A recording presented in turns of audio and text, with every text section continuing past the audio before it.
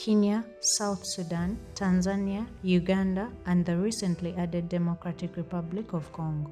Well, my name is Abdullahi Lugome.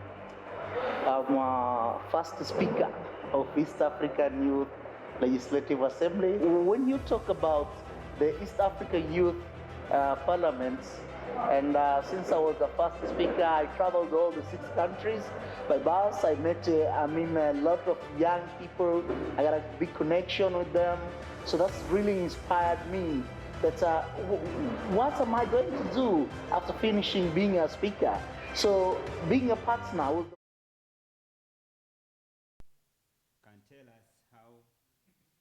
whether you can tell us how we can talk about the Genesis. Genesis? Yes. Alpha? Yes. I'm not so sure. The millennials? How do you present those ones to these people? We don't have that. Genesis, you don't have it in the sign language? No, we don't have. Okay, Generation Z, X? Generation X. Generation Z? Generation Z. Alpha in? Alpha. Okay, you understand these things? Understand. That's good. I want to take this moment and appreciate those organizers for today who have provided an environment that can bring us together, all the youth, to have an opportunity and be able to participate in enacting laws at your various stages that can be able to feed into the major ones that we have in the country. Before I move ahead, I want to say, as he has introduced me, I'm Francis Mugisa Chitura. I'm a surveyor by profession, but also working with an NGO called Chitura Care Initiative as one of the sponsoring members, and deals in the same things in improving communities, working with the youth, especially in education and sports, health, agriculture, and ensuring that people are self-reliant as they do their things so that they are not dependent on other people. With that, I want to thank ActionAid, KRC, Farage Africa Foundation, Vision International for coming up with such an idea that can help improve the youth to voice their issues or pertinent things that pertain with them, and they can be heard at such a level and then forwarded. I think you are aware that we're having this here and other regions are having the same. I hope you're aware of that. On the other hand, after this, we are going to have the national part of this, and as I said, those who have participated very well here are going to be taken to the national level to do the participation. I was following when my brother was asking about the elections of the speaker, and he said he was not ready. I wanted to think that maybe the other part of corruption probably was coming up, and probably was thinking if he's not ready enough to give some shillings, as like this man may be thinking he's not come with some money to help him on campaigns. Take it free, brother. We want to have a corruption-free society. So at any time they get you on board, just be ready to take the mantle and start from there. If at all they had informed you prior, probably you'd have looked for some chichidogo to give to guys, but now you're free. Everyone is sure there's no campaign that is going to be corrupted. So let's trust ourselves that we shall make it. Those who will be able to make it to the elections and go through, you will lead the rest. Now, we've been given an opportunity here as the region to talk about issues that concern us. And I think this is a golden opportunity that you need to embrace and use at the moment when we have just gotten a summary of the population census results. I hope you're following that we have 50.5% as the youth who are less than 17 years old. I don't know if you have that summary. I can give you a synopsis of it. We have 50.5% of the youth below 17 years. And then we have those who are just above 18 years to 30. We have 22.7, meaning most of the Ugandans available are less than 30 years. When you hear someone say Uganda is a young country, it does not mean that the independence was obtained in 2010. He's trying to mean that the population we have is a young age. So 70% of the people in Uganda are less than 30 years old. That shows how young we are. Now, how pertinent is this that we are doing here today? Because 70% of the population of the country is less than 30 years old, it means most of the things that are going to be happening in the country will be affecting those who are less than 30 years. Obviously, if we have the next 5 years, we are going to have an effect of those who are running the country, trying to rule those who are 30 years old, and they are more than those who are ruling them. Eventually, in the next 10 years or so, if we are not controlled well, or if we don't take up these things in a good way, we shall find the largest population going the wrong way. How do we come to patriotism? The part of patriotism is that you have to get the country at heart at all levels. You work selflessly to ensure that you can have your country at par at all levels. Have one voice in Karamoja, have one voice in Chisoro, have one voice in Kumi, have one voice in Hoima, have one voice in Kampala. How do I attain this? These discussions you're going to have, these motions you're going to have, and how you'll discuss them, you'll find that those in Karamoja and those in Chisoro have the same message. These are synoptical messages. They talk about the same thing. And if we keep talking about the same thing as the youth of the generations that we have, it will impact and help us to be able to obtain what we want in the near future. I can tell you that if at all the 70% of the country is not thought about and is not listened to, in the next 10 years we shall have a problem. These are generations where the people living now have a lot of energy, they use a lot of information. I don't know if you have heard about data mining. Those at campus, you've heard about data mining. Data mining, there's a lot of information that now we have. I can tell you as you seated here, you may be knowing less about yourself. But as you post on Facebook and those other social media platforms, this information is recorded. I can tell you if you go on Google, you will search and find yourself there, just because you entered something somewhere else. So there's a lot of data recorded about you, which you do not know. But when they're going to look for you, in any case that there's any problem, you will be surprised that they can reach your village when you don't know even that they know your village. I think you've seen Google Maps. Those who can access those Google Maps and the rest of the information. You can locate someone by simply knowing their route, and you know their home. You can even tell them you have a grass-thatched house. These days, there's nothing like you lie about. To tell someone that we stay in a place which is well planned, we have only flats in our place, the person will see that you have grass-thatched houses and you have farms or you have gardens around you. By simply click on the phone and you have all this information. So what I want to convey to you that the environment we are living in now with data and information available, there's no more hiding. Those ideas of thinking that you do something in secrecy are no longer there. Systems are improving. You can see now how we are moving. Everything is being digitalized. everything is being digitalized, from TIN numbers to driving permits, national IDs, everything is synchronized. You get a land title, they will have to check for your national ID. They will check it in the system, URA and NIRA, everything is combined.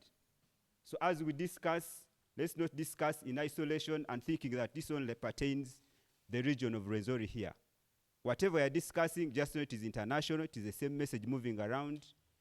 There are messages that are joined together, but once they are aired out, the way we are saying here, and your voices are included into the legislation, in enacting laws, then those above will know the voices of the youth and be able to act accordingly. I will then request you that as you deliberate, kindly deliberate with decorum. Just as he said, please, when someone is speaking something probably that is the wrong direction from yours, don't heckle, just discuss amicably. You know, respect is earned. If you don't give someone respect, he will equally not give it you. I think you've heard of a gentleman in South Africa who recently said that he needs to be respected like Mandela. You know what the reply was? Those who have read, the guy said, you know what? If you want to be respected like Mandela, let's start. Can you start with 27 years in jail? So that we can move on. Because that's where we begin from. That's where Mandela started from. So that's why I'm saying discuss with decorum, deliberate well, respect is earned. When you respect someone's idea, you can move away politely, but give him another direction. Thank you, and I hope you have good deliberations.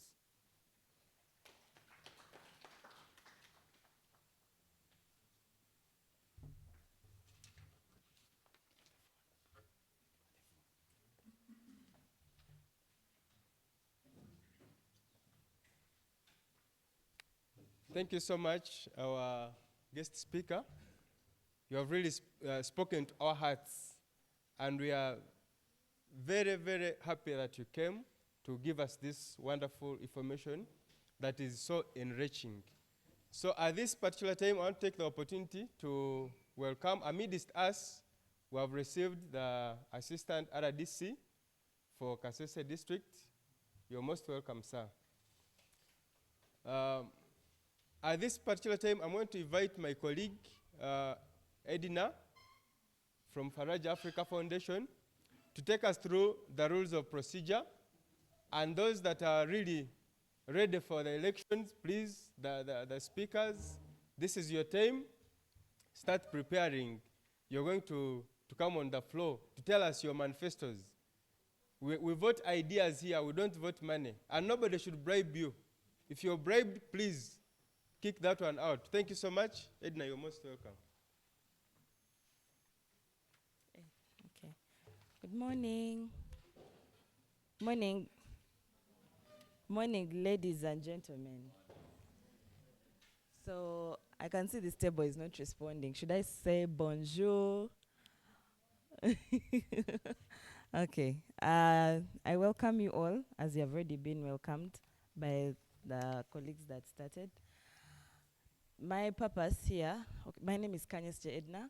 I work with Faraja Africa Foundation. I'm a youth like you. I'm a programs officer. My role here today is to take you through the rules of procedure, how we are going to behave today. Then also to conduct the election for the speaker. Okay. So before you, this paper that you're seeing is called an order paper. What an order paper is like an agenda of the parliament. It guides us on how we are going to run the session, how the session is going to run. So this order paper is, am I very short? Yes.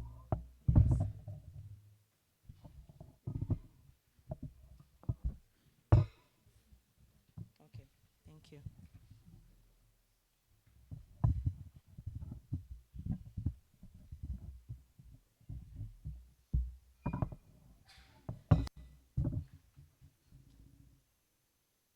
Thank you.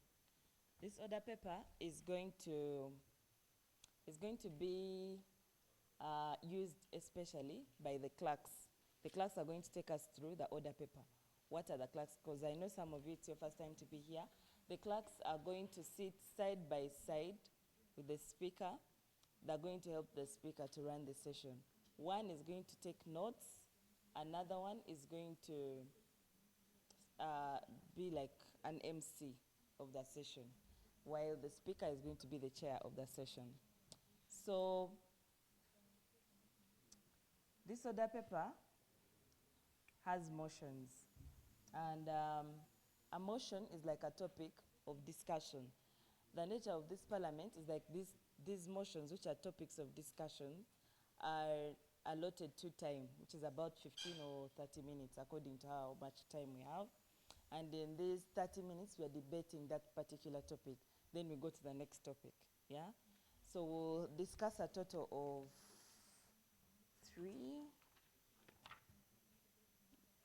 three motions today.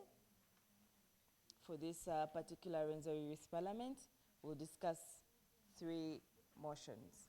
And the people who, no, 1, 2, 3, there are 4, sorry, there are 4 motions. Yes, there are 4.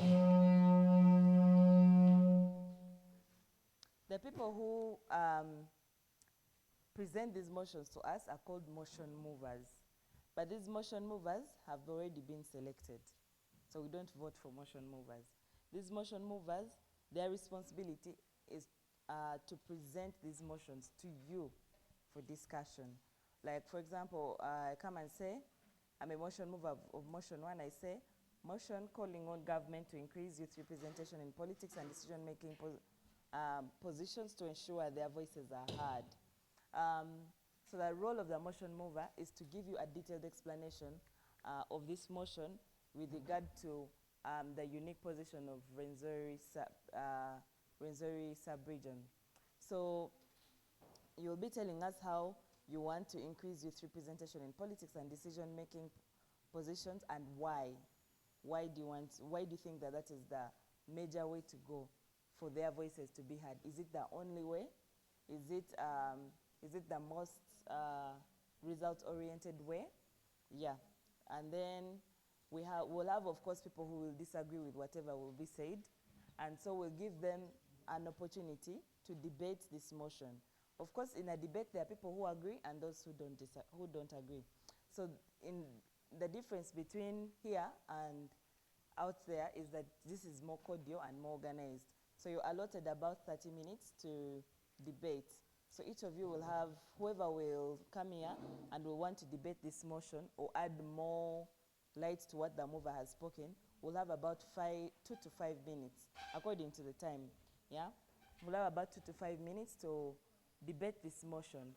In the debate, we expect you to give solutions. So please, I encourage you, as my fellow young people, don't leave this place without giving solutions to the problems that you have cited out. But also, most importantly, if you're giving a methodology of approach, please don't, if you're giving, for example, representation in politics and key decision-making processes, if you want to, you have to give a how. What do I mean by this? If you say you want to increase youth representation, do you want the National Youth Council seats to be increased? That is one methodology. I'm not putting things in your head, I'm just saying it. So I'm just giving an example. Do you want the seats of the members of parliament to be increased, especially for Rwenzori sub-region, to instead of like how we have a woman MP, we have also a youth MP. I think we already have one for Western Uganda. Do you want one for Rwenzori? Like you can give a how. So don't leave this position without giving a solution to the problem that you have presented. Because it is true that youth voices maybe are not heard well. Also, we need to ascertain the truth of this statement by, we need to ascertain whether this statement is true by what the motion mover will say. Is it true that youth voices are indeed not heard? And if it is true, what shows? Yeah? So as a motion mover, your task is that you need to prove every single word in this motion for the members in the House to understand. Yeah. I think for first time people who have been here for the first time, I feel like I have really preempted on the issue of debating. So this is the order of things. When the motion mover has been called upon by the clerk to present the motion, they will come and give a brief 1 minute justification, and then just to convince people to second, oh my God, just to convince people to second the motion. Then the clerk will call upon two people to second the motion, and people will come from, two members will come from the house, and they will second this motion. And after it has been seconded, the clerk will call upon the motion mover again to justify this motion. What do you mean by justifying? In justification, you will give as a motion mover, you'll give a deep dive of each of the words that in this motion, giving research, evidence-based research. What do I mean by evidence-based research? I'm not saying carry a newspaper, what? No, give statistical, well-researched information. Don't just give sway statements, like MPs are corrupt. What is the backing of that? Yeah, so we can't be throwing around statements like that. I believe that each of you here represents a fact of young people who are informed, who are smart, and so we expect to have a good quality debate. Then after that justification, of course some people are going to agree or disagree with the mover of the motion, and so this is the time where the speaker opens up the floor for debate. When they open up the floor for debate, that is where you can rise up and issue your points. We have only 3 points. Yes, we have only 3 points for this house today. We have a point of information, which is directed to the person who's standing.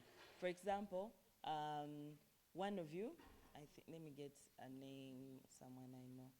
I was seeing Sharon here. Honorable Sharon can want to give me a point of information as I'm standing here. So it's in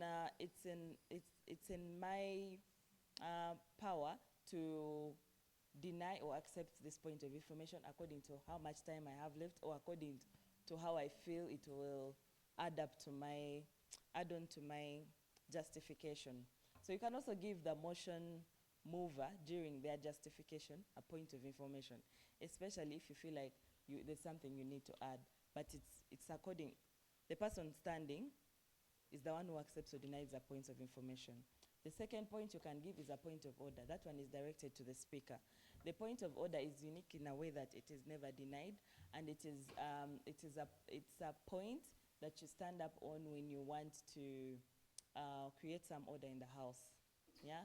For example, you can stand up and say, point of order, Honorable Speaker, is it in order for the member here to address us as guys or ladies and gentlemen and not honorables? But whereas this point of order is not denied, I request or I encourage all of us not to focus on points of order because they are irrelevant to the debate. Yeah, they're irrelevant to the content, which is why we are here. So let us not spend a lot of time scrutinizing how they're dressed or how they're speaking, and focus on why we are here. Then another point you can stand up on is on a procedure issue. Procedure issue is if you have seen that something is not going well in the house in terms of following the rules of procedure. Why? Because I've told you that one of the rules of procedure is a motion has to be seconded before it is debated.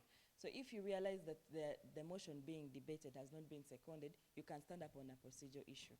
Or if you realize that a honorable has stood up to debate before the motion has been justified, you can stand up on a procedure issue.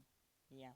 If I'm speaking too many English words that you're not understanding, you can write down the questions. I'll give you an opportunity to ask me any questions as per what I'm presenting now. So all this, after the debate has gone on, we'll have the motion mover come back. The speaker will call upon the motion mover to come back and defend their motion. What is the importance of defending their motion? In defending their motion, they'll be presenting their prayers to the August House that they have. What are prayers? Prayers are like resolutions. they are like, well, they only become resolutions if the clerk has presented them, but they are the solutions that you're presenting to these problems are like prayers, yeah? So if, let me give you an example of a prayer. If one of your prayers is to have a youth MP, particularly for the Rwenzori sub-region, that is a prayer, yeah? It is a prayer, and it can only be a resolution if it has been voted on. What is voting? So each of these motions has to be passed or not passed in the House. So if you want the resolution to be, after the defense or the presentation of prayers by the motion mover, we'll have a session where the speaker is going to call upon the August House to put this resolution, this motion to a vote. Yeah? After listening to all the people, everyone who has spoken in the defense, the speaker will call to a vote. To say those who agree to pass this motion, say aye. Those who don't agree to pass this motion, sorry, those who don't agree to pass this motion, say nay. Can I hear from you? Those who agree with the motion, say yes, but I need you to be loud, like sharp people. Those who agree with the motion, say. And those who don't agree with the motion, say.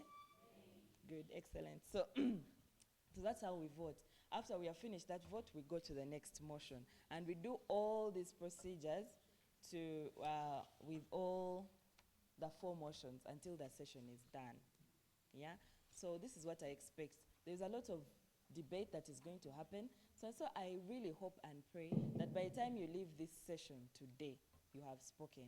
Because while you're seated there, you're seated there and maybe you're from,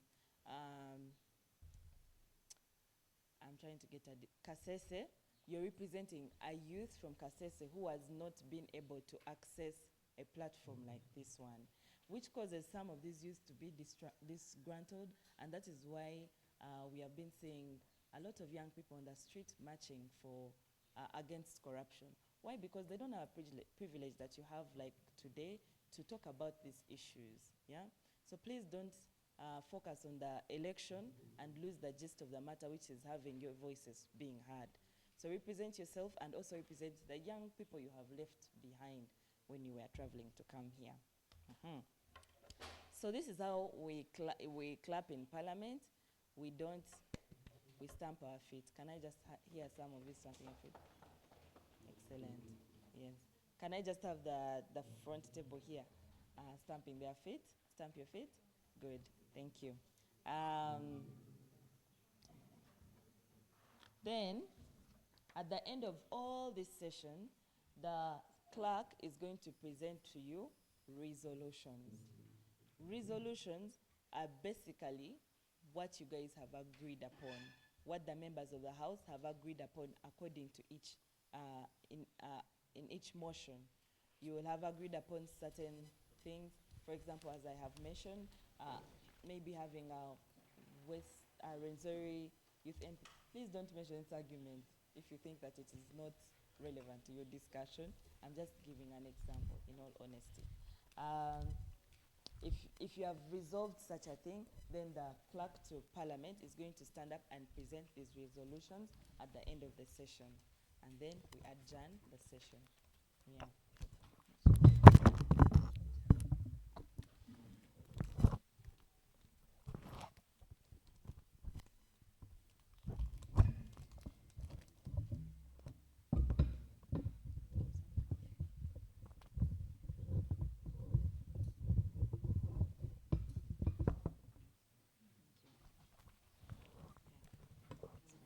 Can you hear me?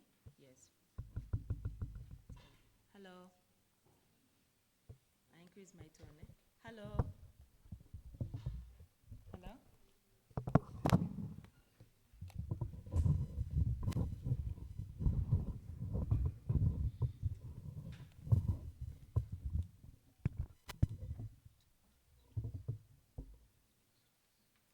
Hello. Nice shot.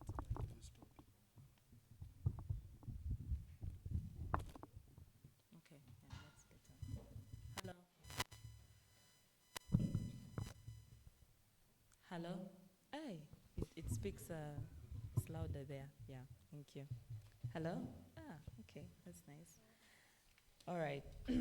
I've spoken a lot. This is the part where I ask for questions in case you've not understood the rules of procedure, or if you have any question as per what I've presented.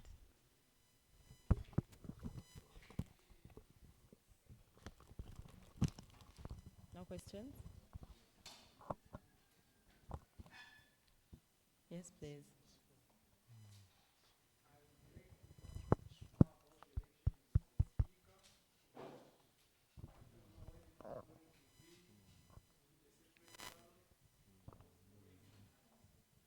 Okay. Any other question? Yes, please. I think that you should stand up, introduce yourself, the district you're representing, and then you ask the question. Huh?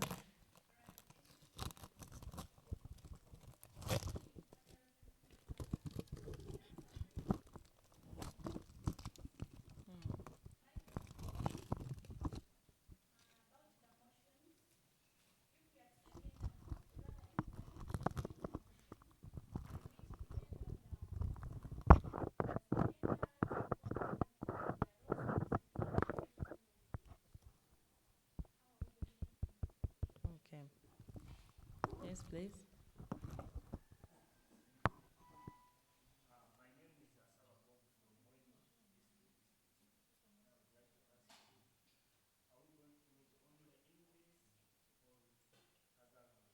Okay, thank you. That's a good question, actually.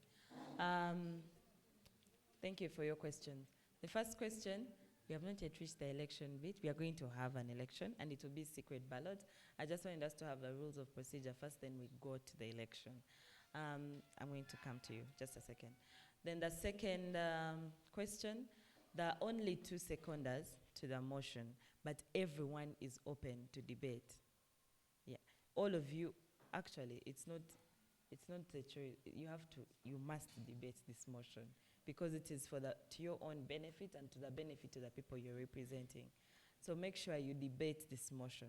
When the speaker opens the floor of parliament for debate, that's when all of us can debate. Okay, except the technical team.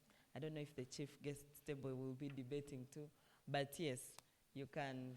That is when we are all open to debate. Then about the language issue, I normally encourage you to speak the language you're comfortable with, but make sure there's someone to translate what you're speaking, because there are people who are watching us live. They may not understand the local dialect or what the language you're speaking, but make sure, for example, if I want to express myself maybe in Rutoro or Konjo, I need to have a friend, request a friend to help me translate what I'm saying. So there'll be 2 microphones instead of 1. Yes. Let me first get the gentleman at the front here.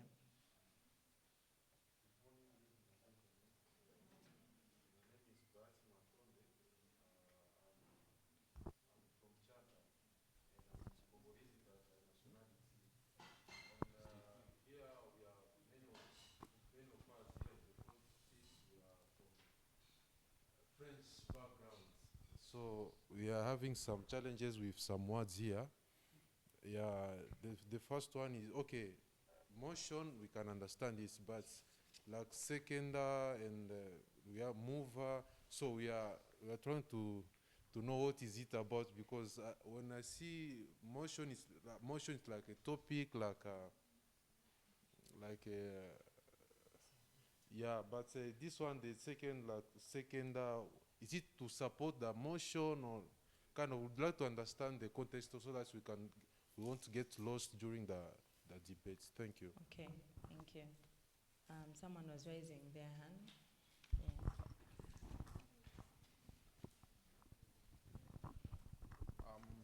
Dominic Tumkunde Karuhanga. No, it's okay. That microphone is serving to the. Please, excuse me. Please speak. Use that microphone. It is serving the stream. I wanted to inquire the procedure of elections of the speaker, because to have a competent debate, I think we should have the candidates who are rising to the speakership seat to have had experience. Because me coming here for the first time and really chair the plenary, it may not all that sound. It's up to your discretion. Thank you. Okay. You're already having no confidence in the speaker, I see. Any other question? I was seeing a hand on this line. No questions? Okay. First, to address our friends who are seated in front. Um, so, a mover is the person who presents the motion in the House. So these people have already been chosen. Can we have any the motion movers for today raise up their hands? If you've been selected as a mover. So those ladies, I'm seeing a lot of ladies. I've not seen any gentlemen. You are? Okay. Those ladies and gentlemen are going to come and present the motion of that time. Yes? Then a seconder is someone who is supporting their motion but verbally. However, these seconders only have to be 2. And these seconders have also been selected before we entered in the house. So the role of the mover is to convince 2 people outside this house to agree with their motion. Then after the motion has been seconded by those 2 people who have already been chosen, then we can open the floor for debate. If you're seated there and you're in agreement with the motion, you come and you give your reasons as to why you agree with the motion, yeah, in the debate, or as to why, if you disagree, as to why you disagree with the motion.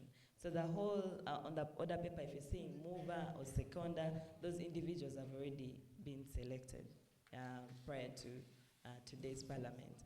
But for you, if you'd like to agree with the motion, during the debate, you have to give us the reason as to why you agree or as to why you disagree with the motion. Have you understood me? Okay. The speaker question. I can see all of us are geared up towards the election, but as I already told you, the reason as to why we are here, the election is just a secondary issue. It's not the primary issue. The primary issue is the debate, and which is why I'm very interested in us being familiar with the order paper. So, the speaker, I am very aware that if you're interested in running for speaker, then you have been following the parliaments. This is the last parliament we are doing this year, the last sub-regional parliament. We started from West Nile on 12th, yeah. We started from West Nile, then we went to Gulu, then we went to Eastern, and all these parliaments have been on our YouTube page live, like we are today, we are live. So I believe that if you're intending to run and lead the session, then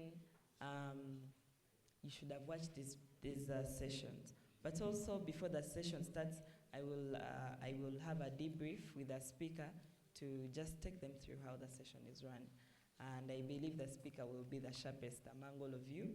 And 5 minutes are enough for them to understand the rules of procedure.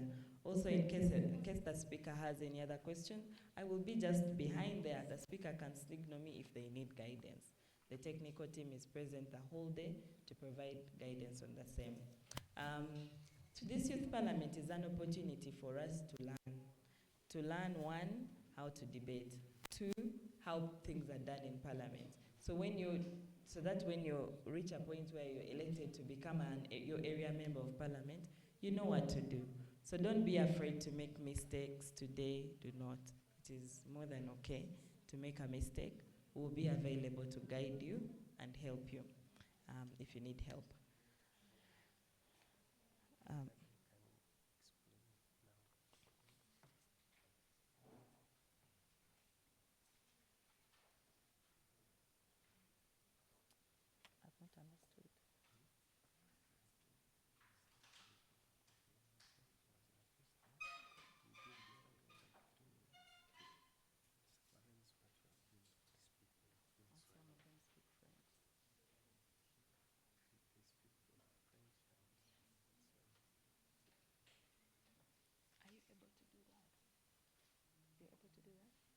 Okay. Who of us understands Swahili? And people seated in the front. Swahili, people who'd like, because we have a colleague who speaks Swahili, and I'd like him to explain in Swahili. Will you be able to understand if he explains in Swahili? All of you? Only you? All of you? Sorry? Please come and explain. Desk, the front desk, the whole of it. Okay. They speak English and French. Okay. Okay. He's going to explain in Swahili what I've just said. I hope you understand better. Okay. So which one? Which part? The movers and seconders. I don't know if you've understood it. Okay, kwa wale ambao wanaelewa Kiswahili ilivyo, kuna wale watu waliitwa ni mamover na kuna wale seconder. So mover ni ule mtu ambaye analeta swala ya mjadala katika bunge ili ya kujadiliwa, alafu na seconder ni yule ambaye anafaa kukubaliana, unafaa kuleta watu wawili ambao unafaa kukubaliana nao, kubaliana na hiyo mjadala ambayo unaleta.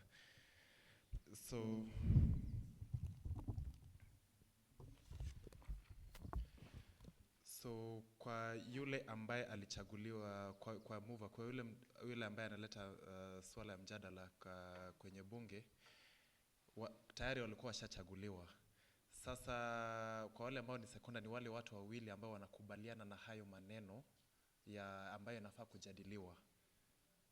Lakini hao pia walikuwa washachaguliwa hapo awali.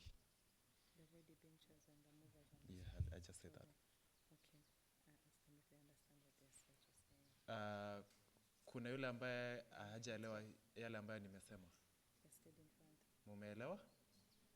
Haya, swali lolote? Any question? Ask them if you have any question. Kuna swali? Yeah. Aha. Ehe.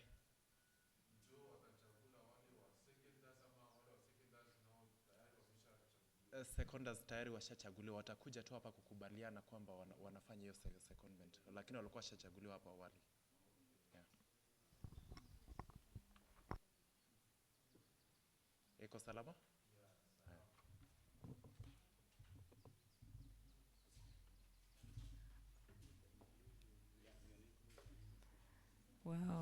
Wow. I'm challenged to learn Kiswahili. Now we are going to the election. Sydney, I might need your assistance. I don't know if there is an alternative microphone for Sydney to translate what I'm saying concurrently.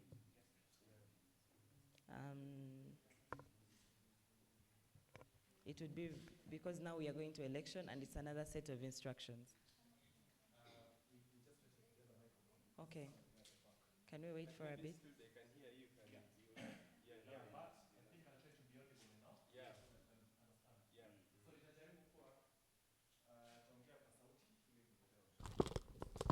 Okay. Wow. Now we're going to have the election of the Speaker of today's House. The Speaker is the chair of today's House.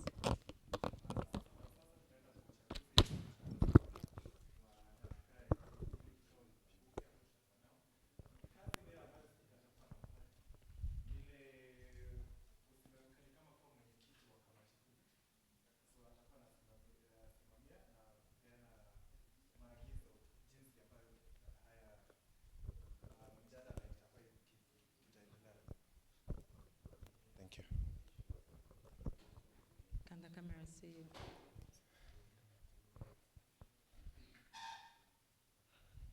Okay, so this is how it's going to be done. We are going to have a nomination of candidates, potential candidates for the position of Speaker of this House first. Kwanza tutapeana majina ambayo kwa wale ambayo tutakuwa tunataka wakuwe speaker wa kikao hiki. After the nomination, we'll have two people to second the nomination. Baada ya kuleta jina la mtu mmoja ambaye atakuwa speaker, tutakuwa na hao ambao wanakuwa hao seconders ambao tulikuwa tumeeleza awali. Watakuja kukubali, watathibitisha kama wewe unafaa kuwa speaker. But you cannot nominate yourself. You have to be nominated by someone in the Lakini house. hawezi kujileta huku mbele kujichagua kama speaker. So itabidi kwamba kwa maelezo zaidi, itabidi kama wewe mwenyewe unataka kuwa speaker, itabidi umeambia mwenzaka akuje hapa mbele aseme kwamba wewe unafaa kuwa speaker. Okay. I think in Swahili it's okay to talk while pointing. in our language. Anyway, then thereafter, after secondment, the candidate who has been nominated has to accept or decline the nomination. Yule ambaye jina lake litakuwa limeletwa huku mbele kwa mara ya kuwa speaker, itabidi amekuja hapa mbele either kukubali ama kukataa kukuwa speaker. Yes. Kataa is denying. Kukataa is to deny. Okay. That one I know. After that, then if the person accepts, then the person has been fully nominated. Thereafter, we have the nominations can go on until one of you members stands up and suggests, and moves them, not suggests, you move a motion to close nominations. Sasa kuleta majina ya wale ambao mnataka wakuwe speaker inaweza endelea mpaka itakavyofika wakati mtu atakuja aseme kwamba tunafunga mambo ya kuleta jina la mtu mwingine kwa ajili ya kumchagua kuwa speaker. Okay. And that motion has to be seconded by 2 people. Na huyo mtu ambaye atakuwa amekuja mbele kusema kwamba tunafaa tufunge mambo ya mtu kuja kwa speaker, itabidi kuwe tena na seconders wawili ambao watakubaliana kwamba tunafaa tufunge hayo maneno. Generally, all motions moved here should be seconded by 2 people. 2 people should support those motions. Then, after that, we have, after closing nominations, then we'll have to give the candidates 2 minutes each to campaign and convince you to vote them for speaker. Wale ambao watakuwa wamechaguliwa kuja kuwa ambao watakuwa nagombea kuwa speaker, watakuja hapa mbele na kujaribu kuongelesha kwa nini wanafaa kuwa speaker wenyu. So itabidi ni kama campaign. Okay, sijui kusema campaign in Swahili. Ni kampeni. It's campaign, yeah. Itabidi wamekuja kufanya kampeni hapa ili mjue kwa nini mnafaa kuwachagua kama speaker wenyu. Okay. After convincing you and the campaign, then we'll have voting. The voting is going to be in secret. You just receive a piece of paper, you write the candidate's name. Baada za kampeni mtapatiwa karatasi ambazo mtakuwa mnaandika jina ya ule mtu ambaye unataka kuwa speaker wako. Alafu uchaguzi sasa itakuwa inaendelea. And the one with the majority votes will be the speaker. Yeah. Yule ambaye atakuwa amepata kura mingi zaidi, yule ndiye ambaye mtakuwa mmemchagua kama speaker wenu. That's it. Yeah, that's it. That's the end of the instructions. Do you have any questions? Swali? Yes, please.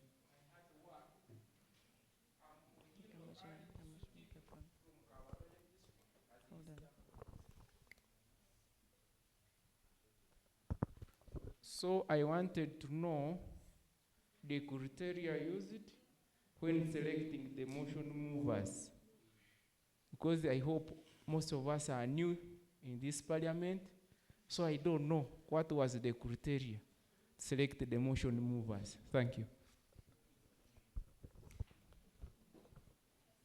Over to you. Ameuliza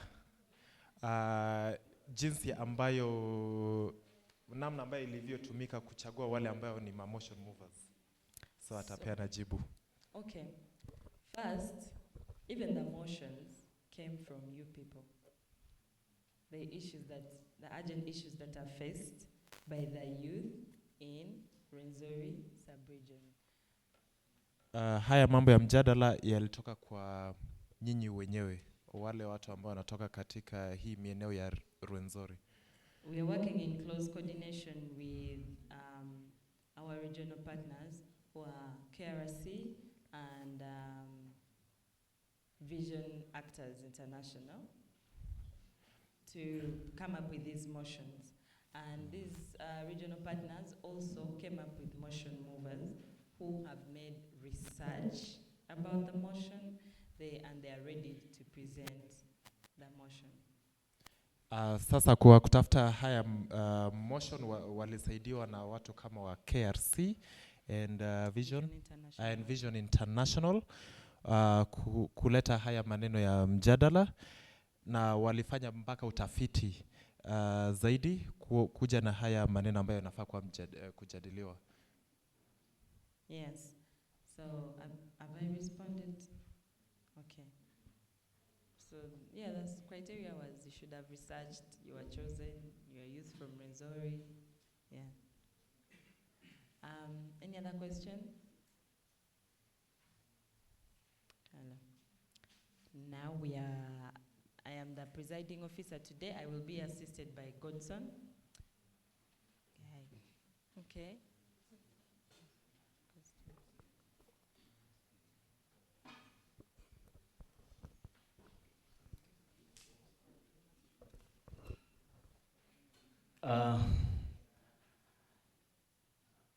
I'm by names of Asaba Bob, Hoima District, youth champion. I think already we started, madam. But according to me, I'm not seeing time frame here where we are going to move, because I don't know what time are we going to close. We are just continue, but I don't know. I'm not seeing the time frame here. Time frame for the session? Yes. We are hoping, our prayer is that by at least 2, we are out of this place. Okay.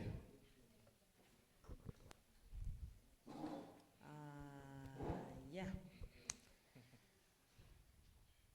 You guys are very serious with this session, eh? I'm proud of you. So, by the powers invested to me, by myself, I open the nominations for the speaker. Kwa wale ambao wanataka kuwa speaker, uwanja uko tayari, unaweza leta jina ambayo yule mtu ambao unaweza taka kuwa speaker ili tuendelee. So the procedure is that you raise your hand, I choose you, you come here, introduce yourself, the district you're representing, and the person you want to nominate. You cannot nominate yourself. Unaweza inua mkono, uje hapa mbele, upeane jina ya yule ambaye unataka kuwa speaker.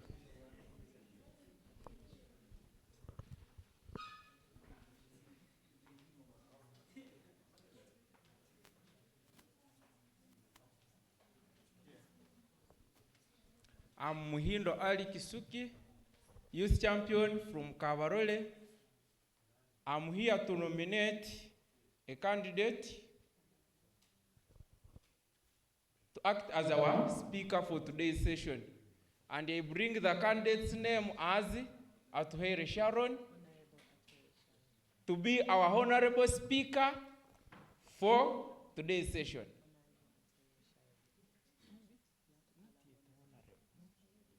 I nominate Honorable Atuhere Sharon to be our speaker for today's session.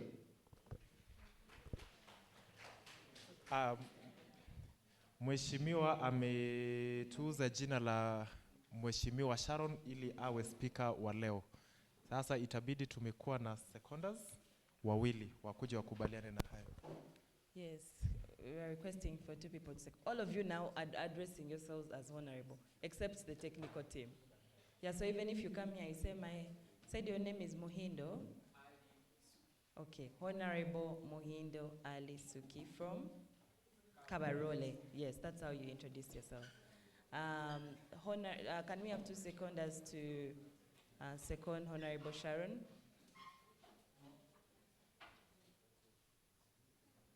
Also, can we minimize movements just for the sake of this election? Yes, good morning, Honorables. I'm Honorable Soko Saddam, representing Kasese. I second Athaire Sharon. I second Honorable Athaire Sharon to be our speaker. Nominate or second? Okay. Good morning, everyone. I'm Musabe Joshua from Bunyangabu district. I stand here to second Honorable Athaire Sharon for being our speaker for today's session. Thank you. Waheshimiwa wote wawili wamekubaliana kumteua Sharon kuwa speaker. Okay. I call upon Honorable Sharon to come and accept or decline the nomination. Sharon, unaweza kuja mbele ili kukubali kuteuliwa kama kuwa speaker.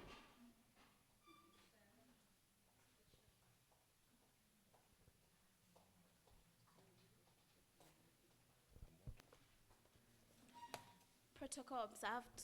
Good morning, honorable members. My name is Athaire Sharon, and I accept the nomination for Speaker of today's House. Thank you. Mheshimiwa Sharon amekubali kuteuliwa kuwa speaker wa bunge hii. And I'm here to represent Fortportal City. Thank you. Anawakilisha eneo la Fortportal. Okay, Honorable Sharon has been fully nominated. Can we have a second nomination? Uteuzi wa pili.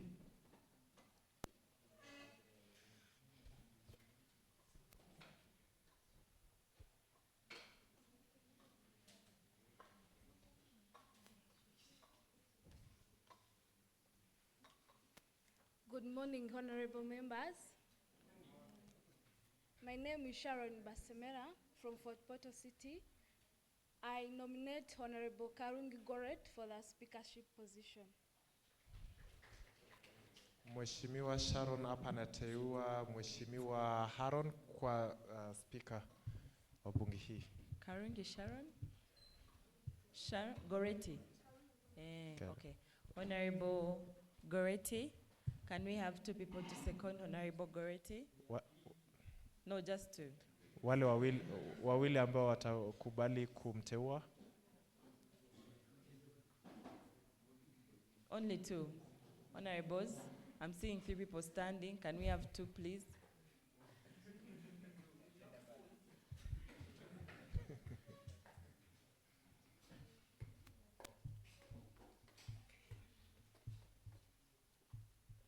Good morning, honorable members. I am Honorable Francis Bajwaha, and I've come to second I represent Kasese district, and I've come to second Honorable Karungi Goret for speakership. Thank you.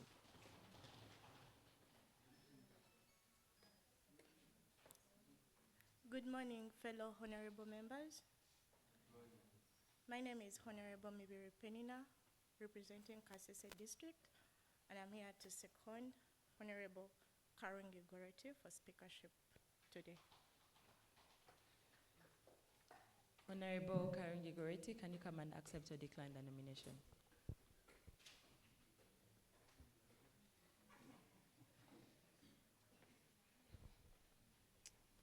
Thank you. Good morning, distinguished honorable members. Yeah, my name is Goreti Karungi. I'm from Fortportal Tourism City, and I'm here to accept the nomination for speakership of this August House today. Thank you so much. Mheshimiwa Karuna amekubali kuteuliwa kuwa speaker kwenye kikao hiki. Honorable Goreti has been fully nominated. Any other nominations?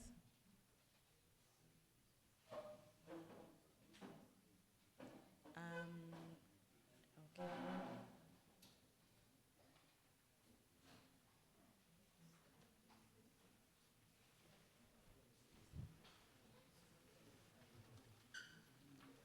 Morning, honorable members. I am Honorable Daphne Musimenta, representing youths from Kamwenge District, and I'm here to nominate Honorable Nasuna Angel as Speaker for this House today. Thank you.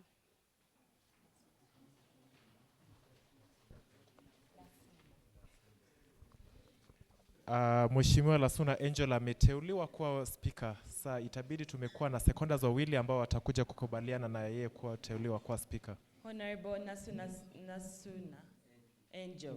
Can we have 2 people to second Honorable Nasuna Angel very fast? Wawili ambao watakubaliana kumteua Please kuwa come. speaker.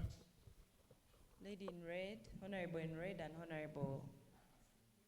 Please come and second Honorable Angel.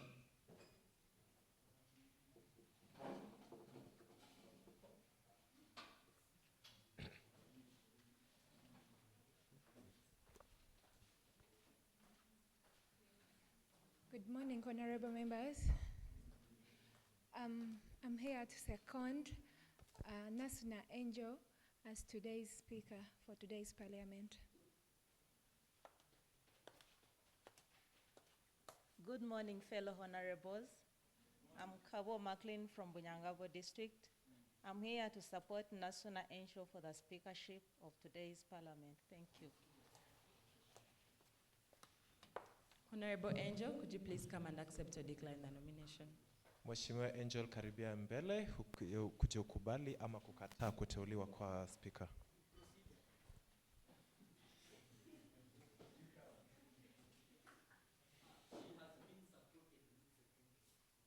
She was seconded. She said supported? Could you please come back and second the honorable?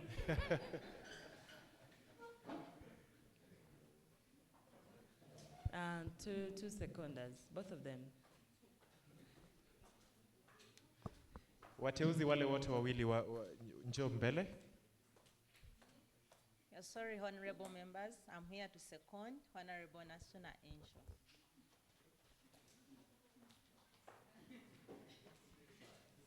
Honorable Angel.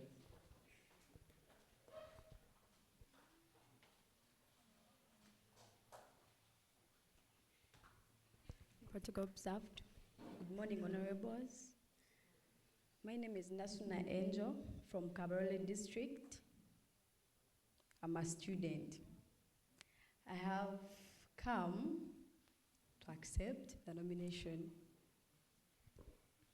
Mheshimiwa Angel amekubali kuteuliwa kama kwa speaker wa kikao hiki. Honorable Angel has been fully nominated. Any other nominations? Yes, please. Uteuzi mwingine? Tafadhali karibia mbele. Wow.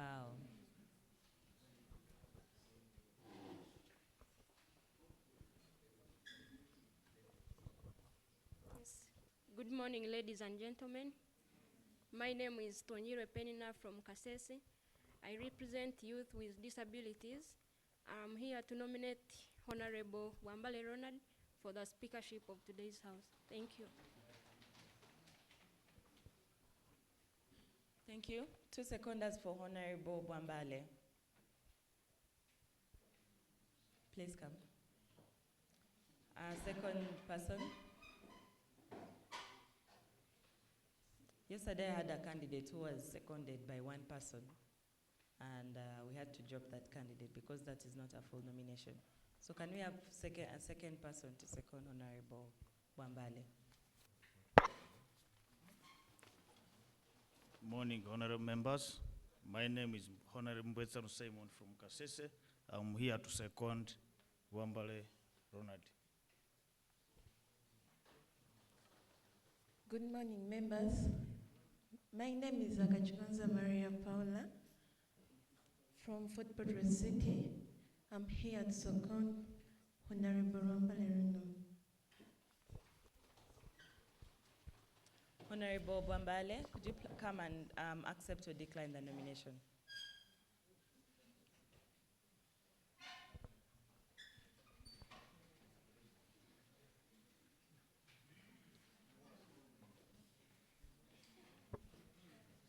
Thank you very much, everyone. My name is Ronald Wampale, representing Vunyankabo. I have come here to accept nomination for the speakership for 2024-2025 Rwenzori Youth Parliament. Thank you very much. Mheshimiwa Bambale amekubali kuteuliwa kama spika wenye kikao hiki. Honorable Bwambale has been fully nominated. Do we have another nomination?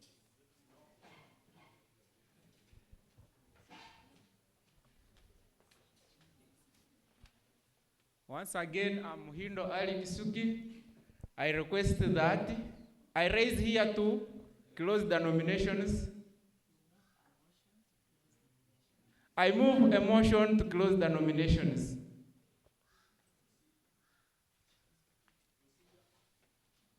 Honorable, I didn't get your name. Sorry? Honorable Ali.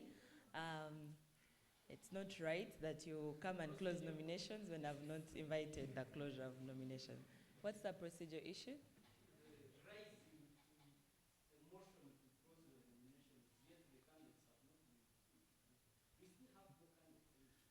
Yes, we are. I'm still. Yeah, you're right, Honorable. We It is when I realize that there's no more hands as regards to nomination that we call upon a motion to close nomination. Any other nominations?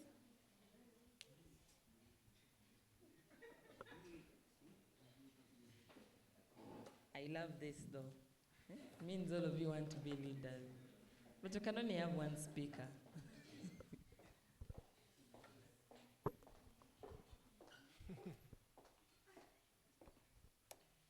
Good morning, Honorables. I'm Honorable Logos Egreso Olivia. I'm here to nominate Honorable Kakulu Emmanuel for this speakership. Honorable Kakuru Emmanuel. Can we have two people to second Mheshimiwa Kakulu Emmanuel ameteuliwa kuwa speaker. Can we please have two people to second Honorable Kakulu? Wawili ambao watakuwa nakubaliana na uteuzi huo. Please come.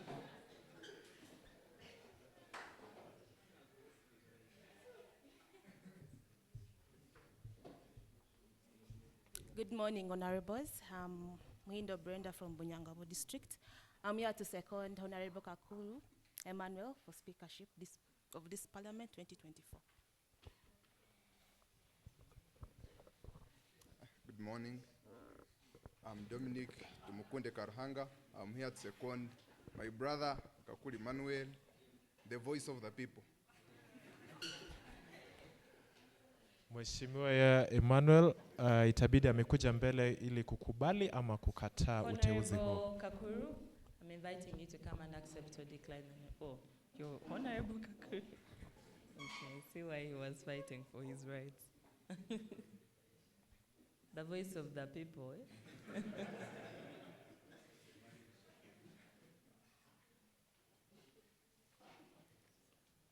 Good morning, honorable members. My name is Kakuri Emmanuel, hailing from Kasese. I stand here to accept the nomination for speakership. Thank you. Mheshimiwa Emmanuel amekubali uteuzi wa kuwa speaker wa kikao hiki. Okay. Honorable Emmanuel has been fully nominated. Any other nominations? Mtu yote ambaye anataka kuteua mwenzake kuwa speaker. Okay, I call upon any members to come and move a motion to close nomination. Mtu yeyote, mheshimiwa yeyote anaweza tunamkaribisha hapa mbele ili kuja kufunga huu mjadala wa kuchagua speaker.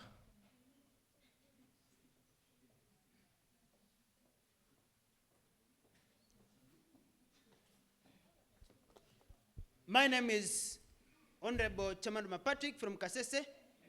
I move a motion to close nominations from here.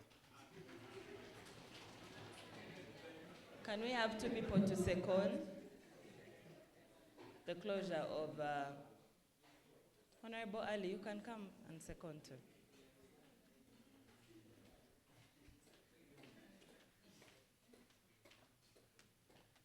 Once more, I'm Muhindo Ali. I second the motion of closing the nominations. Thank you so much, honorable members. Once again, I stand to second the motion of of stopping the nominations. Thank you. Of closing the nominations. Uh,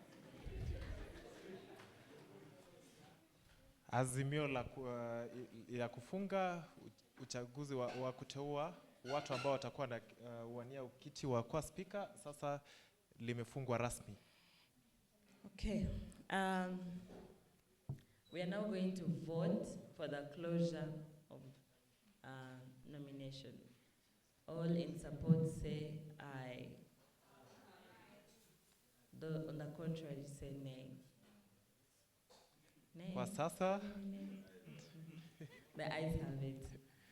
Kwa sasa tumekuwa na kura mdogo wa kukubaliana ili kufunga mswada wa kuchagua speaker, wa kuteua mtu ambaye atawania kiti ya speaker, na watu wengi wamekubaliana kwamba inafaa kwa limefungwa.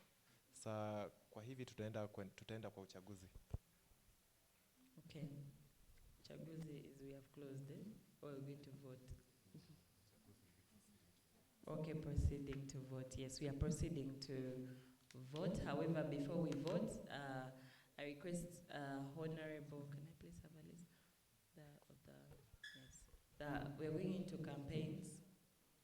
The candidates have to convince us to vote them. Aya, kwa sasa kabla tufanye uchaguzi, tutaleta wale ambao wanawania kuwa speaker kuja hapa mbele na kufanya kampeni zao, kutujulisha kwa nini kwa tunafaa wapate kura zetu.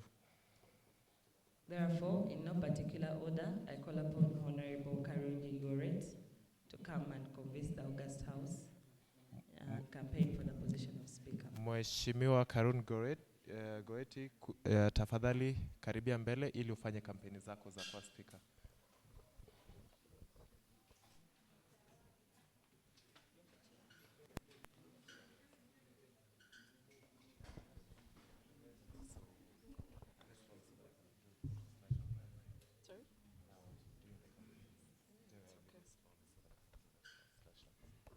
Once again, good morning, honorable members. Yeah, my name is Goreti Karungi, and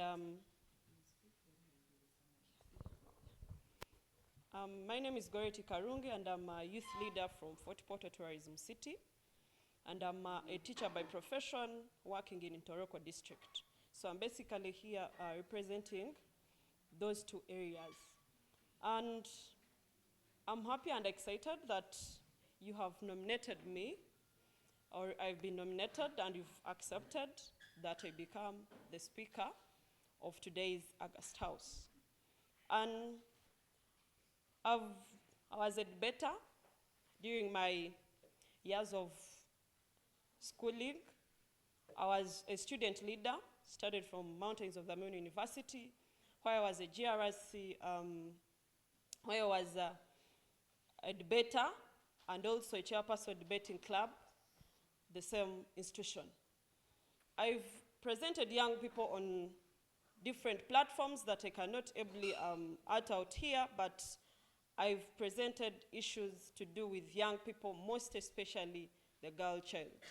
And I'm very passionate about that.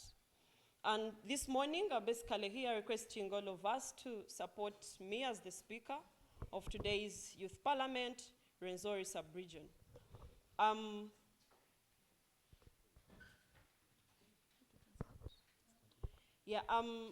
I cannot promise a lot of things to you, but I would like to let you know that I'm here to preside over the House with respect, integrity, impartiality, and also accepting all the views and issues that will come from you, the many who are here, representing a bigger percentage that we've left in our respective districts.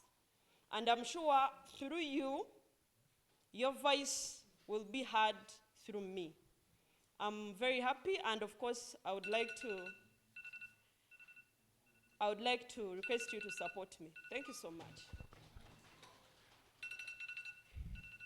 Mheshimiwa Goreti kwa kampeni zake anasema kwamba yeye ni mwalimu.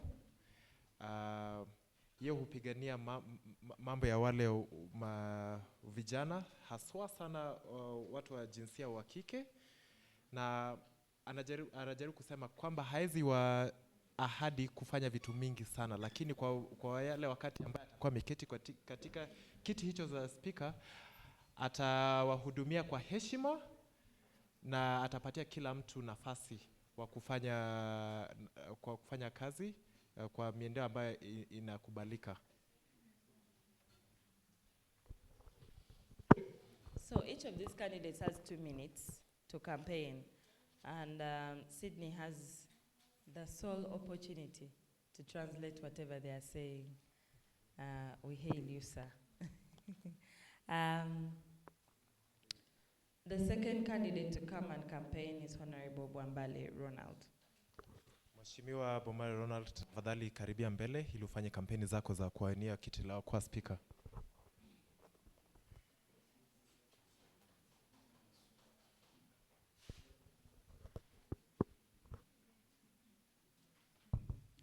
Thank you very much once again. My name is Ronald Bwambale, representing Kibunyankabo. I'm an adult of 25 years old. I work from Kasese, where I have a bailiff firm called Muteki Legal Consultants and Actioneers. I am a youth leader at the sub-county and at the district. I'm here and I have accepted to be the Speaker of this House today, having realized that as the youth of the Rwenzori sub-region, we have all much to do to make our voices heard by the government and the civil societies, and having not been represented at large in all those organizations, I hereby rise to say, through me, your voice will be heard. I'm here to advocate and to make sure that as the youth from Rwenzori region, we are fully represented, and we lobby from our youth MPs to always meet us time and again in order to have our voices, in order to have participation in decision making. I also wish to be your speaker in order to lead this house or to preside this house in all the deliberation that will be, and to accept any information with honor and respect for the smooth running of today's parliamentary debate. Otherwise, I thank you and I welcome you to vote me for this noble position. Thank you very much. Mheshimiwa huyo hajatumia maneno mingi sana, ametumia maneno mingi sana, lakini kwa ufupi yale ambayo amekuwa akisema, yeye pia atawahudumia kwa heshima. Yeye pia hupigania mambo kuhusu vijana, na anaomba kura zenyu ili kwa mpigie kwa yeye ndiye akuwe speaker wa kikao hiki. You're good? Okay. Oh, that was fast. I now call upon Honorable Ataiwe Sharon to come and convince the August House.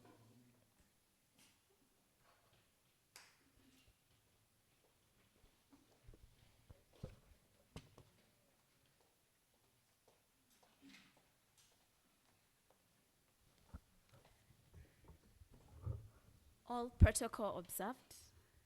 Honorable members of this House, my name is Atuhaide Sharon. I'm a nutritionist by profession and currently serving the people of Chegegwa Chakatu refugee settlement. I am very passionate about children and women, and that's why I sacrifice to work in very hard to reach areas. I am here today to campaign to be your speaker. And my campaign is hinged on only and only one thing, that recently I have learned that I am because you are. I am a speaker because you have given me the mandate to be a speaker. So if you trust me to be your speaker, then you are equally a speaker. I'm going to lead this house in a very motherly way that everyone is represented, that everyone is heard with integrity and with utmost faith in everyone in this house. I am praying that you have faith in me, that you vote me to be your speaker. One, because even at our worst, even when we feel like our dreams are going down, we should never give up. In my campaign today, someone told me, "Oh, you just showed up today morning. How can we trust you with our votes?" And I told them, if I give up on this now, it will mean that my dream will die. But if I fight and call everyone to fight with me, it will mean that I will inspire a lot more people to not give up on their dreams. So I am here that as you're representing your youth, please don't give up on yourself, and neither should you give up on the people that you're here to represent. I have utmost faith in myself and confidence that I'll represent you, not only here today, but also at the national level, given the opportunity. That I will also fund all your views as they are here to all the spaces that need to be heard. And as a person contesting with us for a speakership position today, I also stand with the peaceful protesters against corruption. Now, these issues are very pertinent, and we need to give them our very best. Trust me, and we'll have the best house. Thank you. Mheshimiwa Sharon anawakilisha watu wa Changwere, wakimbizi, wale watu ambao ni wakimbizi kutoka Changwere Refugee Settlement. Anasema kwamba anataka kufanya, akichaguliwa kwa speaker, anaenda kufanya mambo hayo kwa haki, uaminifu na heshima. Na pia kwa mambo hayo pia anajaribu kuambia pia msipoteze moyo kwa ndoto ambazo kila mmoja wenu ako nayo. Na kwa anajiamini kwa ana uwezo wa kuongoza kikao hiki kwa sababu anaamini kwa zile skills ambazo yeye mwenyewe ako nazo yeye mwenyewe. So kwa hivyo anaomba kura zenyu ili mmchague kama kukuwa speaker wenyu wa kikao hiki. Done. Okay. Wow. Honorable members, I just have one request. Please, when someone is campaigning, give them your attention. Whether you support them or not, it is honorable, as the title that we are giving you today, to pay attention, whether you agree with them or not. Ni kwa heshima kwa yule ambaye anakuja hapa kufanya kampeni zake. Ingawapo unaweza kuwa unataka kumchagua au la, lakini tafadhali mpe muda na nafasi kwa heshima yeye pia ili auze sera zake kwenyu. We'll have Honorable Kakuru Emmanuel to come and campaign. Mheshimiwa Kakuru, tafadhali karibia mbele.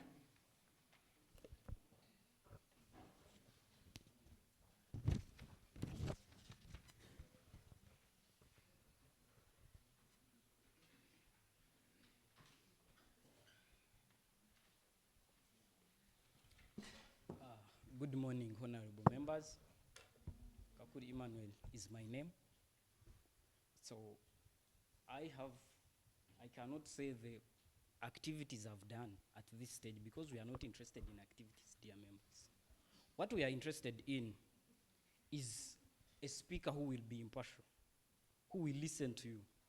This politics of what I can say maybe political gambodaism, telling us that you dreamt when you're here. Daydreaming is what we call fantasy. Let's not be into that fantasy. That we cannot couple in Hapuhu anyway at the end of the day. So what we should do is vote a speaker who will be the right person, who is impartial, who is accurate in all the decision makings. To the Kiswahili people, nataka kula yenyu. I need your support. Ndabapenda sana. And to those who can speak French, bonjour to you. Unless otherwise, Emmanuel Kakulu is the right person for this position at the end of the day. We need this. By profession, I'm a lawyer, and I believe in the legal fraternity. We believe in justice for all. If this house needs a person who is just and clear, who is outstanding, who want to make the sessions boring, I think I'm the right person for this job. Trust me with your mandate, I will deliver for God and my country. Thank you. Mheshimiwa Emmanuel anasema kwa kazi ye ni mwana sheria na lakini anasema ye hatawaeleza yale ambayo amekuwa akitenda kwa maisha, lakini yale ambayo anaweza waambia kwamba mkimpa fursa ya kuongoza bunge hili leo atawatendea kazi kwa haki. So kwa hivyo anaomba kazi yenu na pia alisema kwamba anawapenda sana. Okay. I request that when Sydney is translating for our honorable members, please do not talk when Sydney is speaking. Our honorable members deserve to hear as much as you're hearing and understand as much as you're understanding. Please, when he's translating for them, keep quiet, even if you don't understand Swahili. I will not hesitate to get you out of this session. Even now as I'm speaking, Honorable Kakuru is still speaking to his voters next to him. No, there's no procedure you're going to be given and you're being indisciplined. Please, when Sydney is translating for our honorable members, accord them respect. They deserve it. Can we have Honorable Nasuna Angel to come and convince the August House?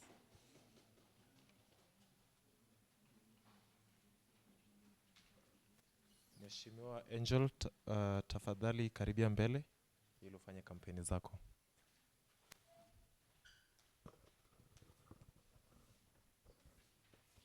Protocol observed.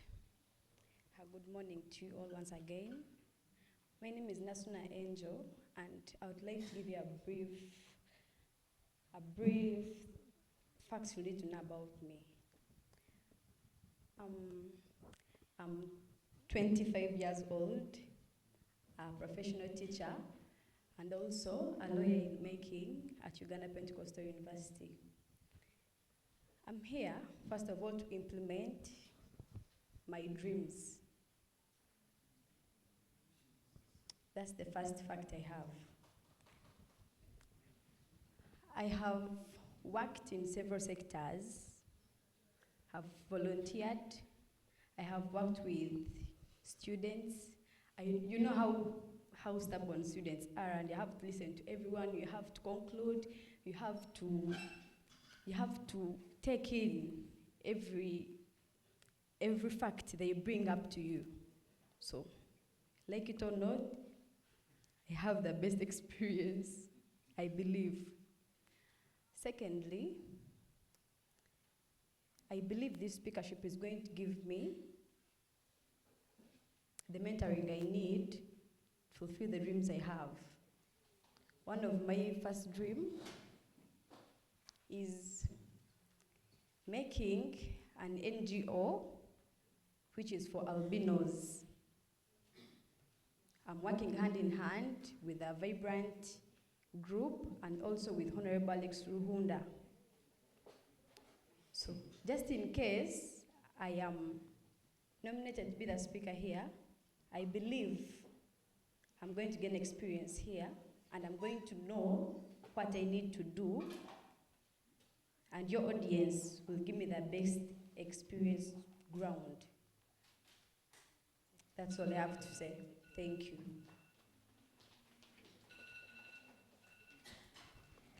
Haya, huyo ni Mheshimiwa Nasuna Angel, alipeana historia kidogo lake akisema kwamba yeye ako na miaka 22, anafanya kazi ya ualimu na pia hako hapa pia kutimiza ndoto zake.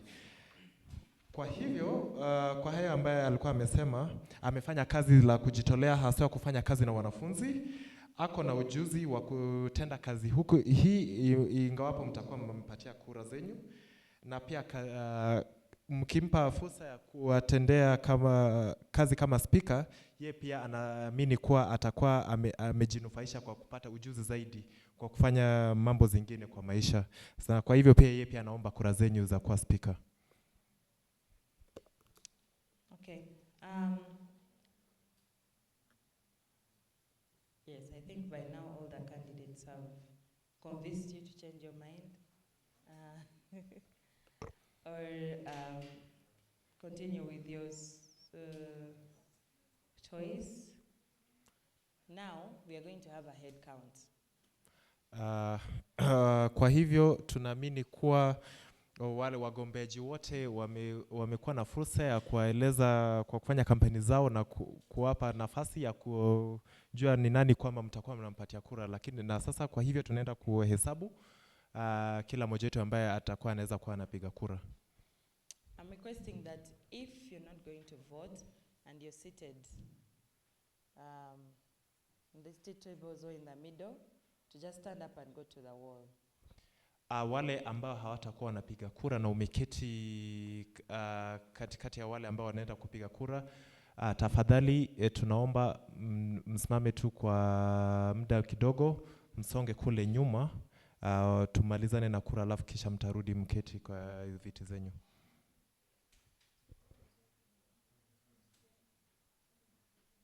All of you are going to vote. Partners are not allowed to vote. Technical team is not allowed to vote.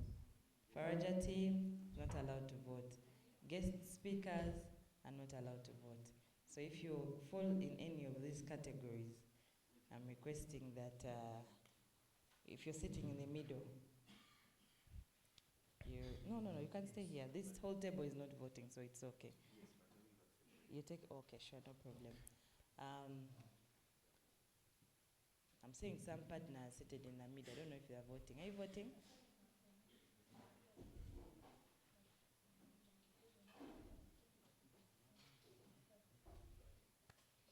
Okay, now we are going to do a head count. After this head count, you're not allowed to join or leave. Sindio? Yes, sasa tunaenda kufanya tunaenda kufanya hesabu za kila mmoja wetu ambao wako hapa katika kikao hiki, na wakati tunafanya hayo mahesabu haupatiwi fursa ya kutoka ama kuingia hapa mpaka tumalize. I'm seeing a lot of movement. Honorable, next to the finance table, are you voting? Matthias, is the gentleman next to you part of my voters? Are you voting? Please take your seat for just this time. No movement. Okay. I'm going to start the head count. Silence again.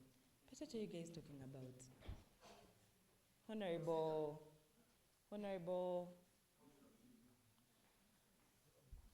you're in orange. What are you discussing about? Can we please pay attention? Thank you. It's honorable and respectful to listen to the person who's speaking in front of you, especially in Parliament. You're going to be MPs tomorrow, and you're all adults. Okay, I'll start from Honorable Goretti. You'll say 1 until we reach Honorable Ali.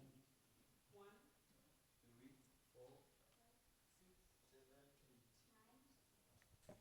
7, 8, 9, 10. No. 10, then the last row starts. 10. No, 10 is the Honorable in purple. Honorable in purple, the gentleman, you're 10. Yes. The one behind you?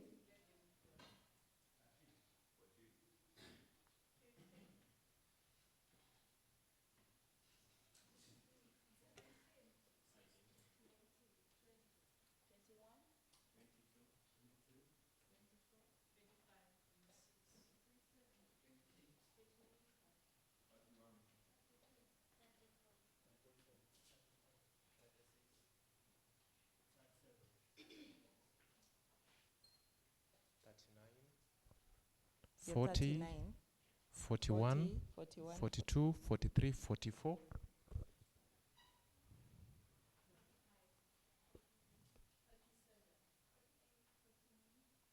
So there are 50 voters. I just need to ascertain if I have 50 ballot papers. Tuko na watu 50 katika kikao hiki. Sasa tunaenda kuangalia kama tuko na karatasi za kupiga kura ambazo zinafika 50.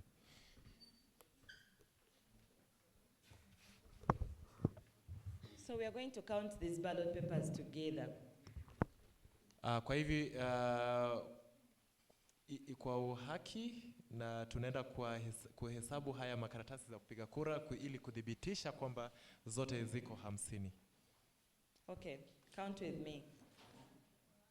1, 1, 2, 2, 3, 4, 5, 6, 7, 8, 9, 10, 11, 12, 13, 14, 15, 16, 17, 18, 19, 20, 21, 22, 23, 24, 25, 26, 27, 28, 29, 30, 31, 32, 33, 34, 35, 36, 37, 38,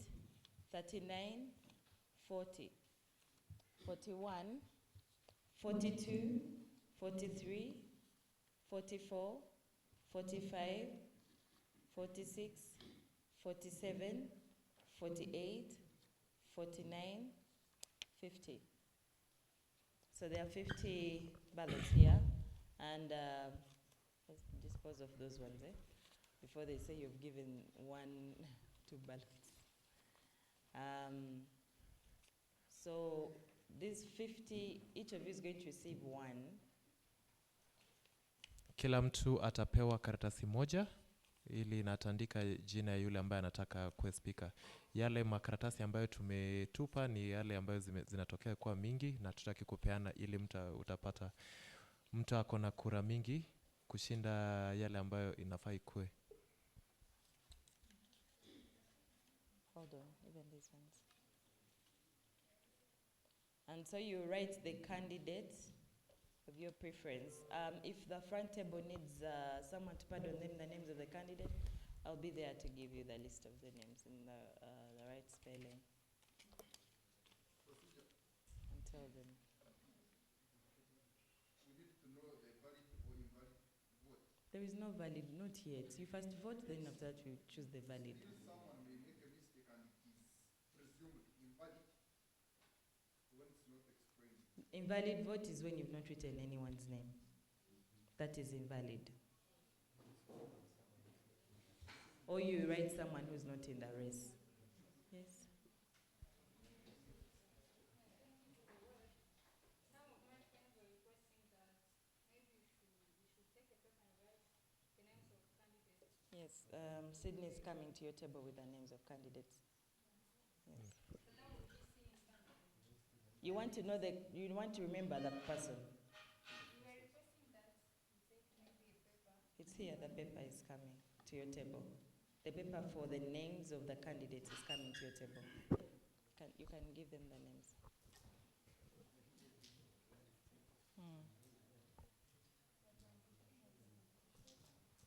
Okay.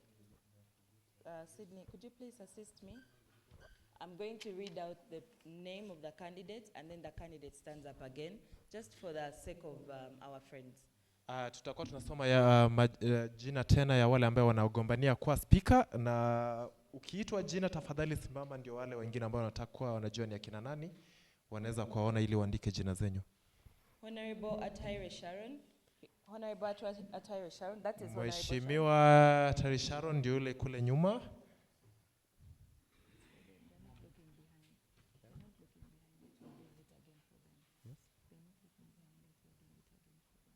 Okay.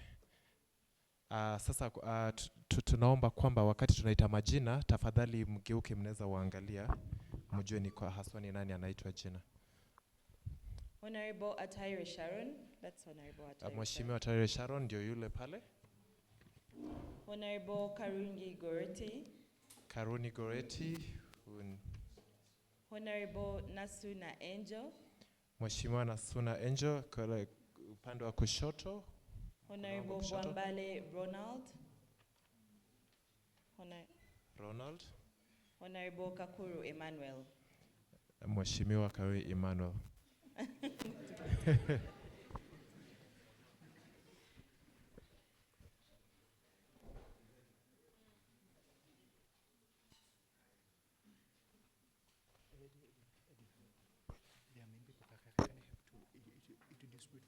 The Baba Rivers because they are many. Like from here, because they are many to save time.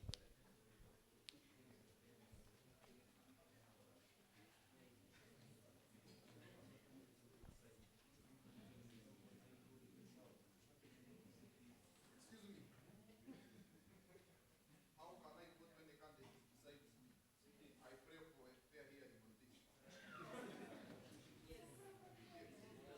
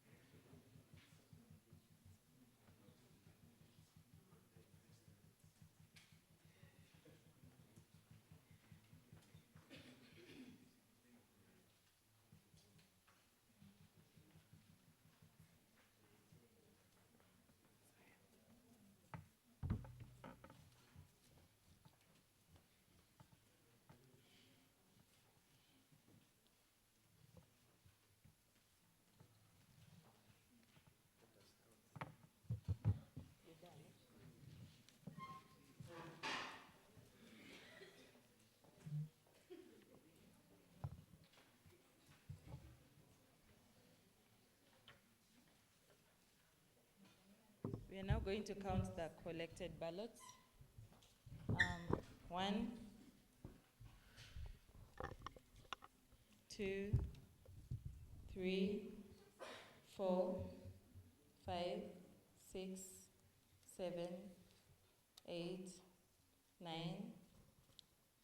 10, 11, 12, 13, 14, 15, 16, 17, 18, 19, 20, 21, 22, 23, 24, 25, 26, 27, 28, 29, 30, 31, 32, 33, 34, 35, 36, 37, 38,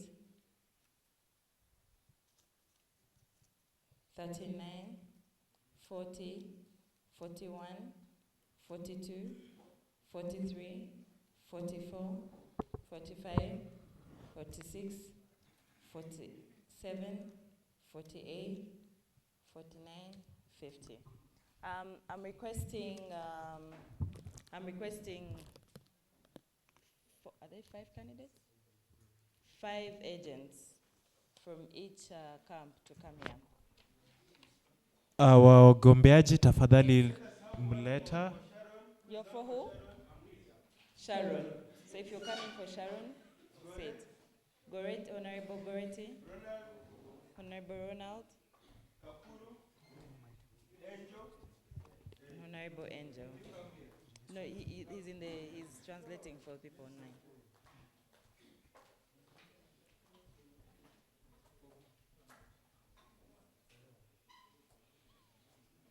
Okay. Sharon.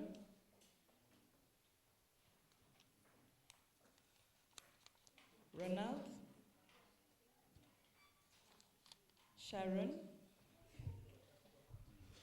Sharon. Sharon. Yes, so Goret. Yeah. Sharon. Sharon. Sharon.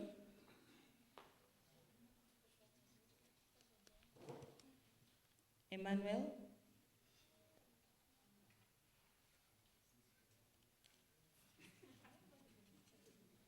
Angel. Sharon. Goret. Goret. Sharon. Sharon. Emmanuel. Sharon. Sharon.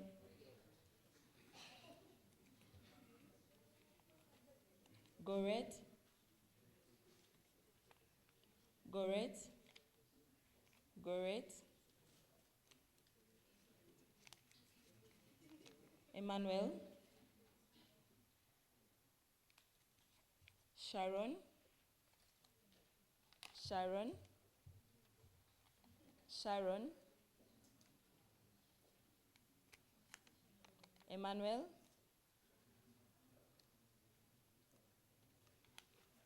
Goret. Emmanuel. Sharon.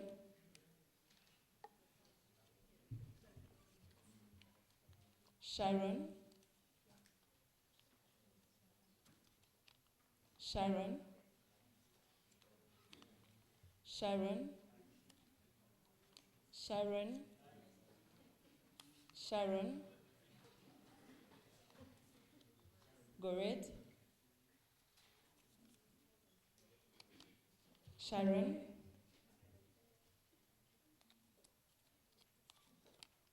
Angel.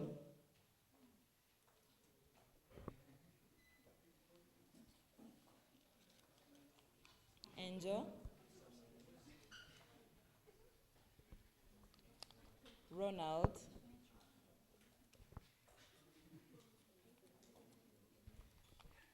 Angel. Sharon. Goret. Sharon. Sharon. Goret. Sharon.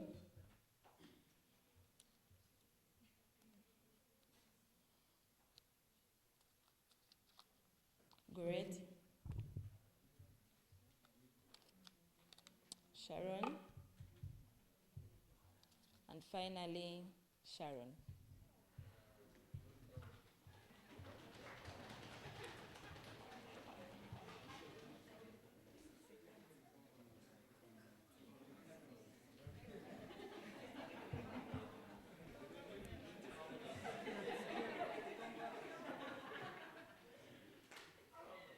We have to count. It's a procedure. It's the procedure. Honorable. And Honorable Kakuru. What's your name? What's your name, Honorable? Honorable Dominic, I am requesting you, I know you want to raise points of procedure and points of order. Please do not take away from the purpose of this sitting. Do not be a form of distraction. We don't want to emulate the MPs who we are always criticizing. Let us behave like adults who are cordial and educated. So, the agent representing Honorable Nasuna Angel, how many votes do you have? Honorable Nasuna Angel has 4 votes. Nasuna Angel amepata kura 4.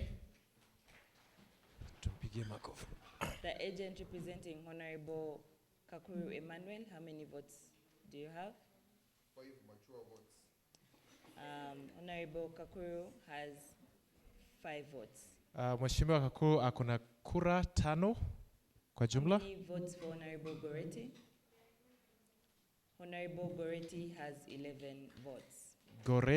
Mheshimiwa Goretti amepata kura 11. How many votes for Honorable Ronald? Honorable Ronald has 2 votes. Mheshimiwa Ronald akona kura 2. And lastly, how many votes for Honorable Sharon? Honorable Sharon has 29 votes. Mheshimiwa Sharon amepata kura 29. I declare Honorable Sharon as the Speaker of the 5th Rwenzori Youth Parliament and Honorable Goretti as the Clerk of the 5th Regional Youth Parliament. Kwa hivyo Mheshimiwa Sharon ndiye atakuwa Speaker wa kikao hiki la leo. So we're going to take 5 minutes to brief the clerks, the speakers, and the movers, and the sergeant of arms. Just step out on the balcony. Just even 5 minutes are many for us to have to go through the rules of procedure. Sasa kwa hivyo tutakuwa na muda mfupi kuwajulisha wale ambao wamechaguliwa kuwa speaker. Sergeant of arms.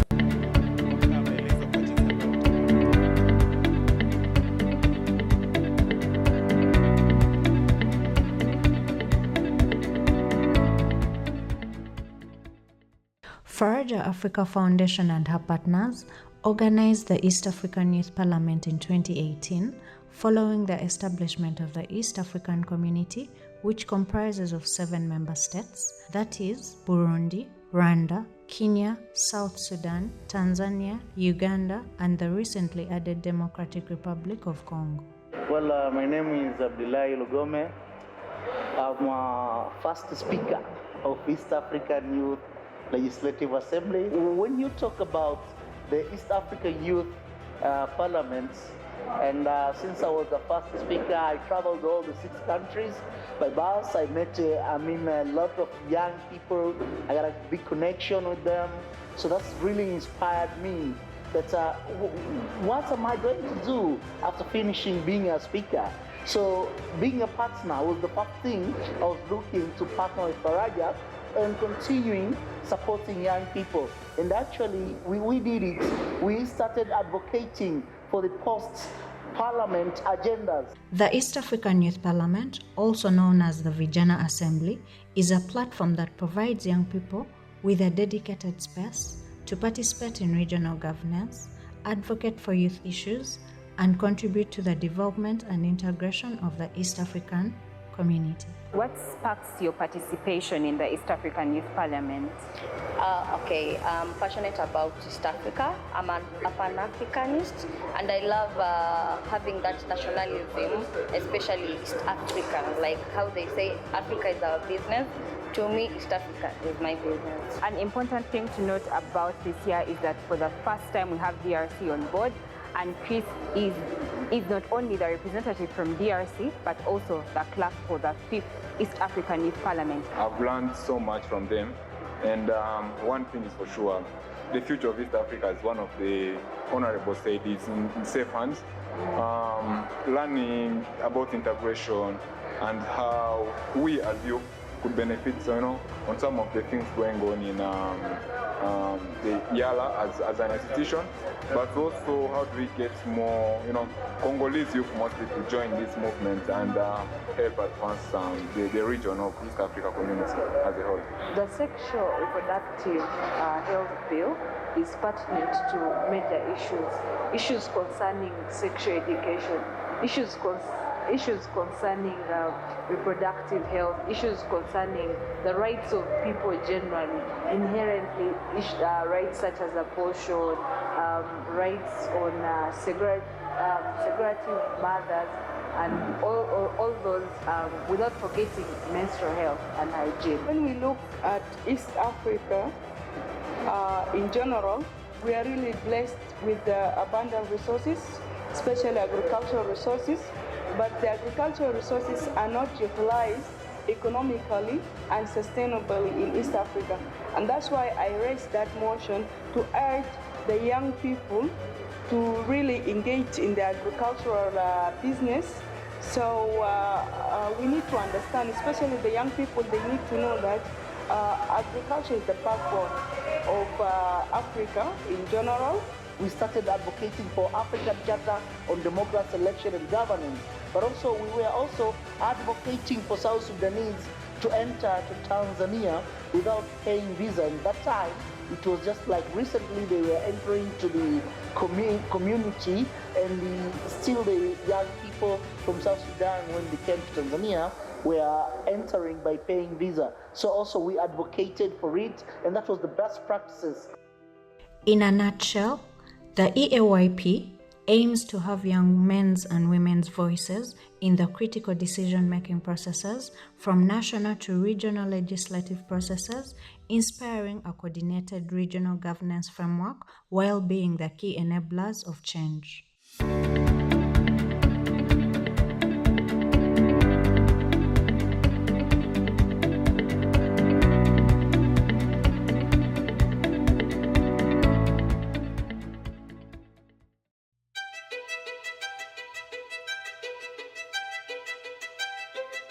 The East African Youth Parliament, also known as the Vijana Assembly, is a platform that provides young people with a dedicated space to participate in regional governance, advocate for youth issues, and contribute to the development and integration of the East African community. This is majorly a learning place. The more we present ideas here, we are grooming a leader. This East African Youth Parliament occurs every year in November. It brings members, youth from member states, the 7 member states of East Africa, that is South Sudan, Uganda, Kenya, Tanzania, DRC, Rwanda, and Burundi. I see myself as at the place that I feel I can speak for my people. Like our country is among of the country that is in the integration of East African community. So as I'm here, I see myself as a representative for others who didn't make it here. The East African Youth Parliament being diverse, being a body that, or a platform that gathers different youth from different countries, 7 of them from the 7 member countries. Then when we talk about inclusivity, on my own side, I just look at how do we bring everyone together? How do we get to harmonize their voices? Faraja has been doing this for the past 6 years, and we can see that there have been some improvement in each and every year that we come for the sitting.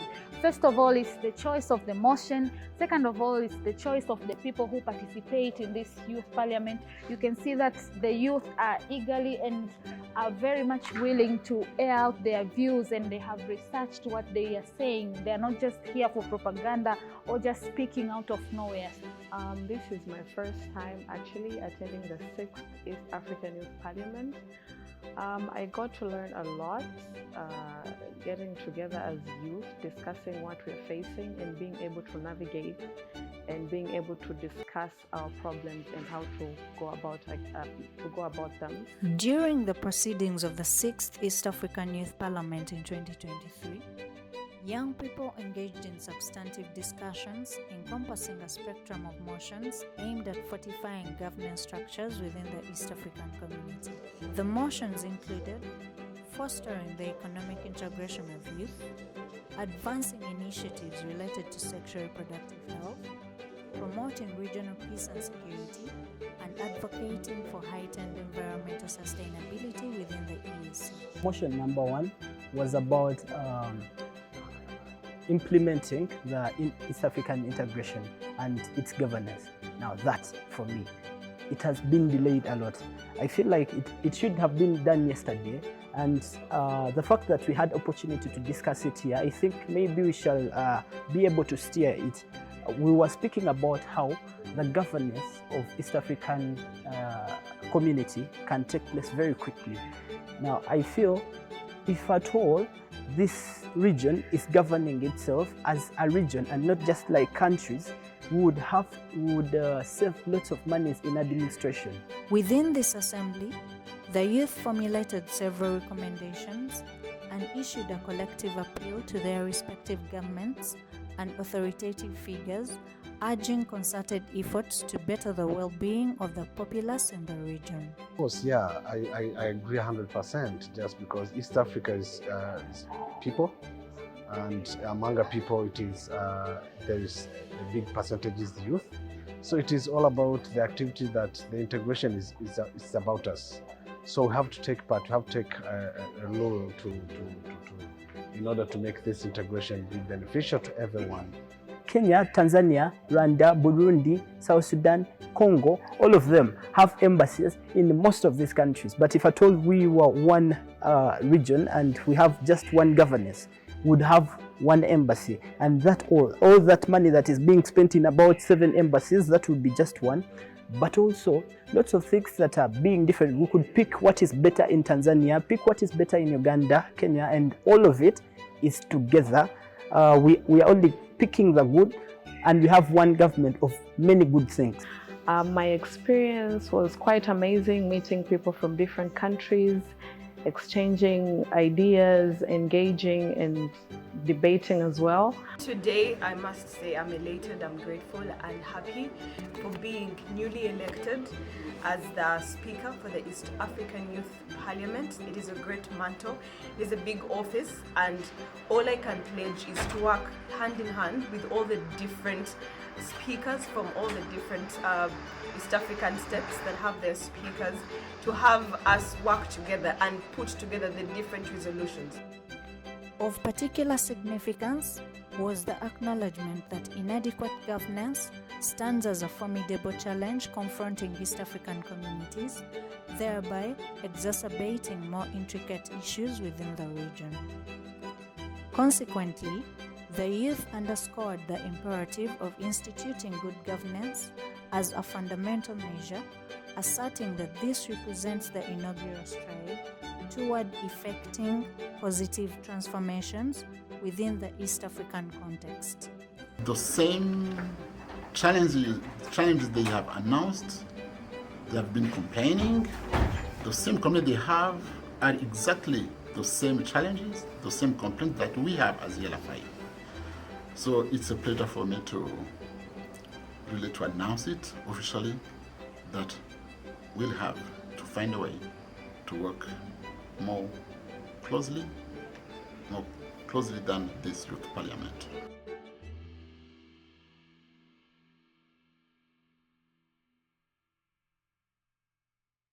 Whenever issues of young people are not spoken out by young people themselves, they don't necessarily get audience.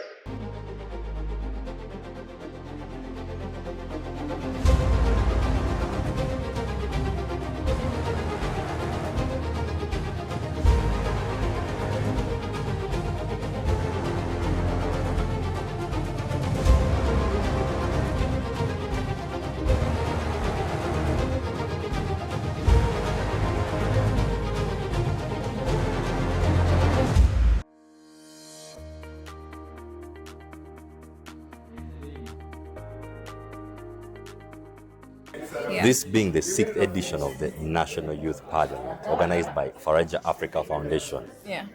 As always, the drill is you have the regional parliaments where youth get to debate on various issues. So how were the regional parliaments of this year? Well, quite interesting. They were bigger compared to last year. Remember, because last year we still had COVID, that was, sketchy. This time around, we had bigger numbers and we had wider participation. This year's Central Regional Youth Parliament has been an interesting one, where I've had young people come together and deliberate on issues that are actually pressing us. We are given those spaces to exercise and also give out our views to those local governments. We will cry and cry and cry until Jesus comes back. So far, this is the first youth parliament I've attended. Physically, I had attended the virtual one in 2021, but it has been a beautiful experience. A lot of brilliant people to meet, seeing the youth passionate about the matters of the country. I think each year that gets by, the youth parliament becomes more interesting and it gets better. It's a very enriching experience to see young people debate on pertinent issues that affect them in society. It's a blessing to tap into their cups of wisdom because, they give us a fresh feel of what is going on at the grassroots, where we might not be able as leaders to reach on a daily. So young people's advocacy, strengthening the youth voice, is a platform that we really need to fully utilize, and the youth parliament offers it on a silver platter. The question the youth are asking out there, how do you choose this member of parliament to come on the floor of parliament? Okay, for starters, it is always a competitive process, that is for a fact. But in the competition, we look at leaders, young emerging leaders, who have hands-on skills, who have done something, and we also give a lot of consideration to the leaders from the grassroots, because given our development approach, we're using a bottom-top approach. I don't want to lie to you that I'm going to go and pick someone that has been in power for some time, that is exposed already. No, we want that person who has not been here one time, or that person who is able to talk, who is able to speak. And of course, while we're doing that, we consider special groups, I'm talking about the PWDs, I'm talking about the special groups. We're looking at the women, the young mothers out there, and the person who maybe didn't finish school, but they're trying to make it out there. So it's not like we don't want everyone to participate. I also have to have regional balances. We want each and every region. I was so inspired by the sessions. When I was cheering, at some point I got lost in my head. I said, imagine this was the real parliament, because the people were really respectful. Under my guidance, I managed to imagine in 30 minutes, 18 politicians speaking to the point. That was special, and we need to improve this, keep on going with this. Now, one day is not enough for everyone to understand the content of the motions. We tried, but we can only try. So this has inspired me. I want to really talk, say, okay, what are the chances? Can we see, is there any chance that we could keep on these conversations? Maybe even if it's quarterly. Because this crowd, if they have another chance to debate, they'll just get better and better and better. So the issues that were carried out from all these different regions were put together. And of course, we use the whole problem analysis sort of method to come down to the motions that we've discussed today in the chambers. During the event, we had 3 motions, but one of the most outstanding motions that really that really touched me was the motion on cattle rustling in the eastern part of Achule sub-region and Karamoja. This is something that we have been talking about. We tried all angles. And when this thing was brought, and I believe what we brought out here will again spark fire on the government to at least act. Traders who have handed over their guns to the government, you will find that they have been promised that maybe we are going to give you these livestock and other things to do. Because what the Cajuns knows, most of them, they know about only cattle keeping. There should be an alternative of other things so that they don't go around and killing people, taking away their cattle. They should know that without keeping the cattle, we can also survive on our own. It is not only about the cattle raids that is taking place. As I speak right now, families are leaving their home as early as by 5 p.m. to going to seek for a refuge in one of the nearest places that they think it's a bit safe. One of them being churches, institutions like schools, just that they can comfort themselves in. Because these cattle raiders are no longer only taking cattle, but they're also killing people. Well, the issue of climate change and then in relation to also agriculture for the young people, that one is very directly related to the young people because climate change and agriculture eventually evolve into a reduction in the quality of life that the young people are living. And if young people cannot live a certain quality of life where they can have their basic needs and all that, it can set grounds for other challenges to rise, especially community-based challenges. We've had a discussion around land, and this has been a very big challenge where we have people have been losing their land grabbers. We've had people owning miles and miles of land in this place because of the different bureaucracies that rotate around land, lease, non-lease, but we've actually come to discuss this as young people because in the long run we are all affected. These are areas of settlement, these are areas of habitats where the young people are living and actually trying to earn a living. Having agriculture as our background, the young people here are actually doing a lot of agriculture on this land. Others are rearing cows and others are planting crops. So having the young people come to discuss on these issues that are affecting them, especially the land issue. The land is rotating around economically, socially, and in all ways the land is important to the young people and it is a resource to us. Then for service delivery, it was mostly on medical interns and boosting the education of the country. And then for National Youth Council, we were of the view that we as youth, the budget should be boosted since we see that in this financial year, it was decreased from 4 billion to 800 million. So many issues within the health sector. I would point out that the government should really invest in the preventive measures, especially when it comes to cancer. Cancer has been a very big problem for the country. Looking at the women who have the breast cancer being the highest in the country. So if we have preventive measures, we will not lose a lot of money having to borrow from World Bank and all these other countries.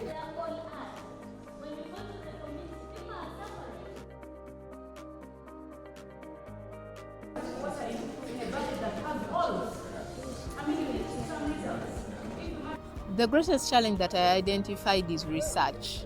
You see, when you are invited for the National Youth Parliament like this, you should come well equipped with knowledge, with information on what you are going to debate about.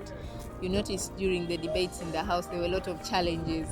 People were challenging each other on information, on falsehoods of speaking this and that. So it is very important that moving forward for the future, young people should always invest their time to research about the issues that they come to speak about. It only does not distinguish them as prominent leaders in the future, but it also substantiates debate better for policy shaping.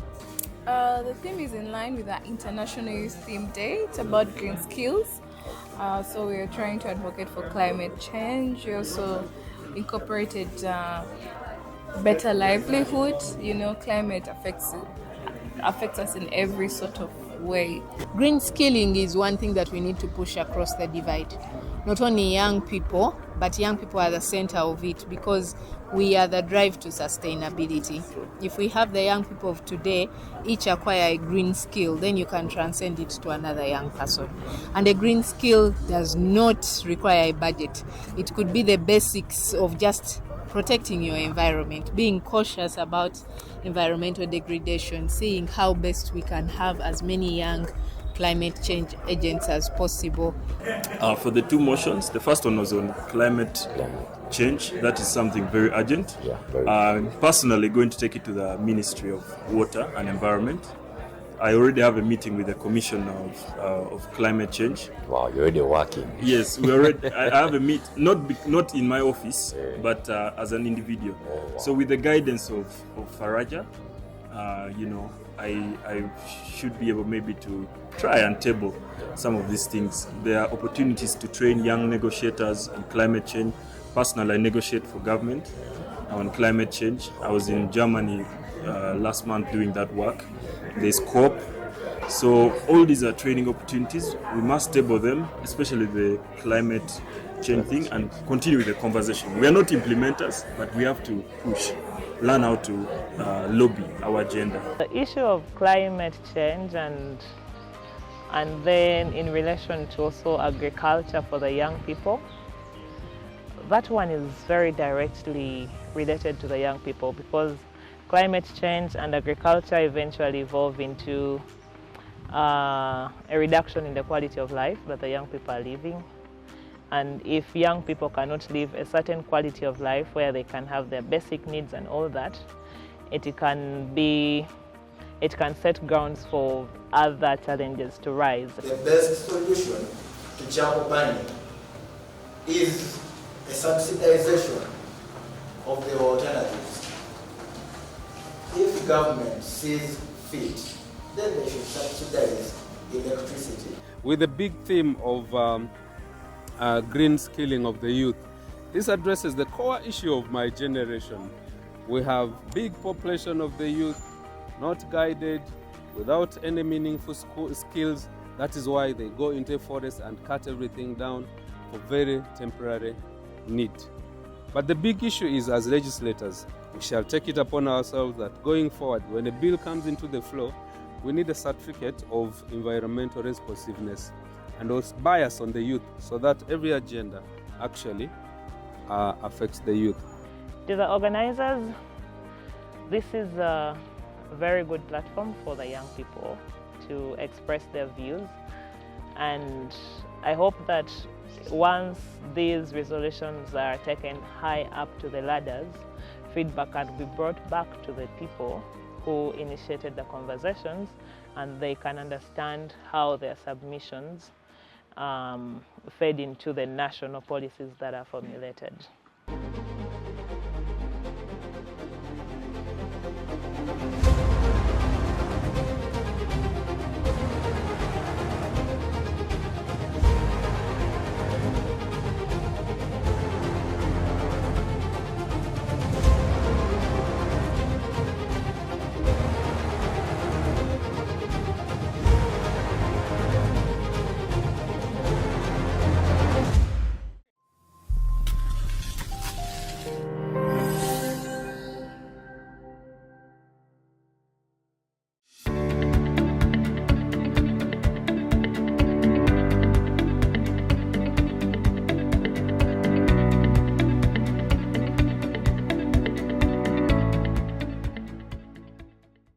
Faraja Africa Foundation and her partners organized the East African Youth Parliament in 2018, following the establishment of the East African Community, which comprises of 7 member states, that is Burundi, Rwanda, Kenya, South Sudan, Tanzania, Uganda, and the recently added Democratic Republic of Congo.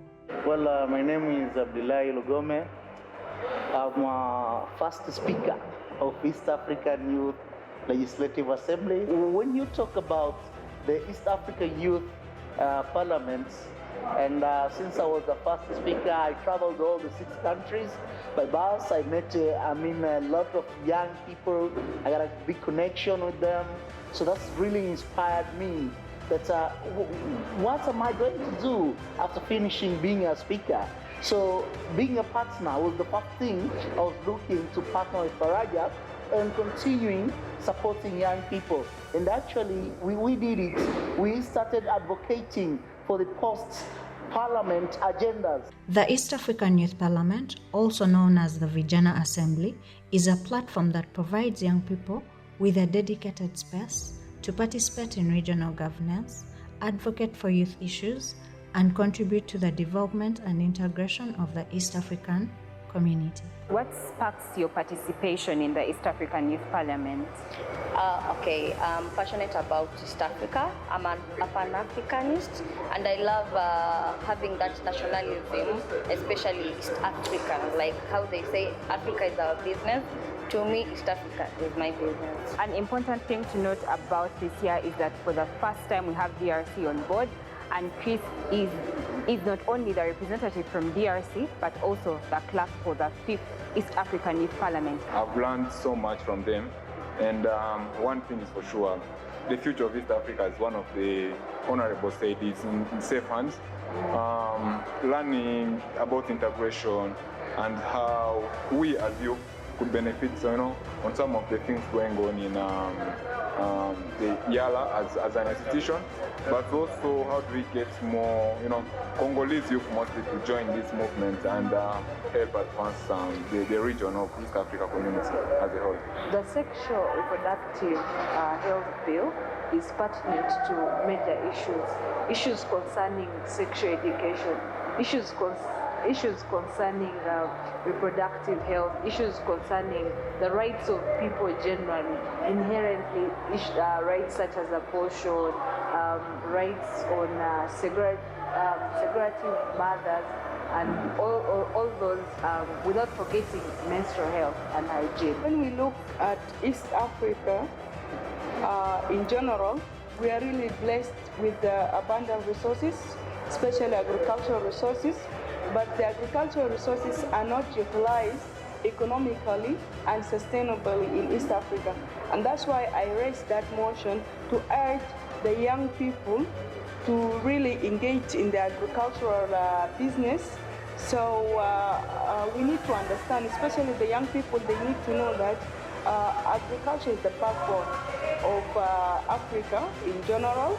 We started advocating for African Charter on Democracy, Election and Governance, but also we were also advocating for South Sudanese to enter to Tanzania without paying visa. In that time, it was just like recently they were entering to the community, and still the young people from South Sudan, when they came to Tanzania, were entering by paying visa. So also we advocated for it, and that was the best practices. In a nutshell, the EAYP aims to have young men's and women's voices in the critical decision-making processes from national to regional legislative processes, inspiring a coordinated regional governance framework while being the key enablers of change.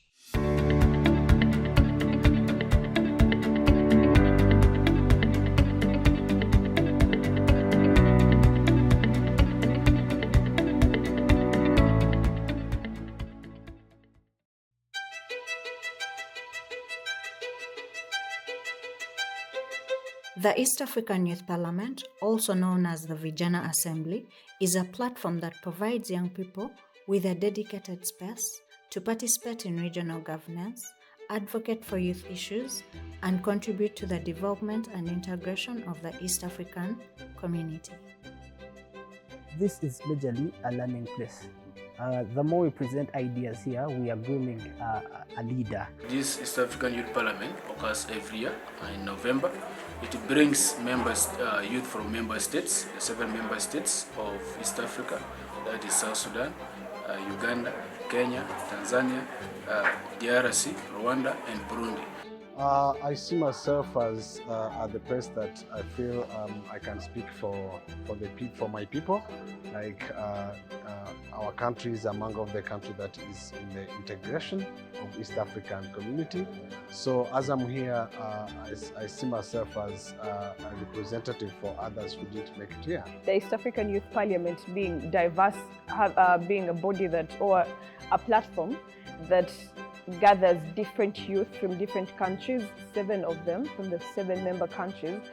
Then when we talk about inclusivity on my own side, I just look at how do we bring everyone together? How do we get to harmonize their voices? Faraja has been doing this for the past 6 years, and we can see that there have been some improvement in each and every year that we come for the sitting.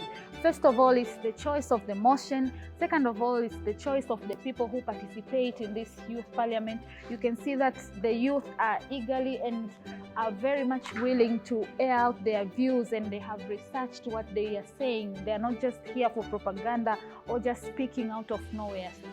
This is my first time actually attending the 6th East African Youth Parliament. I got to learn a lot, getting together as youth, discussing what we're facing and being able to navigate and being able to discuss our problems and how to go about them. During the proceedings of the 6th East African Youth Parliament in 2023, young people engaged in substantive discussions encompassing a spectrum of motions aimed at fortifying governance structures within the East African community. The motions included fostering the economic integration of youth, advancing initiatives related to sexual reproductive health, promoting regional peace and security, and advocating for heightened environmental sustainability within the EAC. Motion number 1 was about implementing the East African integration and its governance.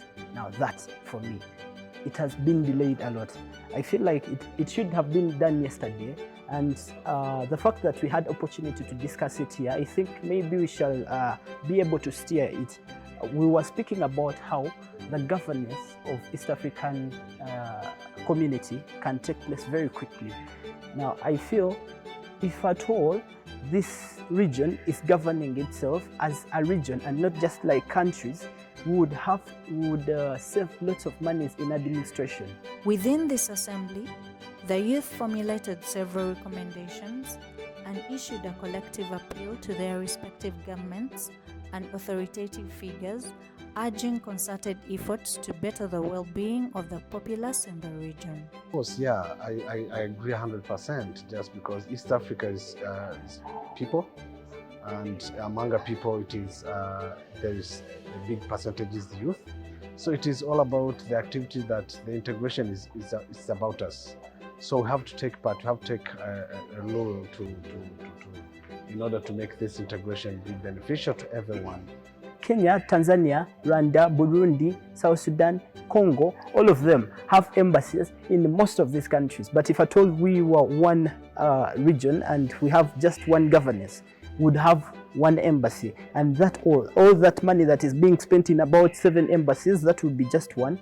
But also lots of things that are being different. We could pick what is better in Tanzania, pick what is better in Uganda, Kenya, and all of it is together. We are only picking the good, and we have one government of many good things. My experience was quite amazing, meeting people from different countries, exchanging ideas, engaging and debating as well. Today, I must say I'm elated, I'm grateful and happy for being newly elected as the Speaker for the East African Youth Parliament. It is a great mantle, it is a big office, and all I can pledge is to work hand in hand with all the different speakers from all the different East African states that have their speakers, to have us work together and put together the different resolutions. Of particular significance was the acknowledgement that inadequate governance stands as a formidable challenge confronting East African communities, thereby exacerbating more intricate issues within the region. Consequently, the youth underscored the imperative of instituting good governance as a fundamental measure, asserting that this represents the inaugural stride toward effecting positive transformations within the East African context. The same challenges they have announced, they have been complaining, the same complaints they have are exactly the same challenges, the same complaints that we have as ELFI. So it's a pleasure for me to really to announce it officially that we'll have to find a way to work more closely than this youth parliament.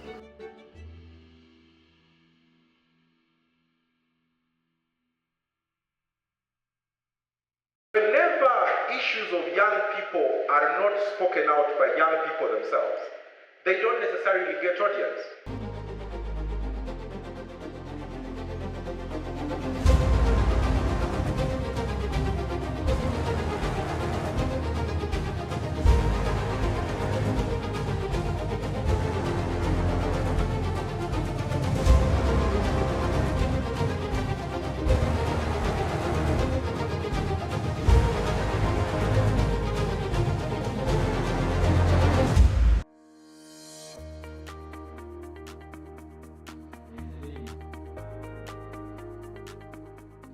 Yeah. This being the 6th edition of the National Youth Parliament, organized by Faraja Africa Foundation. Yeah. As always, the drill is you have the regional parliaments where youth get to debate on various issues. So how were the regional parliaments of this year? Well, quite interesting. They were bigger compared to last year. Remember, because last year we still had COVID, that was, sketchy. This time around, we had bigger numbers and we had wider participation. This year's Central Regional Youth Parliament has been an interesting one, where I've had young people come together and deliberate on issues that are actually pressing us. We are giving those spaces to exercise and also give out our views to those local governments. We will try until Jesus comes back. So far, this is the first youth parliament I've attended. Physically, I had attended the virtual one in 2021, but it has been a beautiful experience. A lot of brilliant people to meet, seeing the youth passionate about the matters of the country. I think each year that gets by, the youth parliament becomes more interesting and it gets better. It's a very enriching experience to see young people debate on pertinent issues that affect them in society. It's a blessing to tap into their cups of wisdom because, they give us a fresh feel of what is going on at the grassroots, where we might not be able as leaders to reach on a daily. So young people's advocacy, strengthening the youth voice, is a platform that we really need to fully utilize, and the youth parliament offers it on a silver platter. The question the youth are asking out there, how do you choose this member of parliament to come on the floor of parliament? Okay, for starters, it is always a competitive process, that is for a fact. But in the competition, we look at leaders, young emerging leaders, who have hands-on skills, who have done something, and we also give a lot of consideration to the leaders from the grassroots, because given our development approach, we're using a bottom-top approach. I don't want to lie to you that I'm going to go and pick someone that has been in power for some time, that is exposed already. No, we want that person who has not been here one time, or that person who is able to talk, who is able to speak. And of course, while we're doing that, we consider special groups, I'm talking about the PWDs, yeah. I'm talking about the special groups. We're looking at the women, the young mothers out there, and the person who maybe didn't finish school, but they're trying to make it out there. So it's not like we don't want everyone to participate.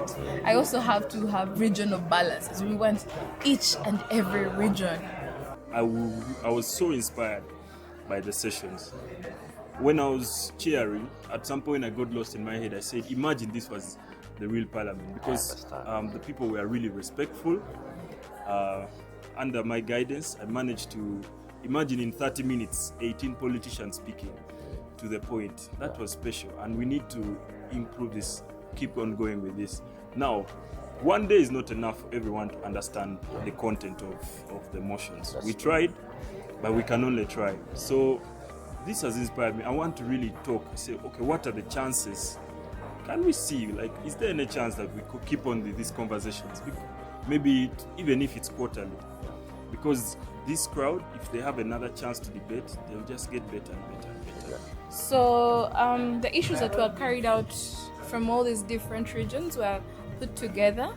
And of course, we use the whole problem analysis sort of method to come down to the motions that we've discussed today in the chambers. During the event, we had 3 motions, but one of the most outstanding motions that really that really touched me was the motion on cattle rustling in the eastern part of Achule sub-region and Karamoja.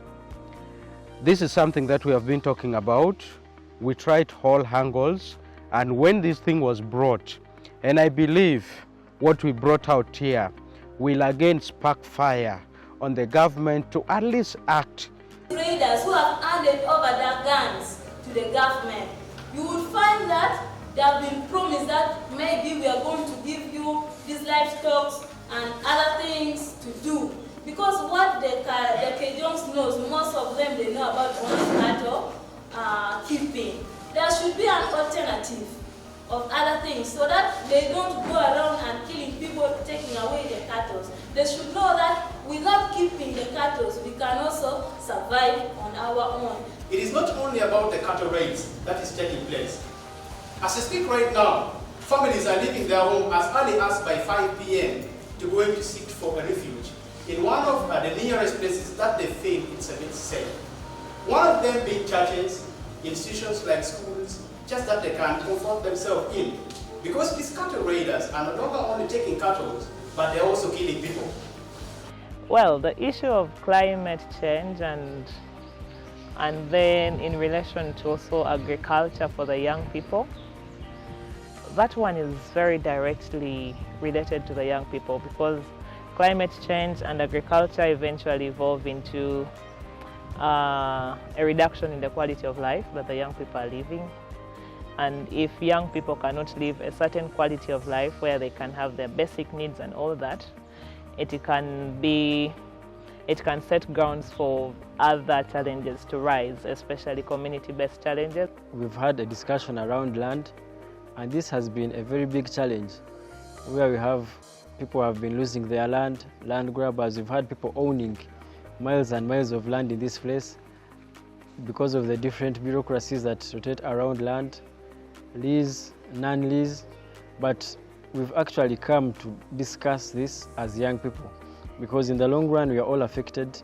These are areas of settlement, these are areas of habitats where the young people are living and actually trying to earn a living. Having agriculture as our background, the young people here are actually doing a lot of agriculture on this land. Others are rearing cows and others are planting crops.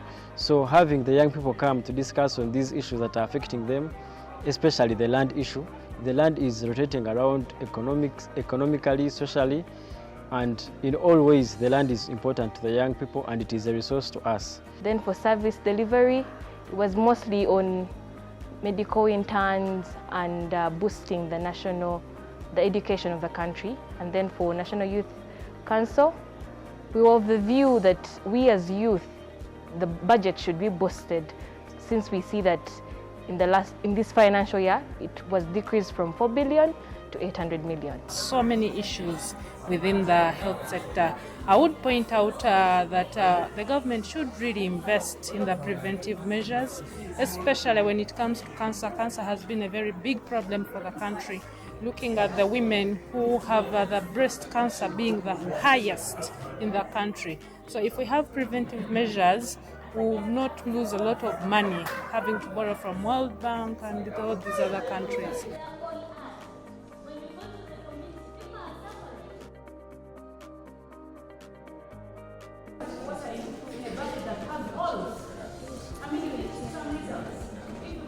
The greatest challenge that I identified is research. You see, when you are invited for the National Youth Parliament like this, you should come well equipped with knowledge, with information on what you are going to debate about. You notice during the debates in the House, there were a lot of challenges.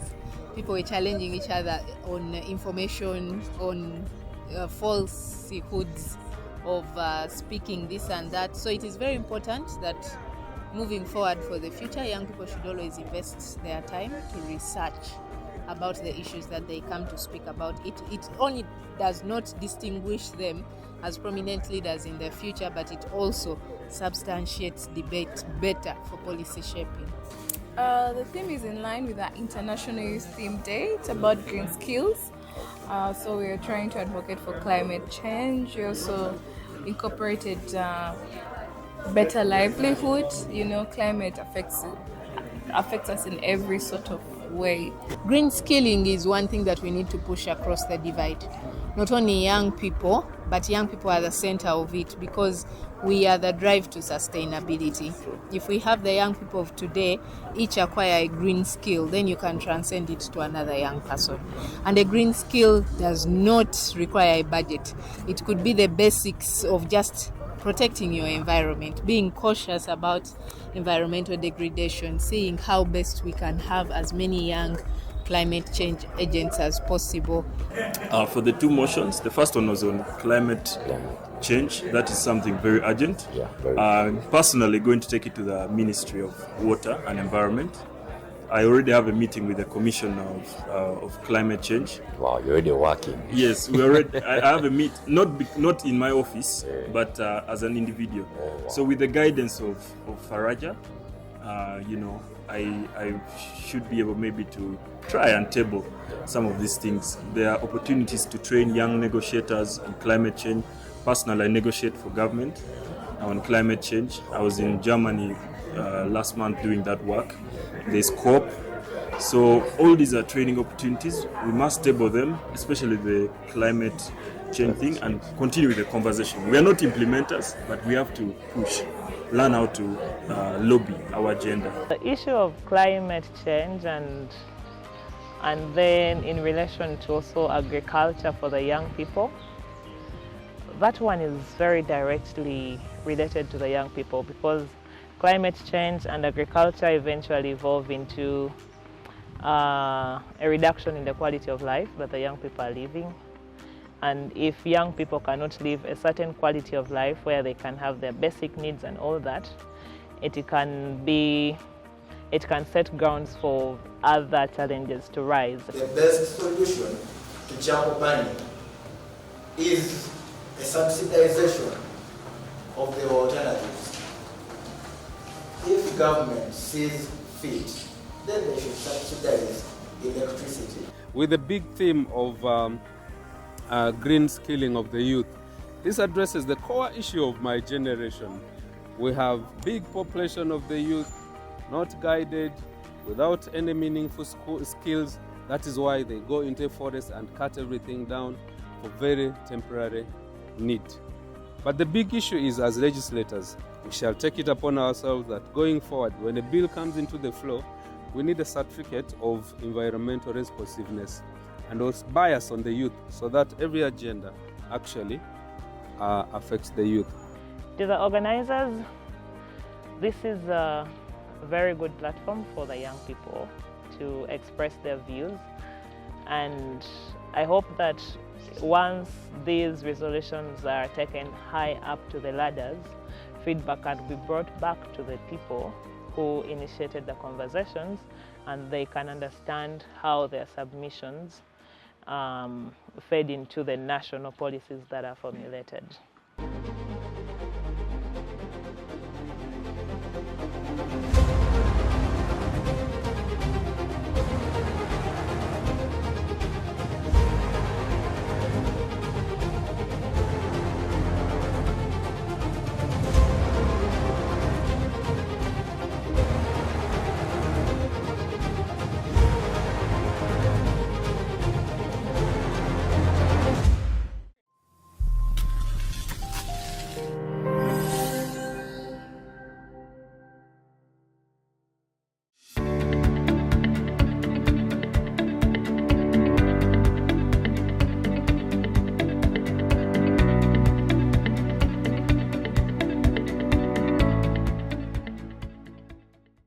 Faraja Africa Foundation and her partners organized the East African Youth Parliament in 2018, following the establishment of the East African Community, which comprises of 7 member states, that is Burundi, Rwanda, Kenya, South Sudan, Tanzania, Uganda, and the recently added Democratic Republic of Congo. Well, my name is Abdullahi Lugome. I'm first speaker of East African Youth Legislative Assembly. When you talk about the East African Youth Parliament, and since I was the first speaker, I traveled all the 6 countries by bus. I met a lot of young people. I got a big connection with them. So that's really inspired me that what am I going to do after finishing being a speaker? So being a partner was the first thing I was looking to partner with Faraja and continuing supporting young people. And actually, we did it. We started advocating for the post-parliament agendas. The East African Youth Parliament, also known as the Vijana Assembly, is a platform that provides young people with a dedicated space to participate in regional governance, advocate for youth issues, and contribute to the development and integration of the East African community. What sparks your participation in the East African Youth Parliament? Okay, I'm passionate about East Africa. I'm a Pan-Africanist, and I love having that nationalism, especially East African, like how they say Africa is our business. To me, East Africa is my business. An important thing to note about this year is that for the first time we have DRC on board, and Chris is not only the representative from DRC, but also the clerk for the 5th East African Youth Parliament. I've learned so much from them, and one thing is for sure, the future of East Africa, as one of the honorable said, is in safe hands. Learning about integration and how we as youth could benefit, on some of the things going on in the YALA as an institution, but also how do we get more, Congolese youth mostly to join this movement and help advance the region of East Africa community as a whole. The sexual reproductive health bill is pertinent to major issues concerning sexual education, issues concerning reproductive health, issues concerning the rights of people generally, inherently rights such as abortion, rights on segregative mothers, and all those, without forgetting menstrual health and hygiene. When we look at East Africa in general, we are really blessed with abundant resources, especially agricultural resources. But the agricultural resources are not utilized economically and sustainably in East Africa. And that's why I raised that motion to urge the young people to really engage in the agricultural business. So we need to understand, especially the young people, they need to know that agriculture is the backbone of Africa in general.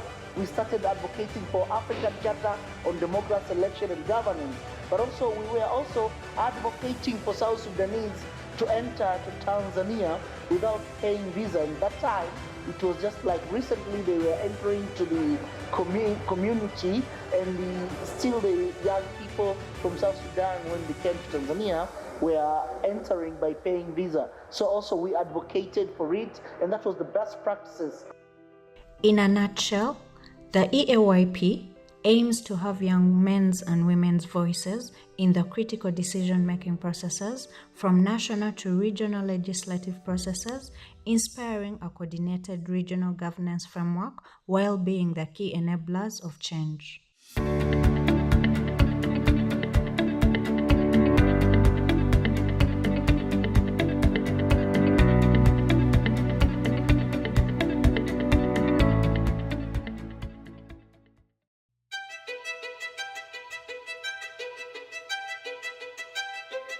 The East African Youth Parliament, also known as the Vijana Assembly, is a platform that provides young people with a dedicated space to participate in regional governance, advocate for youth issues, and contribute to the development and integration of the East African community. This is majorly a learning place. The more we present ideas here, we are grooming a leader. This East African Youth Parliament occurs every year in November. It brings members, youth from member states, the 7 member states of East Africa, that is South Sudan, Uganda, Kenya, Tanzania, DRC, Rwanda, and Burundi.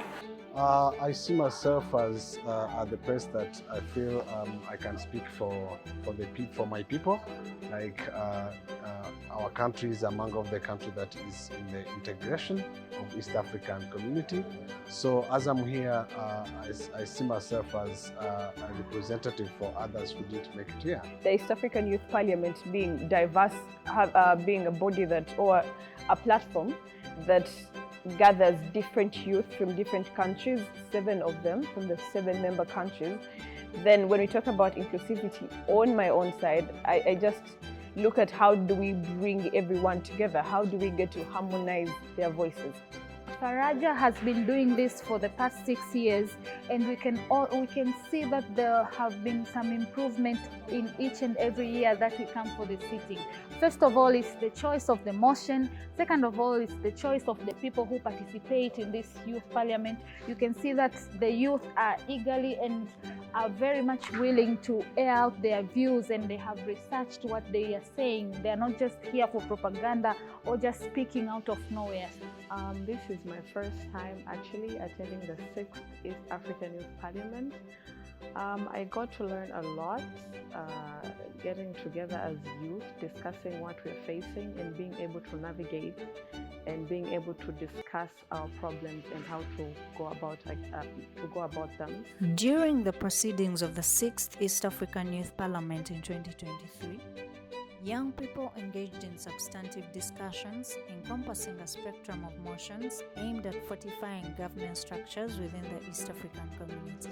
The motions included fostering the economic integration of youth, advancing initiatives related to sexual reproductive health, promoting regional peace and security, and advocating for heightened environmental sustainability within the EAC. Motion number 1 was about implementing the East African integration and its governance. Now that, for me, it has been delayed a lot. I feel like it should have been done yesterday, and the fact that we had opportunity to discuss it here, I think maybe we shall be able to steer it. We were speaking about how the governance of East African community can take place very quickly. Now, I feel if at all this region is governing itself as a region and not just like countries, we would save lots of monies in administration. Within this assembly, the youth formulated several recommendations and issued a collective appeal to their respective governments and authoritative figures, urging concerted efforts to better the well-being of the populace in the region. Of course, yeah, I agree 100%, just because East Africa is people, and among the people it is, there is a big percentage is the youth. So it is all about the activity that the integration is about us. So we have to take part, we have to take a role in order to make this integration be beneficial to everyone.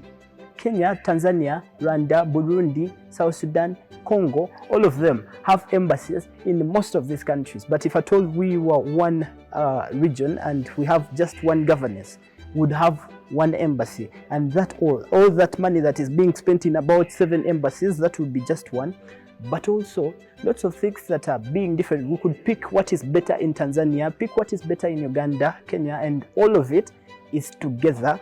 We are only picking the good, and we have one government of many good things.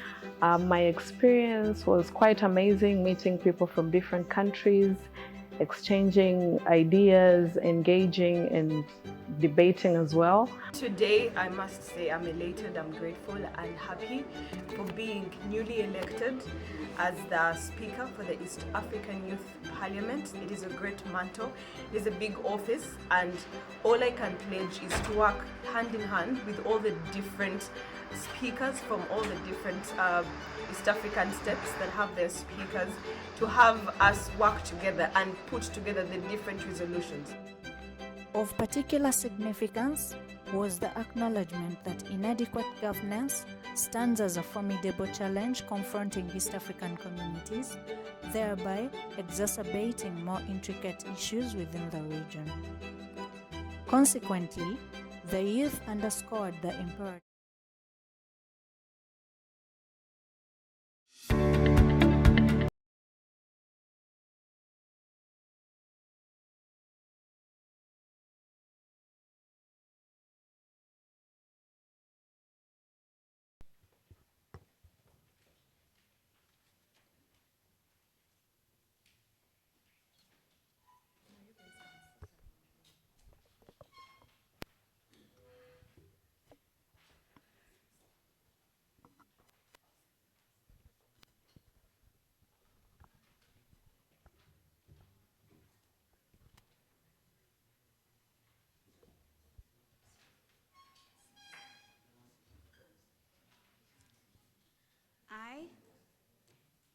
Atuhaire Sharon, swear in the name of the Almighty God that I will at all times well and truly serve the Republic of Uganda in the office of the Speaker of the Rwenzori Sub-Region Youth Parliament, and I will support and uphold the Constitution of the Republic of Uganda as by law established, so help me God.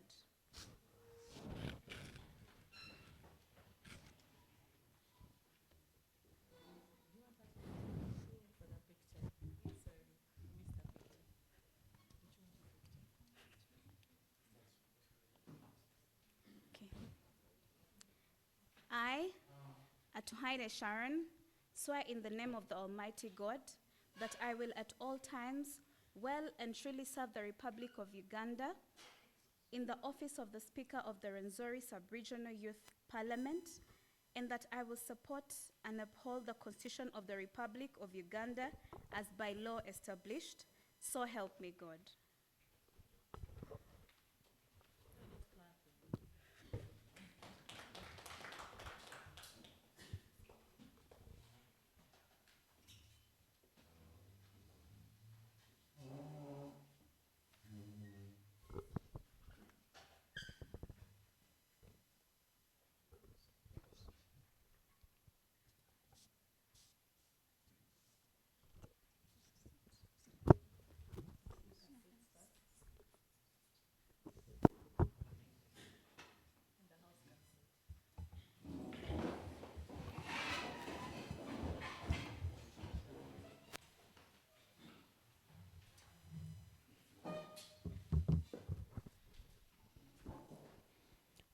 I take this opportunity to welcome all of you to the 5th sitting of the Rwenzori Region Youth Parliament. Today, Thursday, 15th July, 25th July 2024 at exactly 18 minutes past 13. Thank you so much. And here is our today's order paper. We're going to start with anthems. National anthem, East African anthem, Toro Kingdom. Then we shall have a prayer. Then we shall have remarks from the partner, that is GIZ. Then we shall move to communication from the speaker. Then we shall straight away go to our motions, where we shall have the first, second, third, and fourth. Then after we shall have review of the resolutions from the parliament session, then representative from Action Aid, and finally adjournment.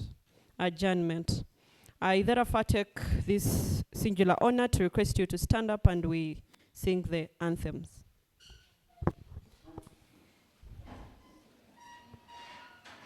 Kwa sasa karibuni katika kikao cha la 5 la mkutano huu mwaka huu. Tutaanza na kuimba wimbo la kitaifa, kisha tutaendelea kwa maombi. Mwakilishi kutoka GIZ atakuja ongee, kisha tutaendelea na mjadala. Alafu pia tutakuwa, kisha baadaye pia tutakuwa na wakilishi kutoka kwa watu kwa Action Aid.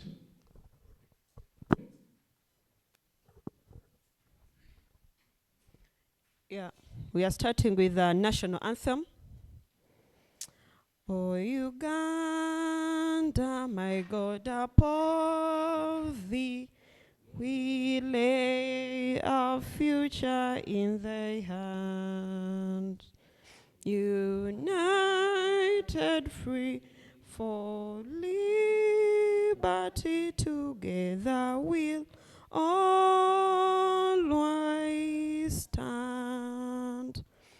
The Toro Kingdom anthem. Agutambo mukama waitu, agutambe ntale ya Toro, karamaro mukumafunzi, ngirizo mwevingwa. Mukama wetu murungi, omukame tale ya Toro, karama romukumafuzi angirizo mwevingwa. East African Community Anthem. E Mungu twaomba uilinde Jumuiya Afrika Mashariki, tuwezeshe kuishi kwa amani na malengo yetu. Jumuiya yetu sote tuilinde, tuwajibike, tuimarike. Umoja wetu ni nguzo yetu, idumu jumuiya yetu. Let us pray. Almighty God, we come before you this afternoon. We thank you, Father, for today. We thank you for everything that you've done to us. We only dedicate this, Father, moment to your hands, that, our Father, come and take control of our Parliament, Almighty. We call upon for Holy Spirit, we call upon for your angels, that they come and take lead through your Son Jesus Christ. We do pray. Amen. Let us have our seats.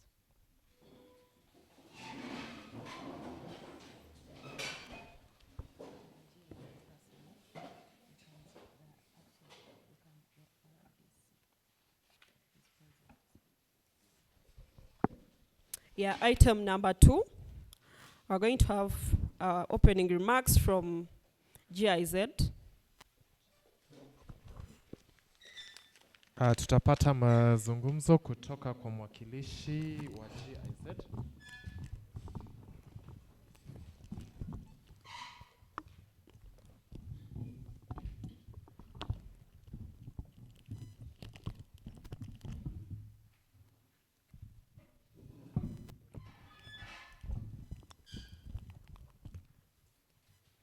Ladies and gentlemen, esteemed youth of the Rwenzori sub-region, I'm honored to address you today on behalf of the German Agency for International Cooperation, GIZ. Waheshimiwa wote, nawakaribisha leo. Nitaongea kwa minajili ya kikundi la GIZ. Yes, my name is Davina Joanita Kako, and I serve as a technical advisor within GIZ, specifically on the governance program. Kwa majina naitwa Davina Kako, nafanya kazi na GIZ kwa mambo ya kuhusu sheria na demokrasia. It is with great pleasure and anticipation that I join you on this remarkable occasion. I am extremely thrilled to welcome young people who are refugees joining us today. Your presence is truly valued. Can we please celebrate the young people who are refugees in the house today? Tunawakaribisha wale ambao ni wakimbizi katika kikao hiki tuko nao, na tafadhali tuwaomba tuwape makofi kwa kujiunga nasi. Thank you. Our goal is to achieve sustainable development, ensuring that no one is left behind. I want to extend my heartfelt congratulations to the elected speaker, the clerks, and the sergeant at arms. Congratulations. Karibuni sana katika kikao hiki, na peana pongezi kwa speaker ambaye aliyechaguliwa katika kikao hiki la leo. As we gather here for the final Subnational Youth Parliament organized by Faraja, supported by GIZ, I want to commend each and every one of you for your dedication to shaping the future of your communities. Kwa vile tumejiunga hapa kwa minajili Faraja ikisaidiwa na kikundi la GIZ, tunawapongeza kwa kujiunga, kwa kuendelea kujadiliana haya mambo ambayo tutakuwa tunajadili leo. This youth parliament is a testament to the power and potential of youth voices in driving positive change. It is a platform designed to empower you, the youth, to articulate your ideas, engage in critical discussions, and influence the direction of your regions. Kikao hiki ni muhimu haswa kwa vijana kwa sababu linawezesha kila vijana kujadili mambo yale ambayo inawahusu katika jamii ambao wanaoishi. Today, I want to urge you to seize this opportunity to channel your energy and passion into concrete policy proposals and reforms, engage in robust conversations, challenge each other's perspectives, and strive for consensus while upholding the values of democracy and good governance. Chukweni nafasi hii kujadilishana na kwa minajili ya kutendekeza mambo ya maendeleo na pia mambo ya kidemokrasia kwa nchini. The decisions made within these walls will resonate far beyond this room, impacting the lives of those in your communities. Yale ambayo tunajadili hapa haliishi hapa katika kikao hii, lakini kitaendelezwa kwa litapelekwa mbele kujadiliwa ili kuwa yale ambayo mnazungumzia hayasauliki. I want to encourage you to embrace this moment, for it is a chance to showcase the remarkable impact that young people can have when given a voice and a seat at the decision-making table. Tumieni fursa hii kwa kuzungumzia yale mambo ambayo linahusiana na jamii yenu ili kujiendeleza. Thank you for your commitment, your passion, and your dedication to building a better future. Asanteni sana kujiunga katika kikao hiki kuendeleza masuala ambayo yanawasumbua katika majamii.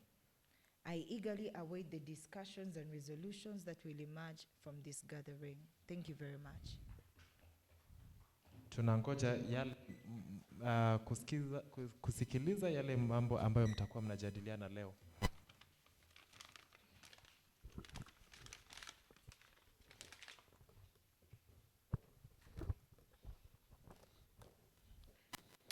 Still on item number 2, let's have remarks from the RDC Kasese.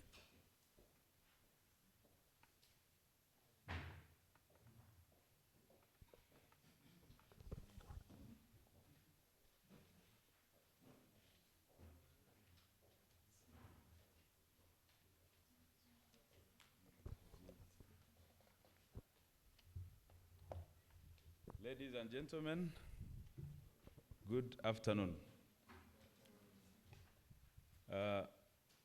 I am by name Kavirid Henry, Assistant RDC Kasese, in charge of Songora County.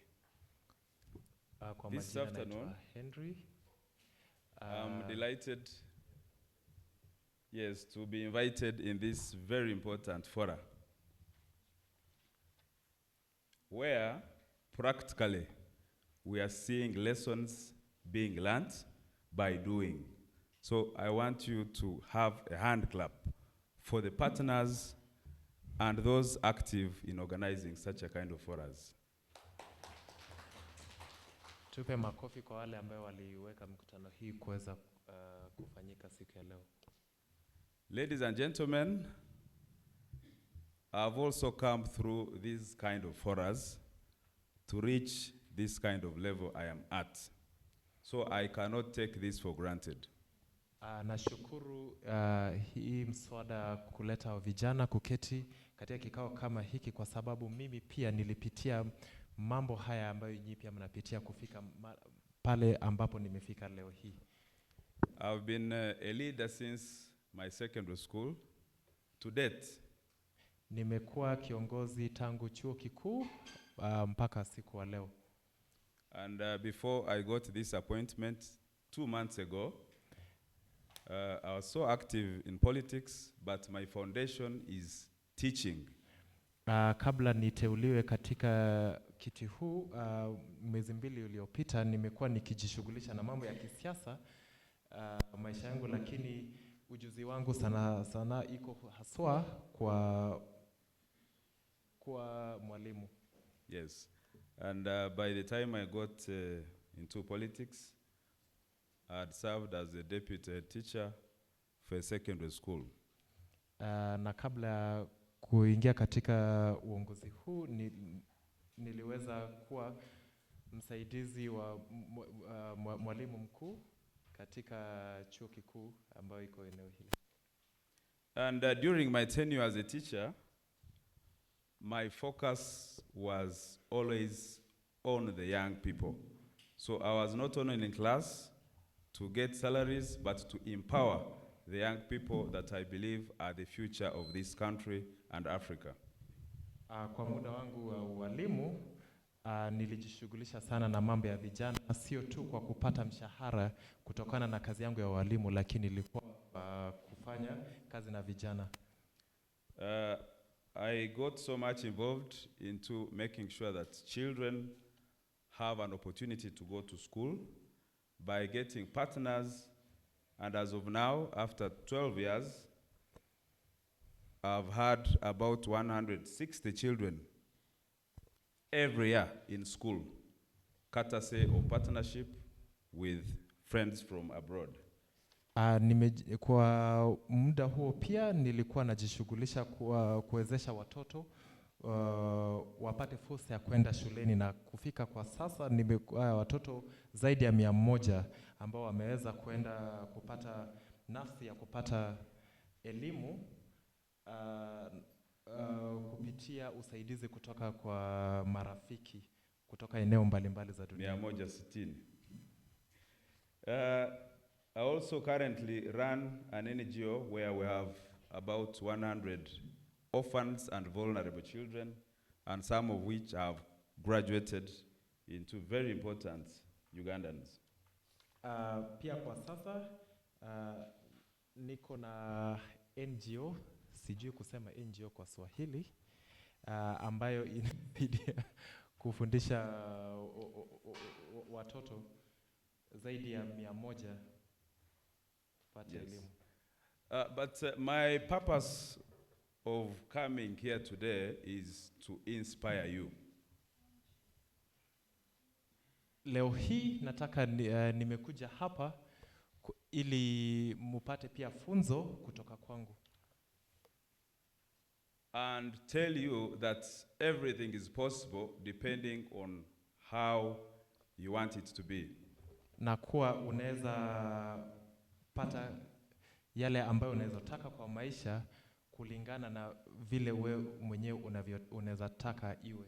Despite your family background, haijalishi mali ambayo umetoka, despite your tribe, haijalishi wewe ni wa jamii au kabila gani, despite your nationality, haijalishi wewe unatoka nchi gani, everything is possible.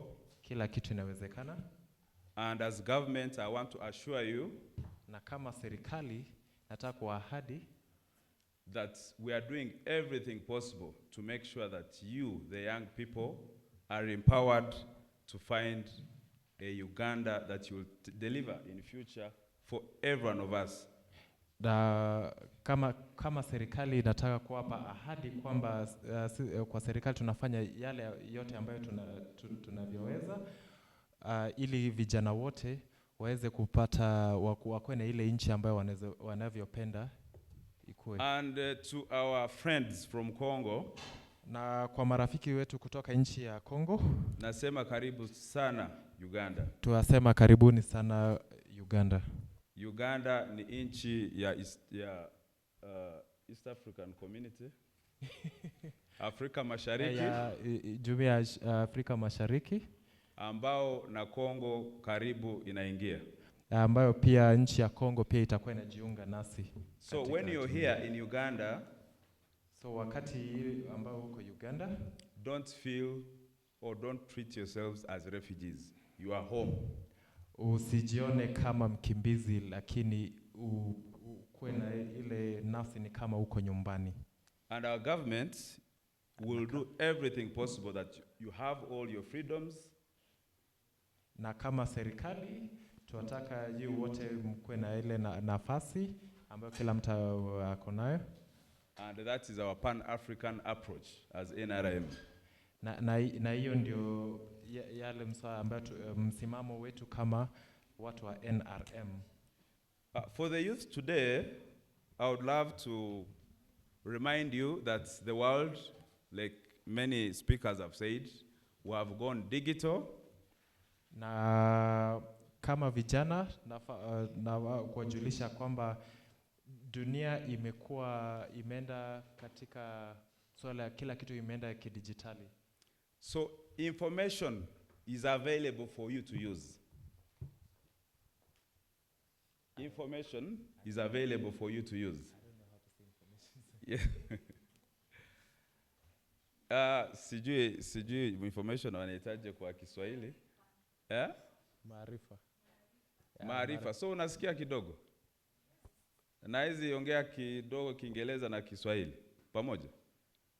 Yes, so what I want to mean is that we are in a digital world and we have gone away from where information was costly for human beings. Now by click of your phone, you can get each and every information you want. Tumetoka kwa zile enzi ambayo kupata maarifa ilikuwa ngumu kama yale ambayo awali, lakini saizi unaweza pata chochote unaweza taka kwa njia rahisi kama kwa kutumia tu lile simu lako la mkononi. So our challenge today is how are you going to use that information for your personal benefit and for your community? Yale ambayo tunafaa kuwa tunaangalia ni kwamba ni kwa njia ipi tunaenda kutumia hayo maarifa kujiendeleza. First of all is to set your dream straight. Kwa kwanza jua ni nini ambayo unataka kupata kwa maisha. Do you want to be a businessman or woman? Ukitaka kuwa mwanabiashara? Do you want to go into politics? Ukitaka kuwa mwanasiasa? What do you want for yourself? First of all, before you think about others. Ni nini unajitakia wewe mwenyewe kabla ufikirie ambayo mambo mengine? Yes, because it is a wastage of time to start thinking about the community and you leave yourself because you are the beginning of development. Ni kazi bure ukianza kufikiria mambo ya kijamii kwa ujumla, lakini wewe mwenyewe haujajifikiria. Secondly, as a youth, I mean someone who has gone through the youthful age, I know that we have so many people who are looking at politics for salary, politics for deals, politics for enrichment. Kama vijana tunajua kuna wale ambao wanataka kujiunga na siasa, si hasa kwa mambo ya maendeleo, lakini kwa ile tu kupata ni mapato gani wanaenda kupata kutokana na mambo ya kisiasa kama mshahara na mambo zingine ambayo haziendelezi jamii.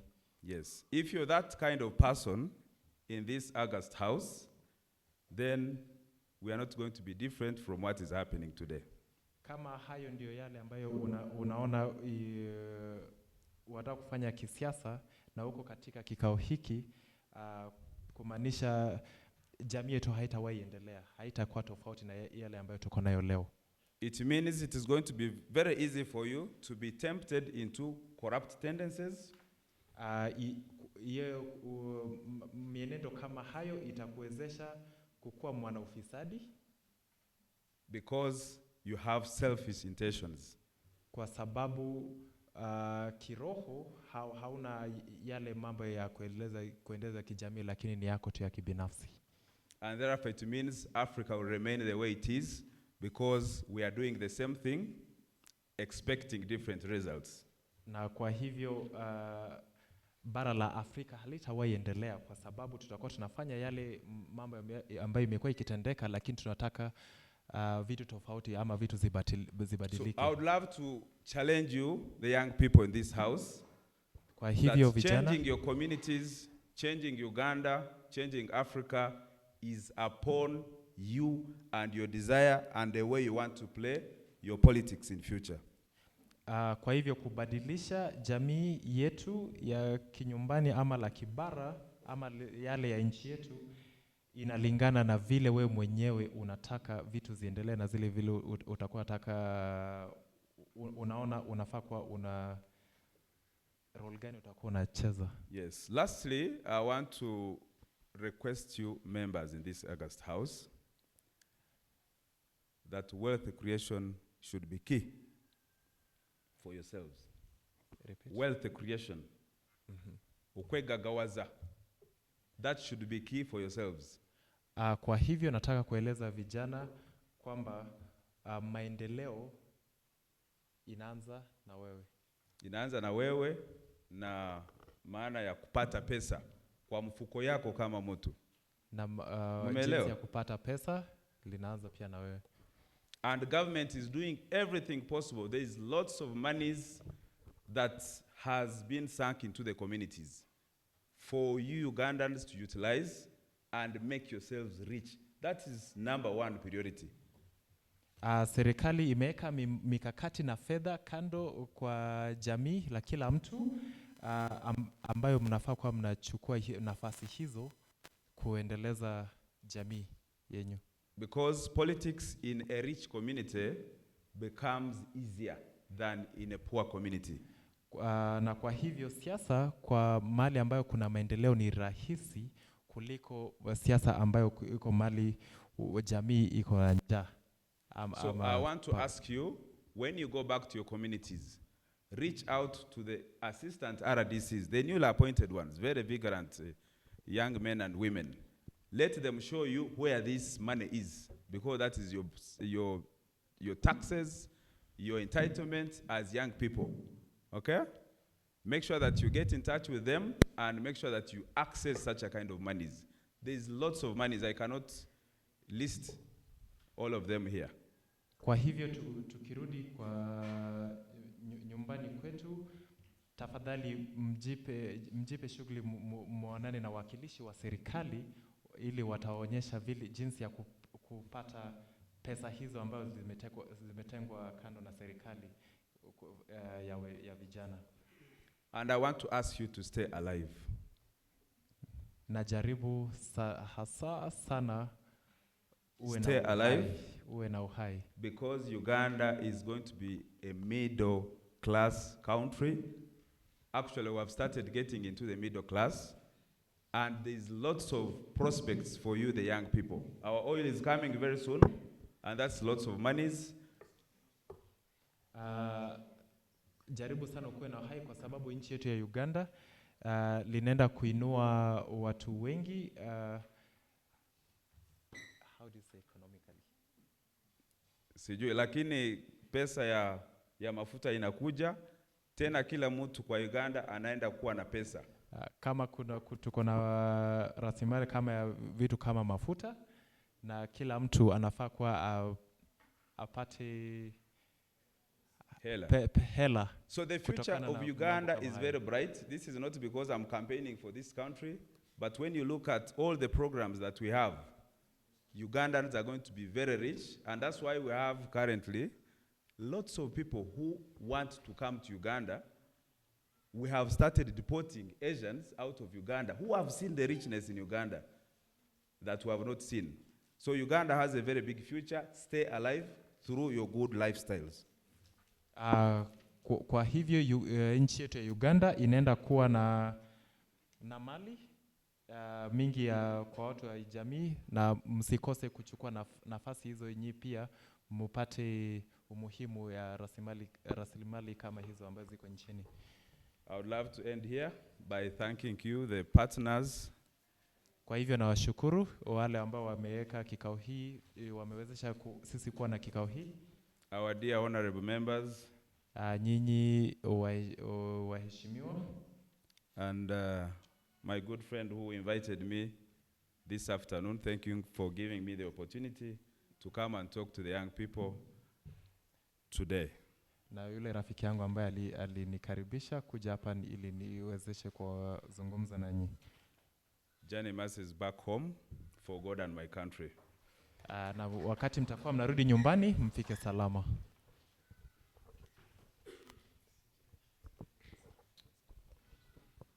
Yeah, all right. We're going to the third, and we're going to have communication from the speaker.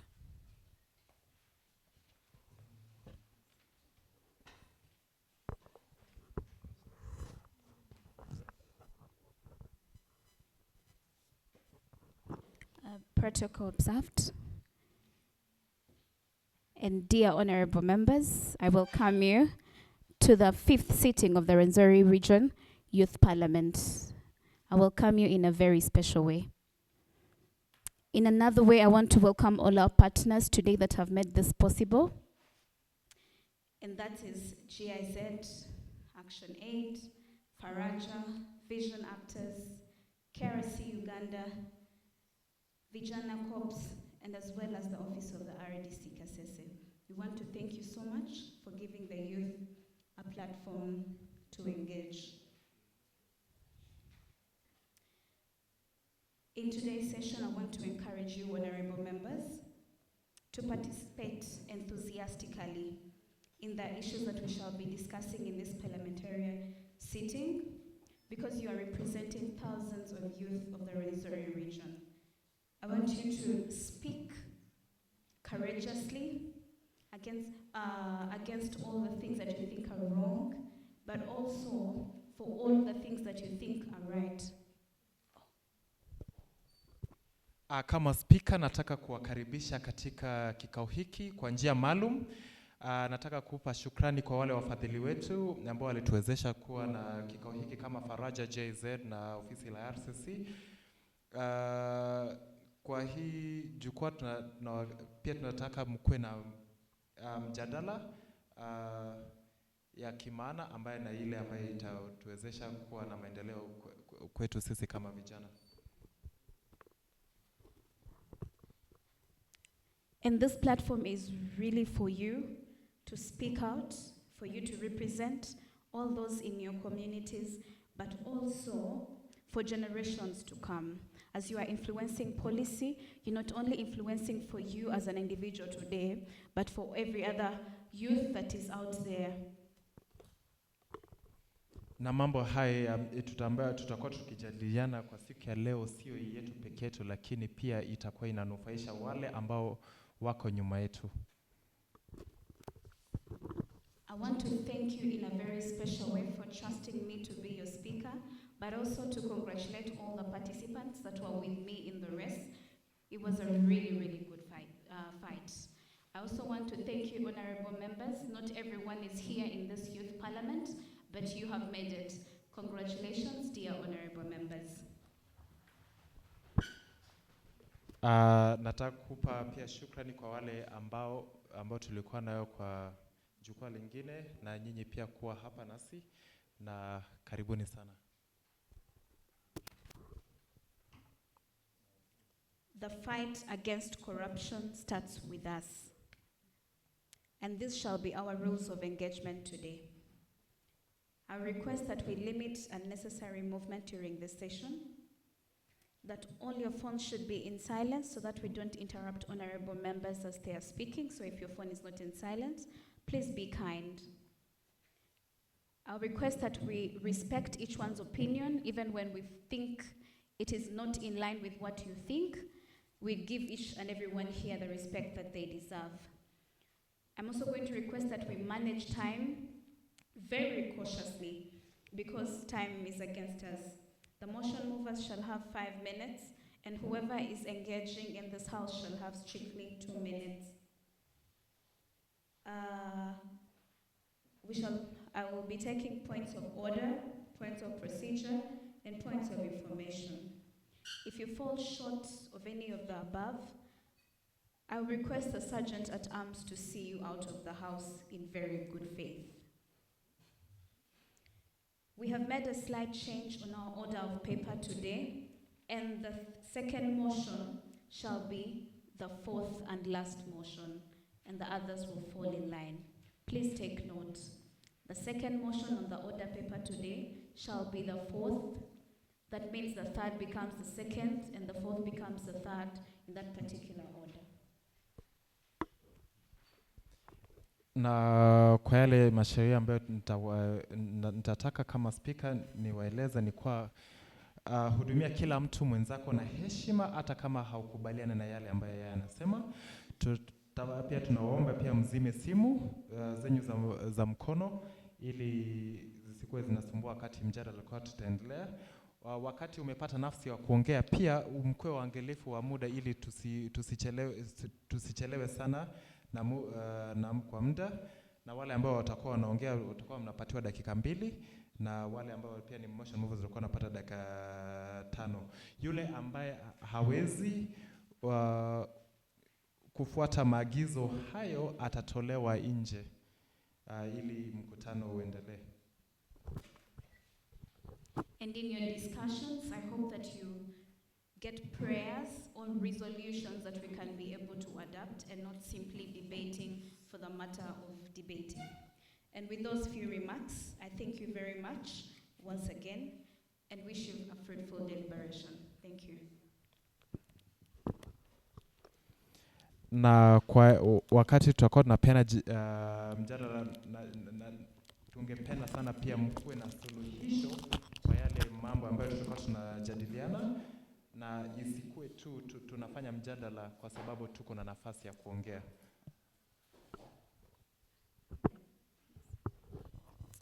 Item number 4 now, order paper. We're going to have motions. And the first motion is going to be presented to us by, or moved by Honorable Kakuru Emmanuel, calling on government to increase youth representation in politics and decision-making positions to ensure their voices are heard.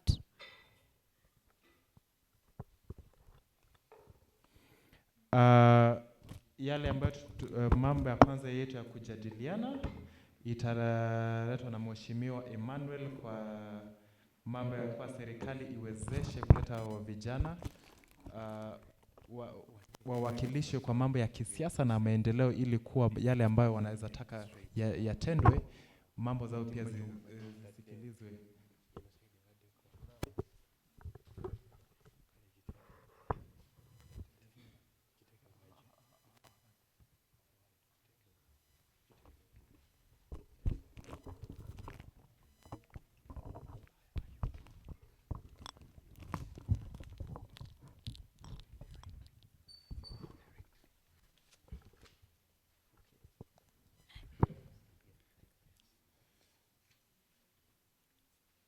Right Honorable Speaker, honorable members, I stand here today to move the motion calling on government to increase youth representation in politics and decision-making positions to ensure their voices are heard. Mheshimiwa Speaker, Mheshimiwa wenzangu wa bunge, niko hapa kupeana tujadiliane kwa mambo ya serikali iwezeshe vijana, uwakilishi wa vijana kwa mambo ya kisiasa na maendeleo katika nchini. Right Honorable Speaker and members of the House, I beg to move.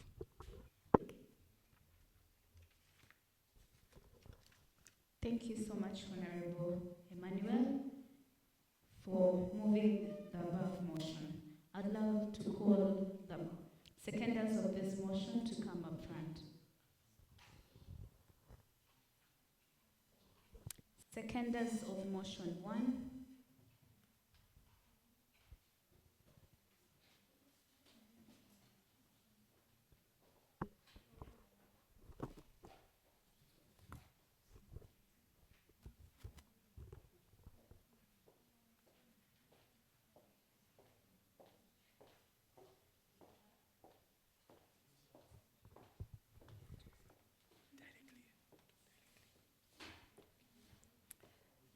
Good afternoon, honorable members.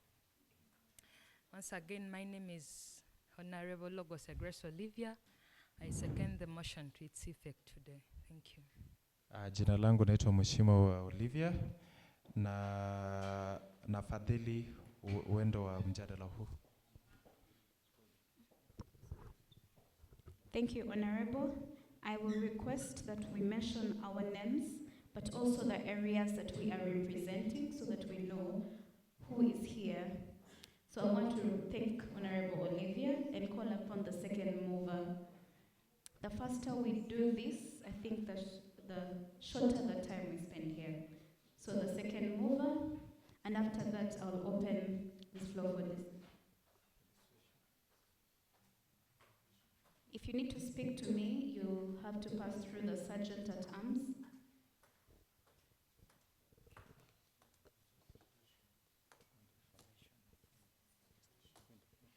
Good afternoon, honorable members. I'm Kabo Macklin. I come from Bunyangabo district. I second the motion. Thank you.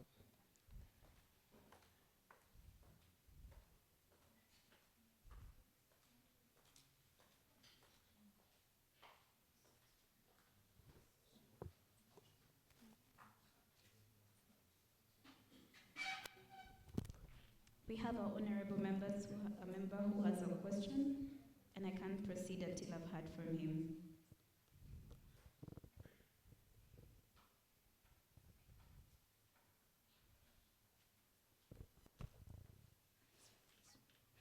Okay. So now that the motion has been seconded, I'll invite Honorable to come and defend his motion. You're welcome.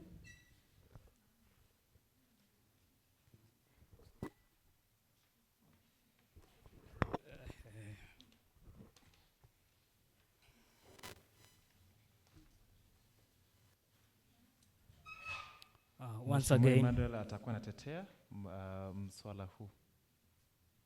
Once again, Right Honorable Speaker, honorable members of Parliament, ladies and gentlemen, and the esteemed guests. My name is Kakuru Emmanuel, hailing from the hills of Rwenzori. Today, Madam Speaker, today we dive into the dissection of the aforementioned motion.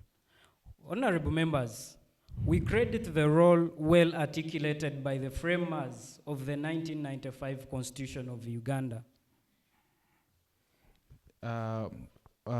Waheshimiwa wenzangu, leo hii naenda kupeana mambo kutoka katika katiba yetu ya mwaka wa 1995. In that, it provided for political objectives, mostly Objective 11 that calls for democratic principles. That is to say, which empowers and encourages the active participation of all citizens at all levels in their own governance. Inapea wananchi kukuwa na lengo ya kidemokrasia.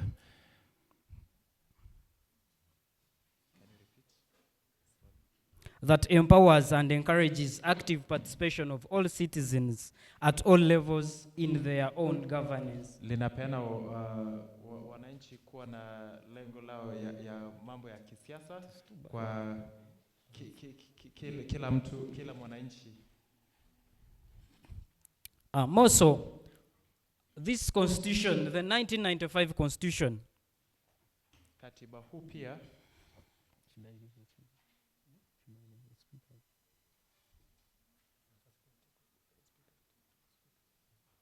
Madam Speaker, I think these machines are a bit diving into things. Anyway, more so, Articles 69 and 70 of the Constitution of the Republic of Uganda, 1995 as amended, calls for political systems under which it provides for accessibility to all positions of leadership by all citizens. Katiba huu pia inaweza kila mtu kupata viti vya kisiasa kwa kila mwananchi. Honorable Speaker and members of the House, the 10th Parliament of Uganda was so wise that Article 102B was amended to the extent that it has favored the youth to run for the most vital position in Uganda. Katiba huu imewezesha vijana kuwania viti vya kisiasa katika nchi hiyo ya Uganda. The position I'm talking about is the presidential seat. Na ile kiti ambayo naongelea ni ile kiti cha urais. Despite the shortcomings that came with the amendment of Article 102B, it has favored more of the junta than the youth. Hata kwa haya ambayo yalitengenezwa kwa hii katiba, kwa ile ambayo tumeona imekuwa ikisaidia sana wazee kuliko vijana. Honorable members, Madam Speaker, The great question of the day remains, what are these decision-making positions in Uganda? Yale swali ambayo sisi tunajiuliza, haya ni viti gani hizi ambayo ya kisiasa ambazo ziko katika nchi hii? In affirming to this question, these positions include the presidential seat, youth MPs, public service, heads of other government parastatals, among others. Kwa viti hivi tunaangalia mambo kama kiti cha urais, ile ya wanabunge na viti vingine vya za kiserikali. Well, Madam Speaker, allow me to dive into the overview of this. In the area of political participation, kwa mswada ya kujiunga na mambo ya kisiasa, 1.65% of parliamentarians around the world are in their 20s and 11.87% are in their 30s. In the political participation, 1.65% of parliamentarians around the world are in their 20s. And 11.87% are in their 30s. Ukiangalia dunia kwa jumla, vijana ambao wako katika miaka zao za 20 ni wako 1.6, na wale ambao wako katika miaka ile ya 30 wako 11.4 kwa jumla. Then the average age of parliamentarians globally is 53 years of age. Ukiangalia kwa dunia kwa jumla, asilimia wengi ya wanasiasa wako na miaka 50. So this that has been presented is based on the UN Global Parliamentary Report that was conducted in 2020. Hii inalingana utafiti ambao uliofanyika katika mwaka wa 2000. Honorable members and Madam Speaker of the House, entirely I can affirm that the young people between ages 18 to 25 constitute 1/5 of the world's population. Kwa hivyo vijana haswa wako asilimia 1/5 of the world's population. I don't know how to say 50. Basing on the 2024 report presented by the Uganda Bureau of Statistics, indicates that Uganda is comprised of 78% of the youth. Uganda iko na asilimia 70 ya vijana katika nchi.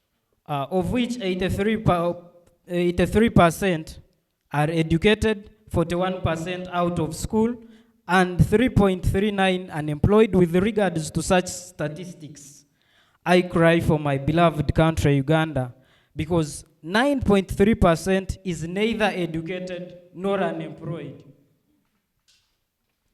Asilimia wengi katika kwa vijana wamesoma, lakini kwa hayo pia asilimia wengi hao vijana pia hawana kazi.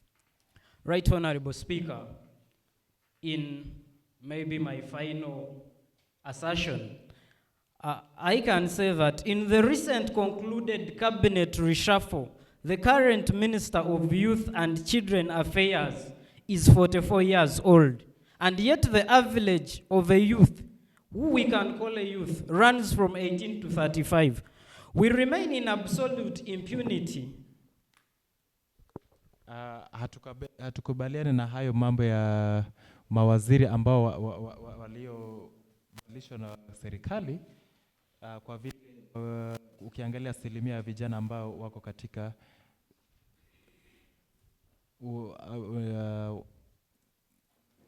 viti hivyo za waziri. So I move this motion on these following reasons. If we are to be involved in political making decisions that I stated above, why don't we eliminate such ministers, being a minister of youth at 44, yet the youth are 35? Kwa hizi viti vya uwaziri, kama tunataka tuendelee kama vijana, kwa nini uwaziri kama ile ya vijana isipewe kwa mtu ambaye ni kijana? Right, Honorable Speaker and members of the House, the government we serve owes us nothing. In fact, the docket of assistant LRDCs was created mainly to cater for the youth, but it's quite absurd that it is enjoyed by people in 50s. I move this motion, dear members. Allow me to submit, Madam Speaker.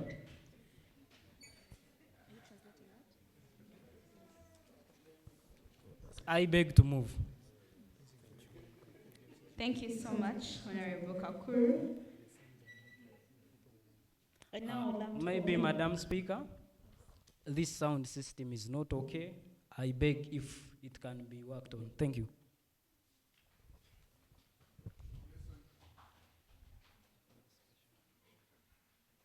Honorable, you're out of order.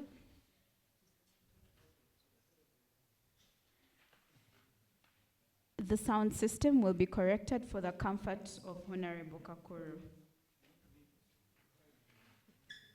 I'd now love to open the floor for discussion. And here are the rules.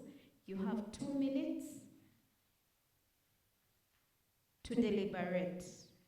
And we are only taking 5 hands for this particular motion. As you deliberate, ensure that you have a prayer within your deliberations.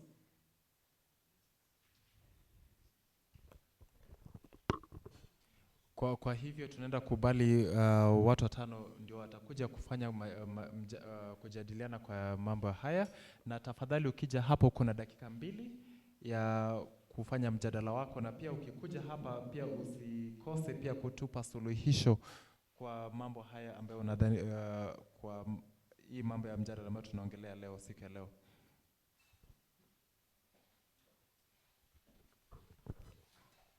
So when you come, please tell us your name, Honorable, the area you're from, your deliberation, and finally your prayer. Yes, I'll take hands. I'm very intentional at ensuring that women participate in this parliamentary session. So yes, I'll be making sure that they do, and I'll give priority to.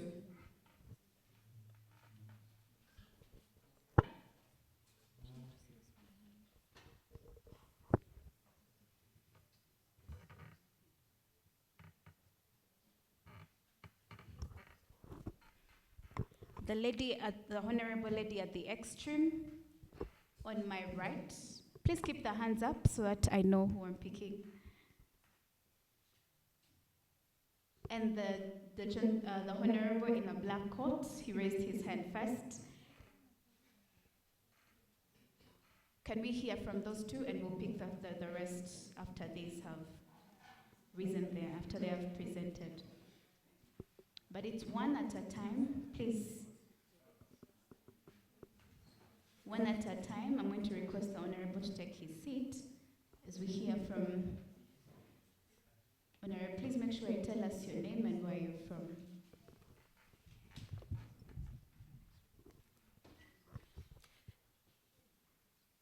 All protocol observed.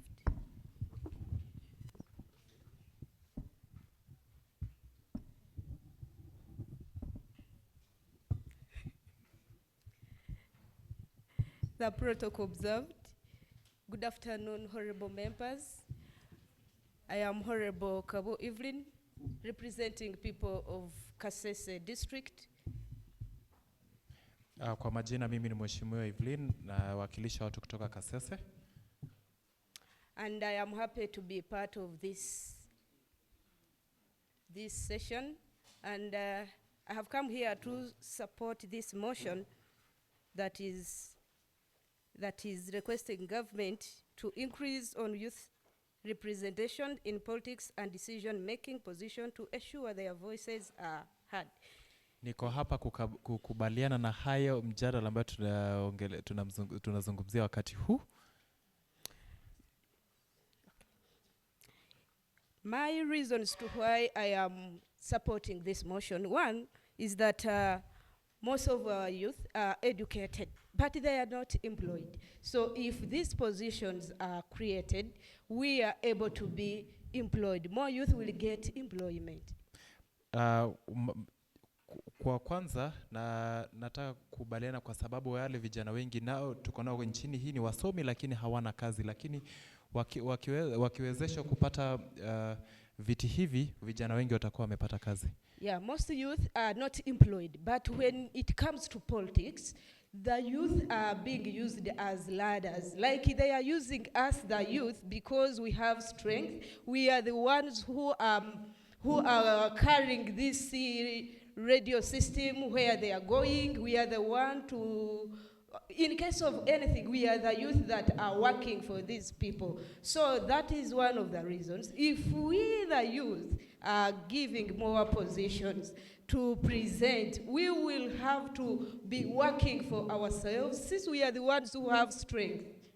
And the greatest, I just said Swahili, so English, sorry. And now, kwa sasa, mambo ya pili ambayo nakubaliana na hii ni kwamba tunatumika sana wa vijana na wanasiasa kuendeleza mambo ya watu wanasiasa iwapo ile wakati za kampeni huu kuja, na tunatumika kufanya mambo ya kazi ya wengine, lakini tukipewa nafasi hizi tutawezesha kujifanyia kazi sisi wenyewe.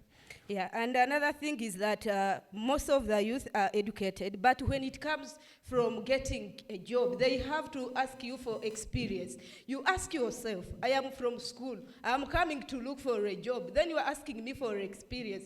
Which school did you establish that trains that skills, or that it needs you to have experience? So as youth, we need to be given more positions to participate in this politics, and we tell them what we really have to do.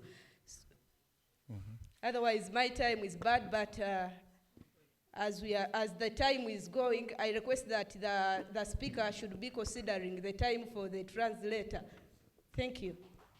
Before you leave, Honorable, what is your prayer? Okay, now my prayer is that as youth, when these positions come, like we are going for the politics, if they are saying that there is people are going to contest, why can't we stand there? Why are we allowing ourselves to be used as ladders? So let's engage ourselves in this politics, not necessarily for the women, for the youth only. Even the youth can be the MP for the certain constituency, for the Thank certain you, Honorable. district. Thank you. Thank you, Honorable.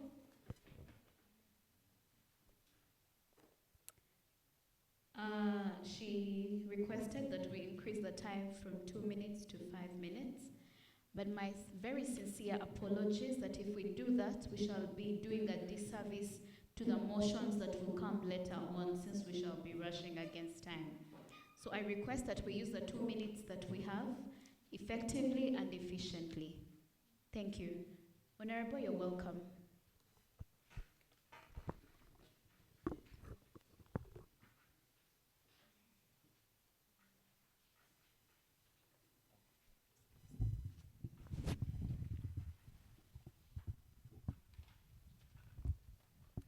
Thank you, Right Honorable Speaker, for giving me this opportunity.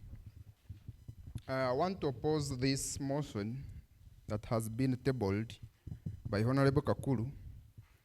Maybe for purposes of record, Honorable Dominic Tumukunde Karuhanga, representing Kabarole. I want to bring to the attention of this House that the most liked country we all depict and sideline in democracy, that is United States of America. It has a constitution that we most of the times borrow and borrow its precedents. So if you see Article 11, Section 1, Clause 5 of the American Constitution, it gives a certain age for one to contest as a president, 35 years and above.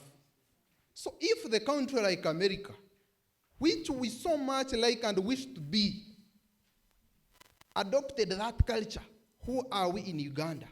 We need to see.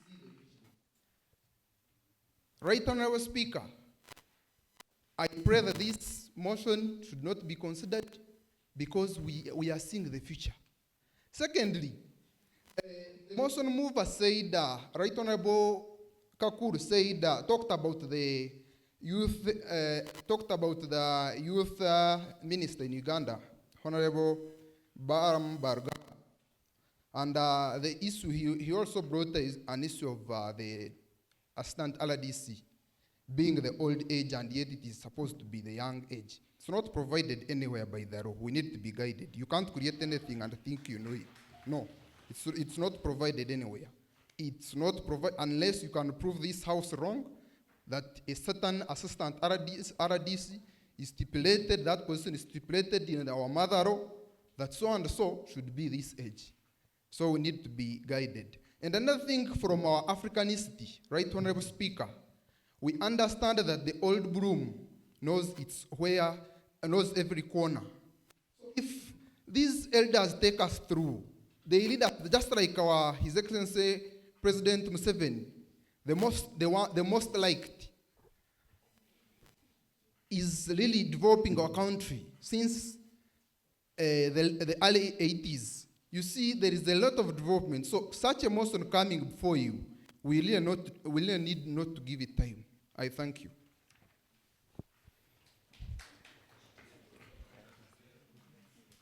Mheshimiwa huyu anapinga mjadala huu kuongelewa kwa sababu anasema kwamba ukiangalia katiba kama nchi za Marekani inapea vijana pia wanaweza wania kiti ya rais hata ukiwa na miaka ya 35, lakini anajiuliza kama nchi kama Amerika inaweza kuwa na mambo hayo kwa katiba, kwa nini tusiwe nayo hapa kwa Uganda?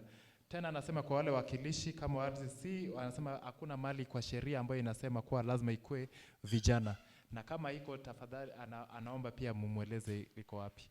Kwa hivyo yeye anapinga mswala huo. And our dear honorable seated in front, in case you are left out of a discussion, please don't hesitate to write to me, to write through the sergeant, and I'll be able to support in any way that I can. Okay, and if you're confident that you can speak in Swahili, our translator can translate into English for the rest of the people.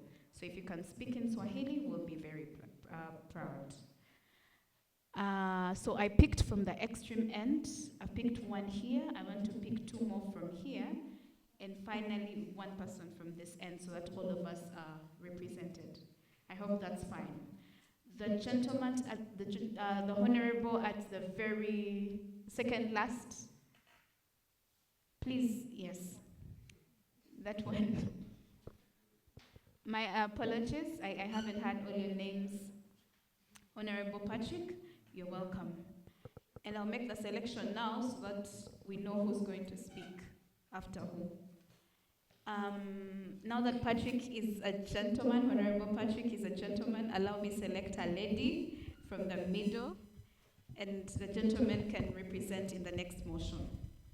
And it's only one. Yes. Honorable, you'll present after Honorable Patrick. And finally, I would want to have the refugees included in this motion.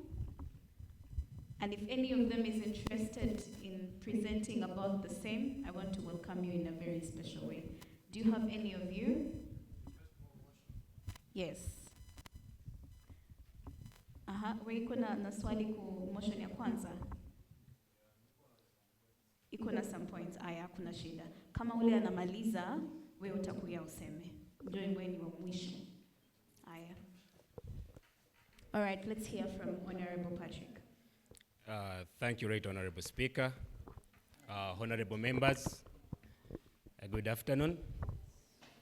On the motion before us this afternoon, calling on government to increase youth representation in politics and decision-making positions to ensure our voices are heard. Allow me, I'd like first to thank my colleagues, my fellow honorables who have given up and in their submissions, but allow me, I may not be in the same line, in that I'd like first to put this honorable house that government has given us those positions. And besides having given us such slots, for example, we have slots of regional youth MPs, whereby in the country we are having 4 MPs, and we're having a national female youth MP. Having given us such, they have not limited us from participating in any other position in leadership. But here is the challenge to us young people. Today, if me, Patrick Kasoro, I came to stand for record purposes, I'm Patrick Kasoro, Fortportal. If I came to stand for Fortportal Central Division MPship, these are the questions younger people will ask. Are you married? Have you built? Do you have money? Younger people, we have turned to be a problem to ourselves. And at the end of the day, we start blaming, pushing our blames to the government. Today, younger people, we are voting monies, not ideas. We are the majority, 78 point something % of this country's population. But when it comes to elect, we are the very people who campaign for those old people. We are the very people who disguise and mobilize our fellow younger people. Then who is the problem? The government has given us these chances. Sometimes we tend to say that money, registration this and this. Being registered as an MP contestant, it's just aspirant, 3 million. Some of you booze every day. In a month, you booze more than that money. So I come to say, they have given us all chances, but we have misused the chances. Right Honorable Speaker, allow me to quote this person. John F. Kennedy in 1960s sighed, "A society whose younger men and women are in constant state of slumber, they will never realize their potential." Young people in state of slumber. It's the day that we wake up and understand our value and use our numbers for development, we will get there, and we will get there to decision-making tables. Thank you. He is the one to accept. The floor is his. Yes, I take it. You have 30 seconds. The Speaker. With due respect, this is Honorable Chairman Patrick from Kasese District. The problem of Uganda is not having more youth in leadership positions. What we need is to redirect this country. This country, if it was in a hospital, it would now be in an intensive care unit. The point of information It has is gone to the 30 dogs. seconds. So we must come out and occupy all these positions. We must go to Parliament and remove all these thieves from Parliament. So we shouldn't be here to think of few slots for youth, few slots for... We must ensure we come and speak for this country. We must come and remove all these thieves from this country. Thank you so much for your As I point of conclude, Honorable Speaker, As you conclude, please make sure you give me your prayer. definitely, very let's thank clearly. my colleague. But as I said, if the younger people will concentrate much in developmental things, today we concentrate much in analyzing Arsenal, Chelsea, Liverpool, and whatever. Much of our times, we don't analyze developmental things like political spaces. So I call upon that we get to order, we as younger people. And my prayer is, younger people, let us wake up, let us take money out of politics, let us vote ideas, and where necessary, let us stand for our fellow younger people. Thank you so much. Thank you so much, Honorable, and your point granted.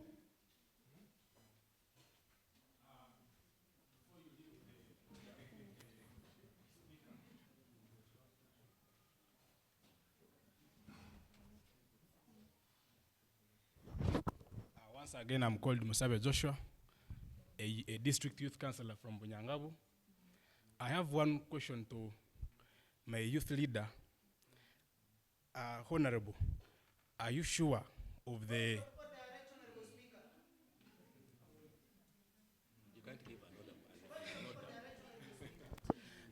Not I want granted. to ask Mr. Kasoro, you are saying that the government has done it all as far as youth representative in politics is concerned.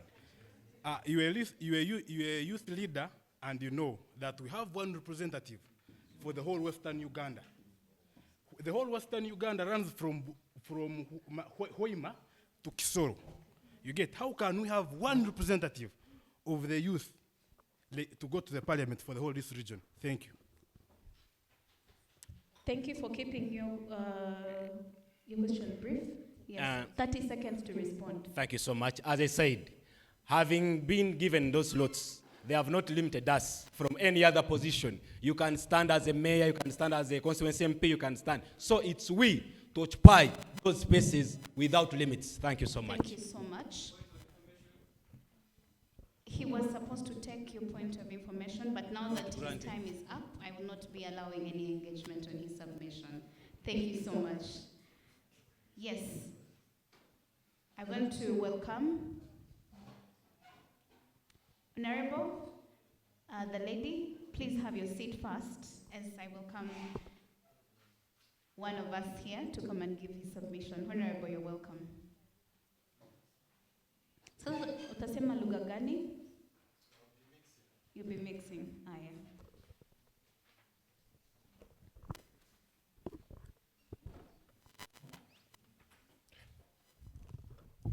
Good afternoon, ladies and gentlemen. I'm called Bahati Matonde.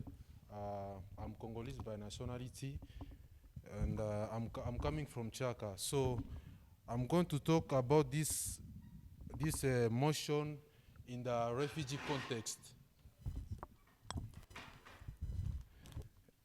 Can you hear me? Okay.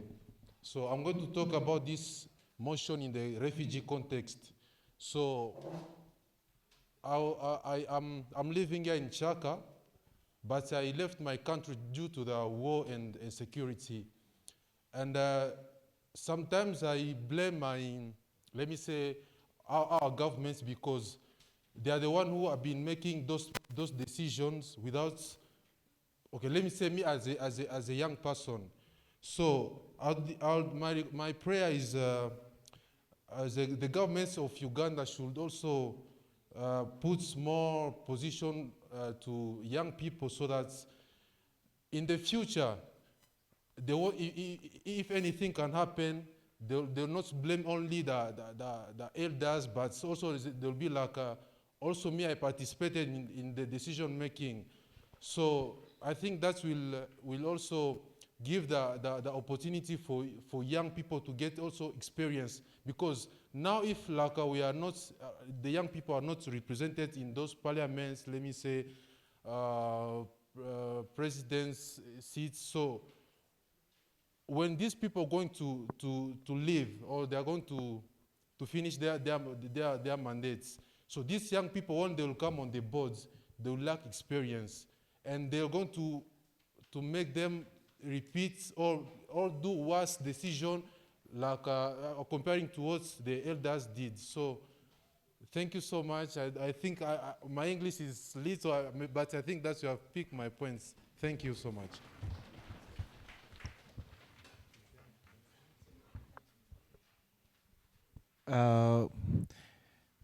Mheshimiwa anaongelea kwamba tunafaa kama vijana kuchukua nafasi hizo za kiserikali, lakini pia ili yeye kama mkimbizi kutoka katika nchi la Kongo na anaishi hapa hivi nchini Uganda, anaweza tamani sana pia viongozi wa mainchi pia wakiweka vijana katika hizi viti pia za kiongozi.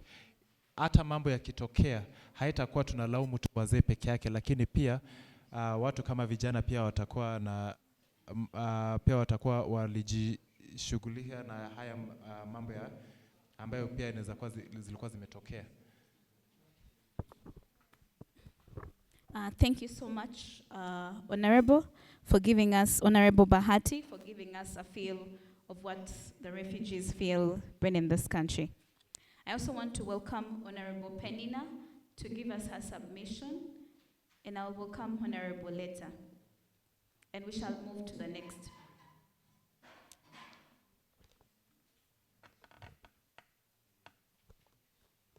Honorable Penina is representing all the people, all the youth in this region with PLWs. I request that we listen to her.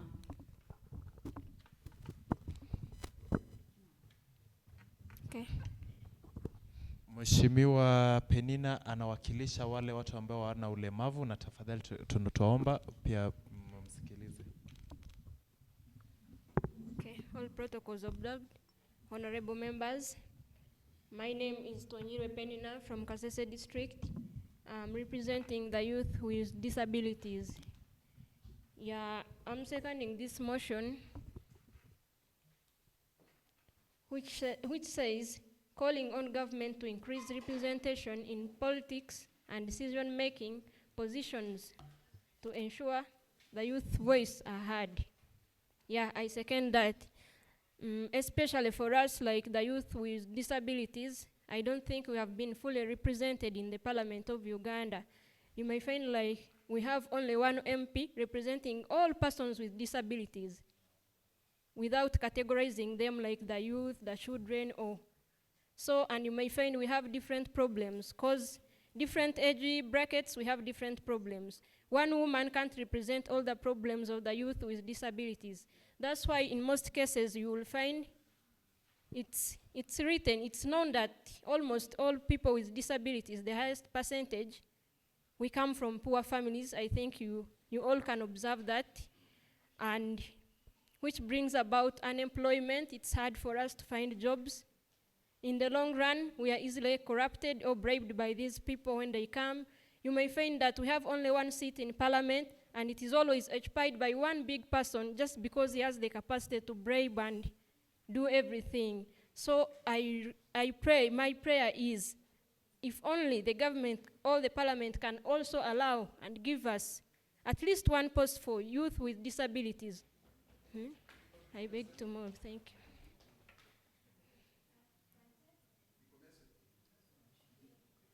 you. Granted.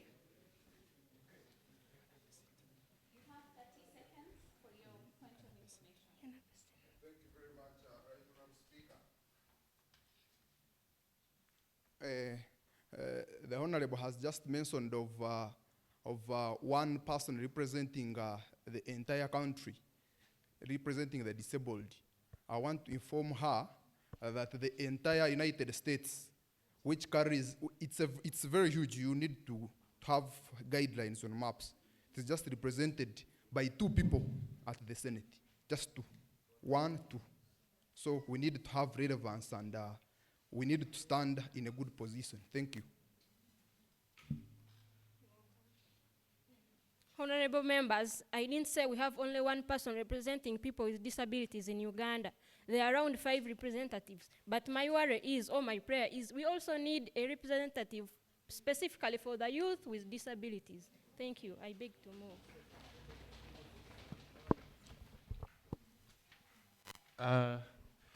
Asewa kwamba ukiangalia katika vile vijana katika bunge la parliament, katika bunge hawana wakilishi wa kutosha, na anaweza tamani pia kukuwe na wakilishi ya vijana kwa wale ambao wanaishi na ulemavu. Thank you so much. I want to commend that you had a very clear prayer in your submissions, and I pray that the next honorable also does the same and follows suit. So I'm going to have the last submission on this motion, which is from Honorable. You're welcome.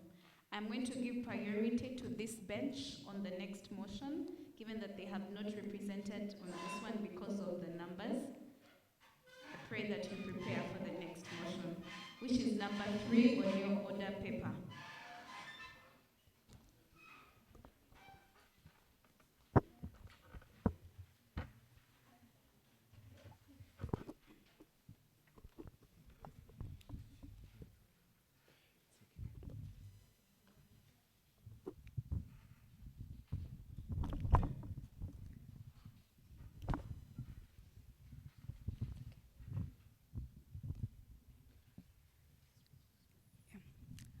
Honorable Speaker and honorable members, I am Daphne Musimenta, a representative from Kamenge District, and in support of the motion moved by Honorable colleague Kakul. I want to put it clear to this House that 78% of the population in this country is comprised of the youth, and the 11th Parliament is comprised of 557 members, and as a country we are having approximately 135 districts, and unfortunately, out of all those, we are only having 5 representatives to represent those very big numbers of the youth. I also want to note that the Parliament of Uganda is in control of this country. Majorly, it is responsible for passing the laws, and it's a major decision-making body of the government, or arm of the government. So it is very important that the youth have a bigger percentage of representation, given the fact that we are the majority in this country. I also note that the Parliament of Uganda practices democracy, whereby motions and laws are passed according to the biggest number of people or the votes. So what are the chances that 5 people are going to vote in favor of laws or policies that are empowering the youth out of the 557 members of Parliament? Honorable, please give us your prayer. I will not... Therefore, it is my prayer that Article 78 of the Constitution of Uganda is amended, and Section 15 of the National Youth Council Act as amended be amended by the Parliament of Uganda to increase the number of youth representatives in this country. Thank you. I beg to submit. Thank you so much, Honorable. Her time is up. I'm afraid you can't engage. I'm going to call Honorable Kakuru within 1 minute, and strictly 1 minute, to reply, and we'll put this motion to a vote and move to the next. Thank you, Madam Speaker. Back onto, as I was the motion mover of this, I will reply to Honorable Dominic Karhanga, who says that he compares Uganda to the USA. Mind you, Honorable Dominic, Uganda is a sovereign state. It has the principles it follows. We shall not consider Uganda to the American setting. That is a Eurocentric mind dressed in a black skin. Have that narrative changed. To Honorable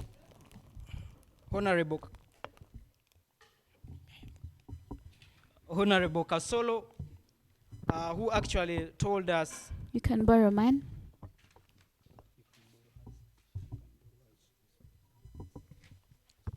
Honorable Kasolo, who is one of the youth representatives. I think, Honorable Kasolo, you have to be reminded of Uganda's history in matters maybe how Museveni came to power. Museveni and the likes of Otafire were in their 20s. Mugisha Muntu took the chance to lead the army at 27. He's a youth. If you don't stand with the Gen Zs of this country, I wonder which direction you're taking. It's us either to move this way. History is never shaped by cowards. Honorable Dominic again stated about the docket.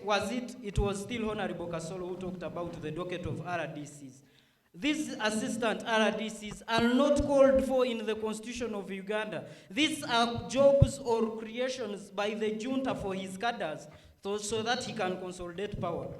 Honorable members, what I want you to be interested in is that in a population of 45.6 million Ugandans, which among these 78% are the youth. We, I'm not meaning people outside this room, we are the people.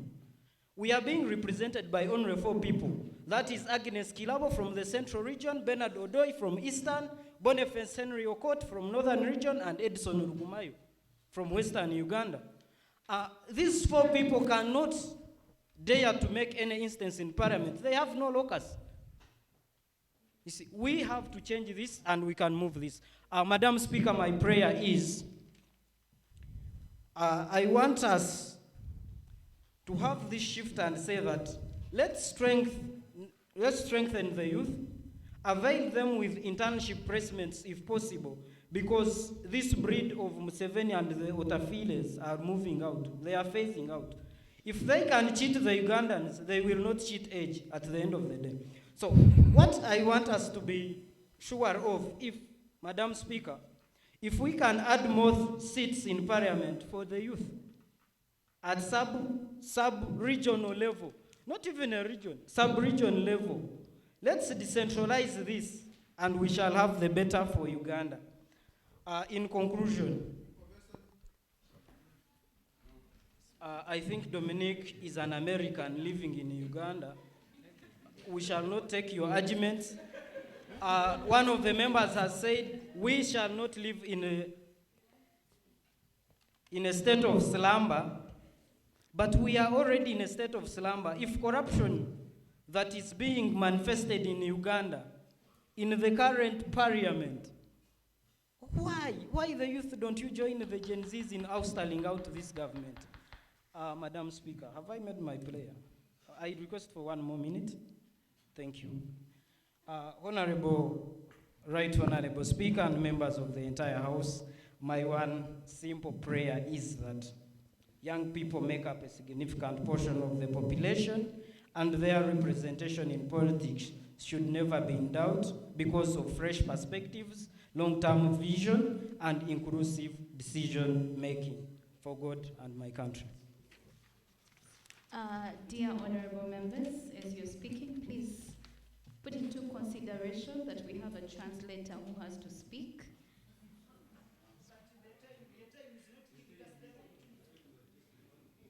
So I'll request the translator to translate, and then we can proceed.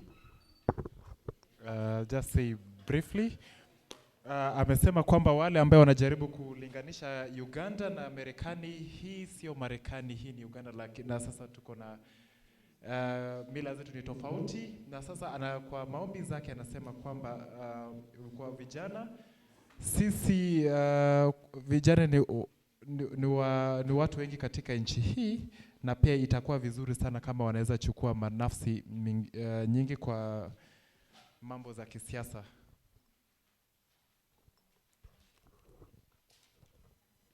I want to thank the motion mover, the seconders, and everyone who has contributed to this motion. And at this juncture, allow me put this to a vote. And if you're for the motion, please say aye.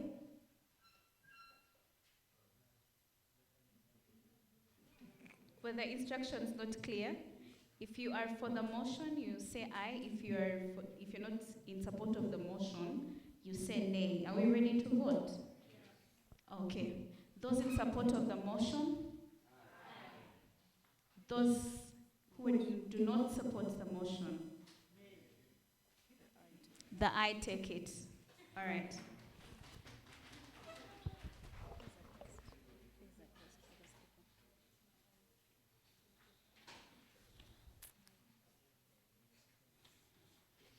Let us go to another motion. This motion is going to be presented to you by Honorable Alicia Agata. The motion urging the government to review the National Youth Strategy on Employment in Agriculture.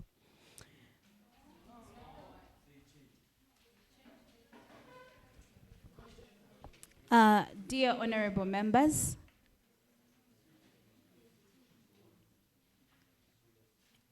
the honorable passing this motion requested for a slight adjustment for her special need, and I felt it was very important. I may not be able to tell you what the need was, but she had a special need that we adjust to let her present at this particular moment. So with your permission, I request that we let her move her motion. Is it granted? Thank you. Okay. Ladies and gentlemen, honorable members, good afternoon.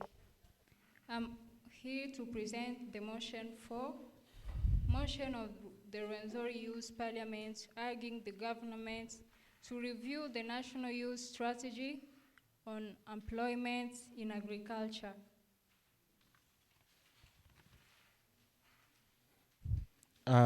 Tuongelea mswada ya serikali kuangalia mikakati ya kuweka vijana katika utendekazaji ya watu katika mambo ya kilimo. Thank you so much, Honorable, for moving the motion. I'll request you to take a seat. There's a seat just there where you are. And request the seconders of this motion to come up front and support the motion.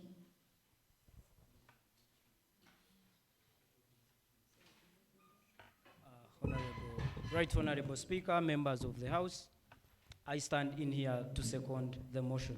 Thank you. Thank you so much, Honorable Kakuru, for seconding the motion. And the next Honorable that is seconding this motion, please.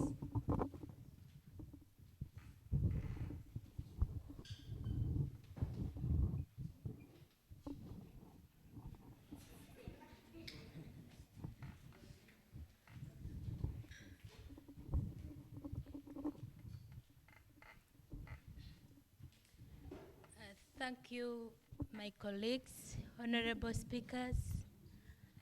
By the names of Maskalos Chiwoma from Kasese, I'm here to second the motion.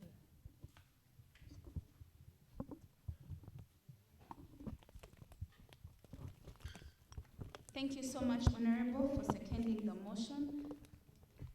We shall then hear from Honorable who moved the motion to explain to us what her prayer is and what this motion is about.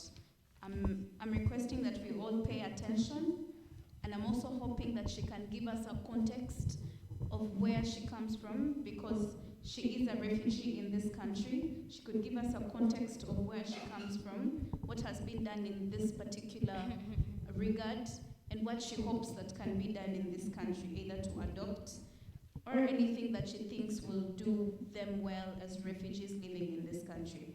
You're welcome, Honorable. Yeah, thank you, Honorable Speaker. Ladies and gentlemen. Honorable, I'm requesting that you use Swahili for the people here, if it's okay with you, so that our translator can translate in English. To that, I was also requesting to just present in English. I prepared it in English. Oh, you prepared it in English? Sure. All right, no problem. Ladies and gentlemen, honorable members, today I stand before you to talk about a matter close to our hearts, the future of youth in agriculture. Agriculture is the backbone of our country. It feeds us, it provides jobs, and supports our economy. However, many young people, especially in refugee settlements, face challenges in finding jobs in this sector.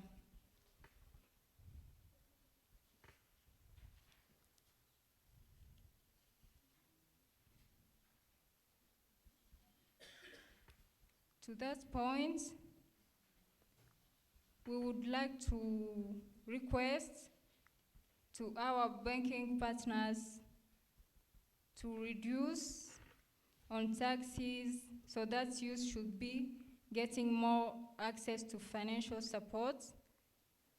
That will allow them, especially to youth refugees, to invest in agribusiness. But I believe by getting more support, especially finance support in items of loan use, in agribusiness will be able to engage in value addition chain, which will enable them to increase their benefits, but also on their investments and condition to their growth and economy of the country.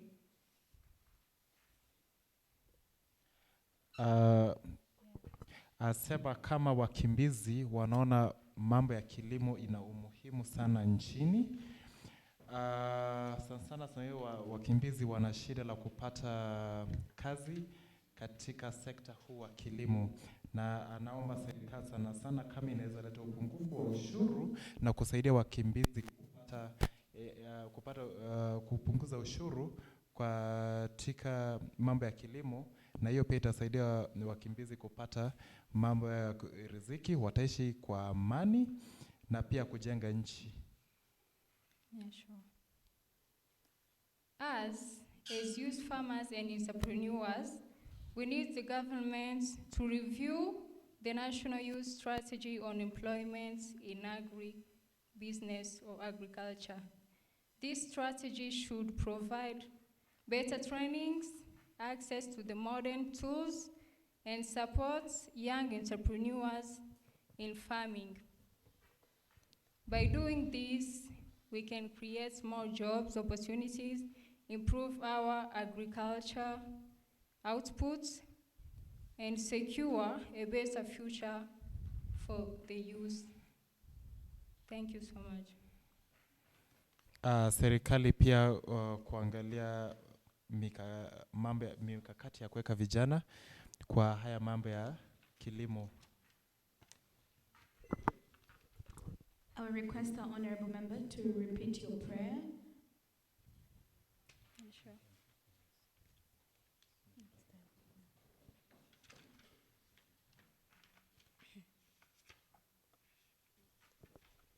All right, I'll give you a minute at the end to do the same. So thank you so much, honorable. And now I open the house for discussion. Yes, you're welcome. Please come up front. Honorable, please take a seat. We are eager to hear how this can be amended to support the refugees in this country. How best you need to be supported.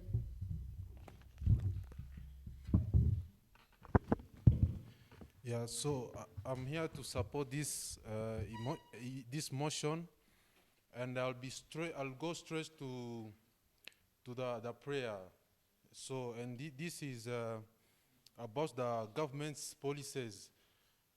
Okay, as you see, I'm the executive director of Self-Made African, and we believe in self-reliance. But as a refugees, we are somewhere stuck, because when you look at the refugee settlements, we are I can say limited.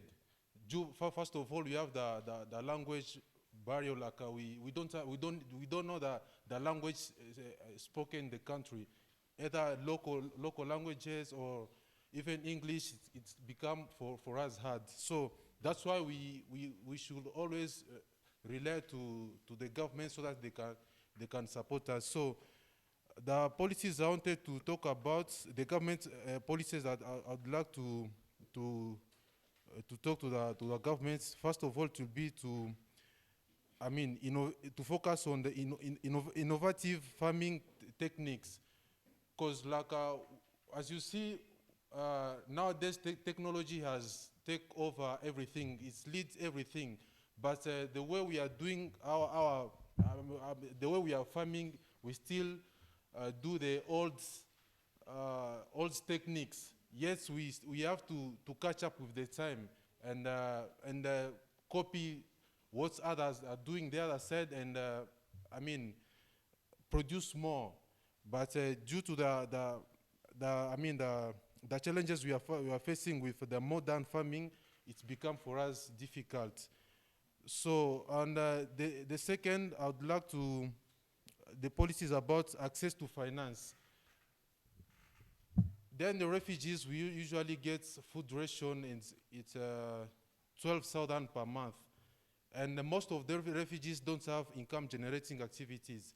So, as I said earlier, we are not open to the opportunities outside the settlement. So it's make us hard to get the financial, because I know most people will be like, no, there is crisis, there is no funds, but I'm good that the gentleman here said that the government is committed to create more opportunities, more grants to support young people. So it's our request, in case you get some connection or opportunities, to also involve refugees, because most of them, they are not even open to, I mean, they don't have access to technologies like smartphone, whatever. So sometimes these opportunities come and we don't benefit from them because we are not aware. So that's also the request.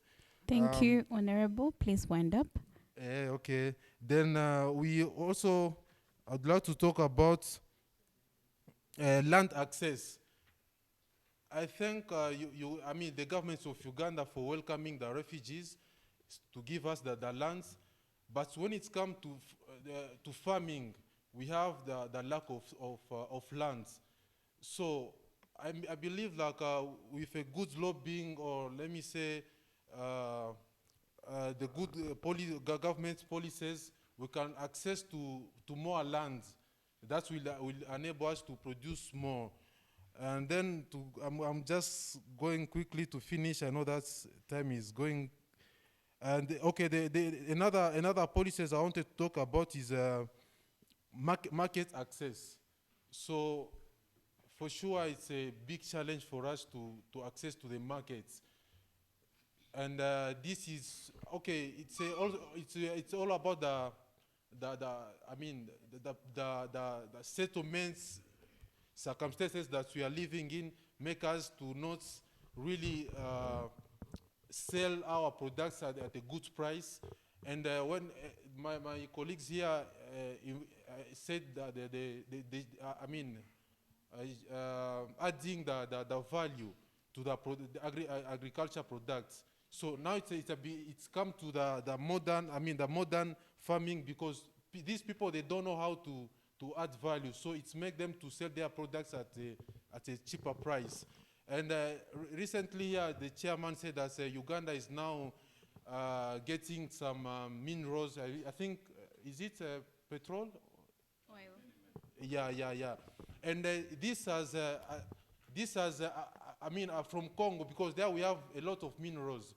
So I say it's blinds many people to engage in those small jobs that can have a great impact in the community when we just seeing the minerals, because not all people will have access to them. When when they launch it, you'll see that those big people that's going to access for those kind of opportunities. But when we come to the farming, I encourage the governments to invest more in agriculture, because that's one, it can help us to fight hunger and to survive, you know. Thank you so much, Honorable. Yeah, thank you. Yes. Yeah, but let me stop from here, because I need to give the space to other people to speak. But thank you for giving me this time, and yeah, thank you so much. Thank you so much, Honorable. I will take strictly 2 hands for this particular motion. You have. Do you want to submit?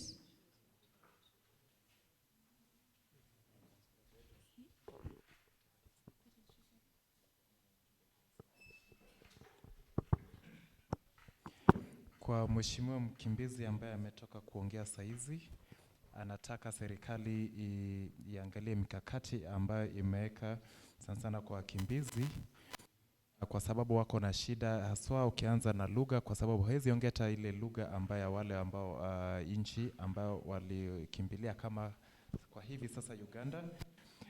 Ameongelea kwa pia kuwe na vifaa vya kisasa zitumike kwenye kilimo ili kuachana na mambo ya kuachana vile kilimo ilikuwa inafanywa hapo zamani, na wanaona kama wakimbizi serikali iwawezeshe wapate nufaa kama wale nchi nyingine, wapate kazi pia kule nje ya kambi zao kama wakimbizi ambao mahali ambao wanapoishi.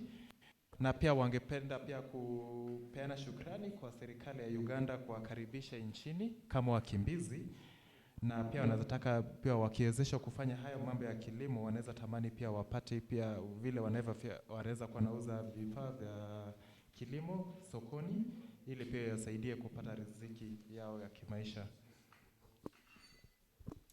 All right, thank you so much. I welcome Honorable to come and deliberate. And because of time, I'll take strictly 2 hands for this particular motion. I already took one, so I'm taking 2 more. The gentleman in black raised his hand way earlier, so I'm afraid I'll have to take him and drop all of you. I hope that you'll contribute on the next. Please keep time.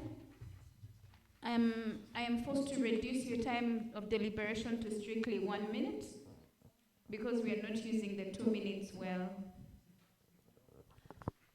Protocol observed. Good afternoon. My name is Nyangoma Faima. I work with Vision International Actors. I'm here to oppose the motion which says the Rwenzori Youth Parliament urging the government to review the National Youth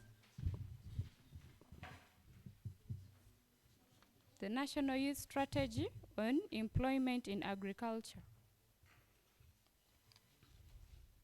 The government has limited resources and may not be able to allocate sufficient funds to the comprehensive review of implementation of revised youth in agriculture. The government's resources are not that enough to support all the sectors in agriculture that the youth may need. Give it the refugees, give it the youth, give it the poor, so the resources are limited. Competing priorities like education, health sector requires significant investment, and reallocating resources might negatively impact these areas. When we concentrate too much on agriculture, like supporting the agriculture sector so that the youth can get employment, it may affect these areas. Education, which is the key to success. Everyone has to attain education. Healthy and health, you know, everyone has to be healthy. So if we concentrate on agriculture, we'll leave these things behind. So my prayer is, let us, anyway, everyone can do agriculture themselves. Let's not go into the government to give us what to do in agriculture. Let the government do on education, health, and other sectors. Let agriculture not to be the main thing.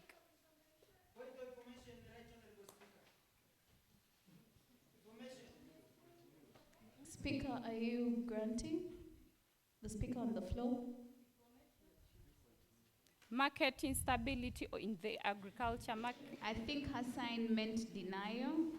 Market instability. The agriculture market in Uganda can be violent, and increased youth involvement may not necessarily lead to stable employment or income.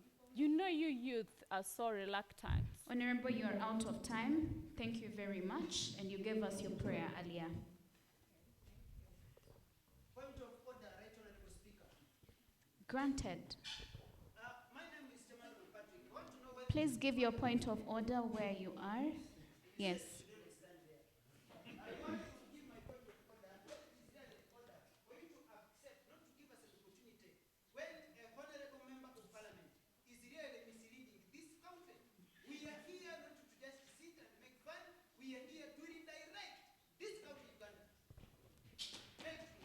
Thank you so much, Honorable.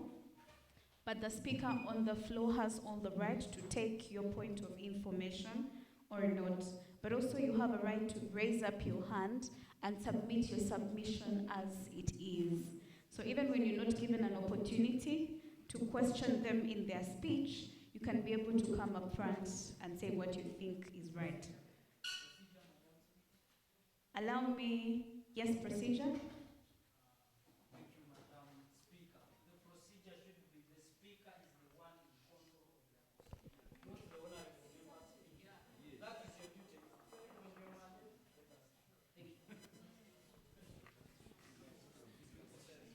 Okay, whoever is giving a point of order and point of procedure, I will request that you please move up front. I will annul what I had earlier communicated to give it where you are.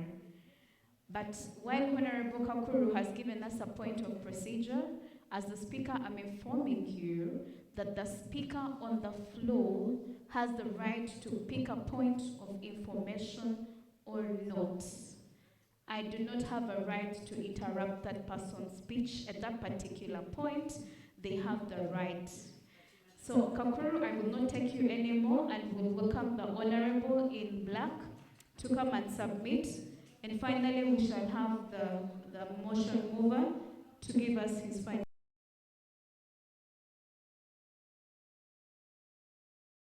Honorable members, for your attention and for your presence, but also for your participation. We are really thankful. Thank you, Right Honorable Speaker. My name is Soko Saddam, representing Kasese. I'm here to support the motion. Before, I will first dwell on what the government should do to have this a success. What should the government do to have this one as a success? Number one is increasing youth participation in agriculture, strengthening training and capacity building programs for the youth in agriculture, and then should also enhance job creation in agriculture sector. By doing this, we are going to have potential of Uganda's youth to drive agricultural transformation. We're also going to have the address of high levels of unemployment and underemployment in the youth. When the government tries to review the national youth strategy on employment in agriculture, we are going to have an empowerment of the youth to become leaders and innovators in agriculture. Also, we are also going to have an assurance and sustainability or a sustainable future for the Uganda's agricultural sector. I thereby pray that we should have, or government should conduct a comprehensive review of the current strategy in allocating sufficient resources and funding. Should also establish a monitoring and evaluation framework for, this project. Thank you. Thank you so much, Honorable.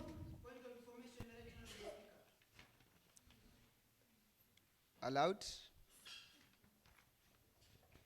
You have strictly 30 seconds, Honorable.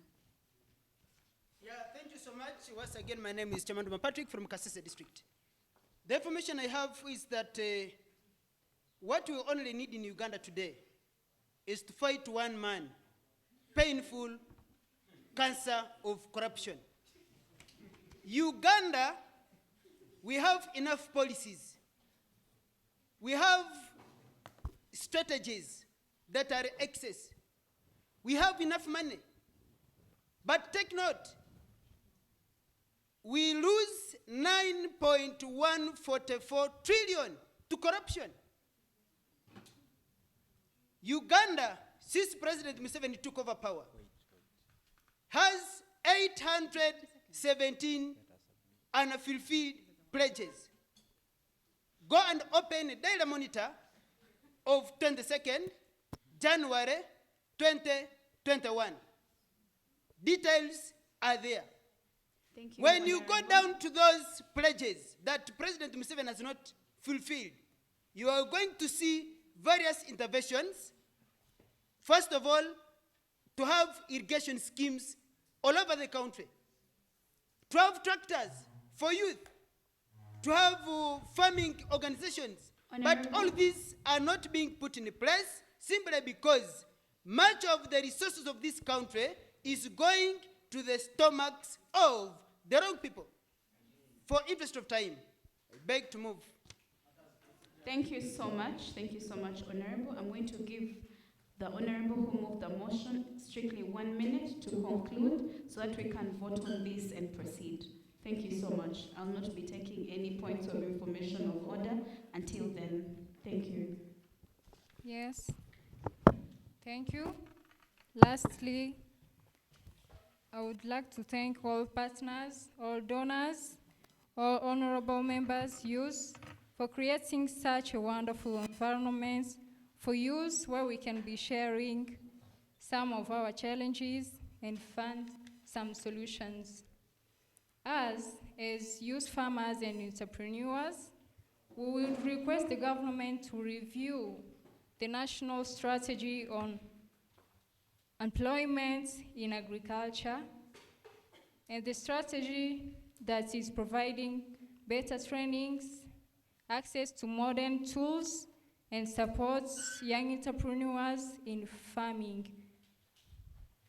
By doing this, we can create more jobs opportunities, improve our agriculture outputs, and secure a better future for our youth. Yours, Agata Alicia from Kegegwa District, Kyakatu Refugee Settlement, for God and Uganda. Thank you so much. Thank you so much. Thank you so much, Honorable. Yes, her country is DRC. So she was very clear to mention that for God and Uganda. All right. Thank you so much, Honorable. And this is to inform you that whoever has spoken, I may not be taking you moving forward to allow those that haven't contributed to this house today to also participate. It will be very unfair to have some of you participate a lot and others are marginalized. All right, so we are moving to vote for or against this motion. Again, the instructions are, if you're voting for this motion, you please say aye, and if you're voting against this motion, you please say nay. Are we together? All right. All those who are voting for the motion, can we please say aye? And those who are voting against the motion? And the aye take it. All right. Thank you so much. And we proceed. Still on item number 4. Our third motion is going to be presented by Honorable Basemera Sharon, urging government to scale up youth-friendly services, health workers, access to family planning methods to address effects of early pregnancy and early marriages on girl-child education.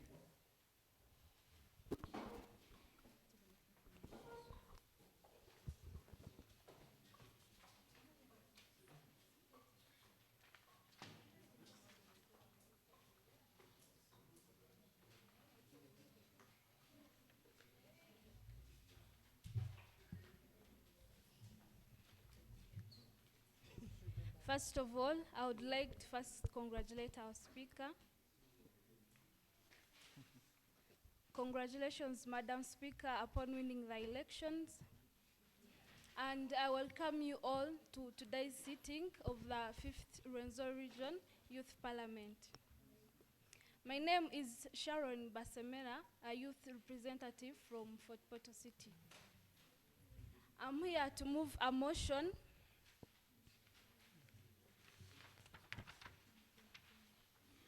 Item 7.3, a motion urging government to scale up youth-friendly services, health workers, access to family planning methods to address effects of early pregnancy and early marriages on girl child education.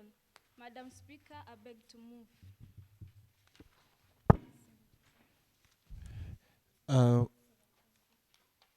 Mheshimiwa analeta mambo ya serikali kuongezea mambo ya utendekazaji ya wale ambao wanafanya kazi katika mambo ya kiafya, ya kifamilia, au ushikaji wa mimba wa wasichana na elimu kwa wasichana. Thank you so much, Honorable. Those seconding the motion? Yes, please come up front. You're quite many. All right, just the two of you.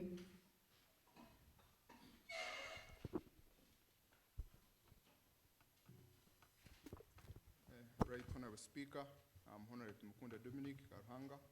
I do second the motion and encourage the entire House to really borrow this and we save the nation. Thank you. Thank you so much, Honorable.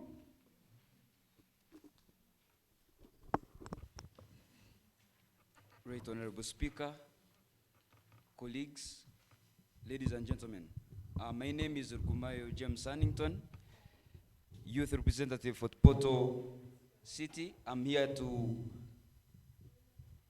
support and second the motion that the government needs to scale up the youth-friendly services, health workers, access to family planning methods to address effects of early pregnancy and early marriage on a girl child education. Thank you so very much, Honorable. And with that, I declare the motion, the floor open for discussion. All right, before that, can we please have Honorable Sharon defend her motion?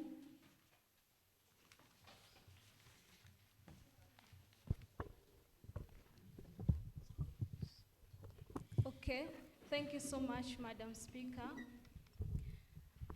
Honorable members, here are the challenges young people face while trying to access youth-friendly services. First of all, as we know, many of the health centers, for example, the health center 3s and 4s, are very far from our communities where we live. You find most of the young people move long distances to access the health services. Also, we have unfriendly health workers. Our health workers are not friendly to the young people. For example, Madam Speaker, I'm a young girl, like take a look to say I've contracted maybe an STI. I have to go to a health worker and she's maybe a lady or she's an old woman or an old man. This man will just have to first judge me. He will make me accountable of getting this disease. Yet I very well know that I already have it. I've come for treatment. Instead of him counseling me, telling me how to prevent it in order not to get it the next time, and even giving me better treatment, the first thing is they will first judge you. So our health workers are not friendly. Also, we have high costs of health services. Most of the health services, especially for the young girls, like the sanitary pads, Madam Speaker, these services are so expensive to the young people. You find you have to get a pad, most of them, they are not below 2,500 Uganda shillings. And you find most girls in our villages, they cannot afford to buy these sanitary pads.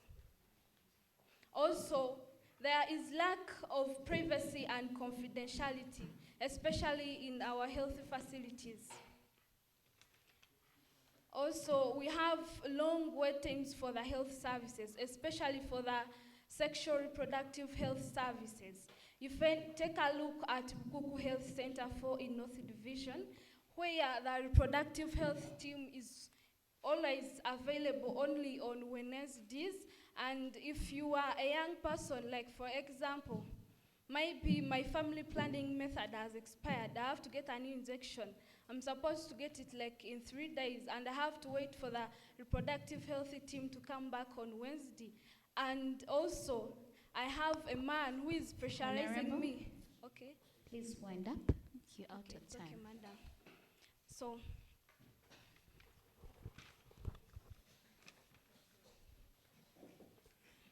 and Madam Speaker, according to the Relief Web report, 22.3% of young girls aged 14 years to 18 years drop out of school due to teenage pregnancies.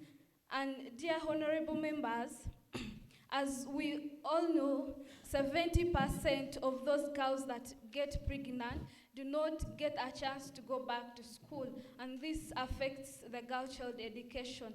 And also, the number of young girls that get married at an early age is also high. And according to the Uganda Democratic and Health Survey 2016, it shows that the rates of girl-child marriage are at 34%, and the early pregnancy, it is still stagnant at 24%. And we all know with this, the girl-child education is highly affected. Madam Speaker. Yes, your time is up. Thank you so much. You can please have a seat as I welcome the submissions to the same. I will welcome Honorable Penina, Honorable here, and him. Oh, I also promised to give priority to this side, but after their submissions. I'll take you after their submissions. All right, you strictly have 1 minute. You strictly have 1 minute. I hate it to stop you in the middle of your submission, but I will be forced to. And we are timing. Okay, all protocols observed. Honorable members, once again, I'm Penina. I'm coming to talk about on this motion which says, urging the government to scale up youth-friendly services, health workers access to family planning methods, address effects of early pregnancy and early marriages on girl child education. Yeah, as I earlier mentioned, I'm representing persons with disabilities or the youth with disabilities. Now, in this sector, we have found a lot of problems.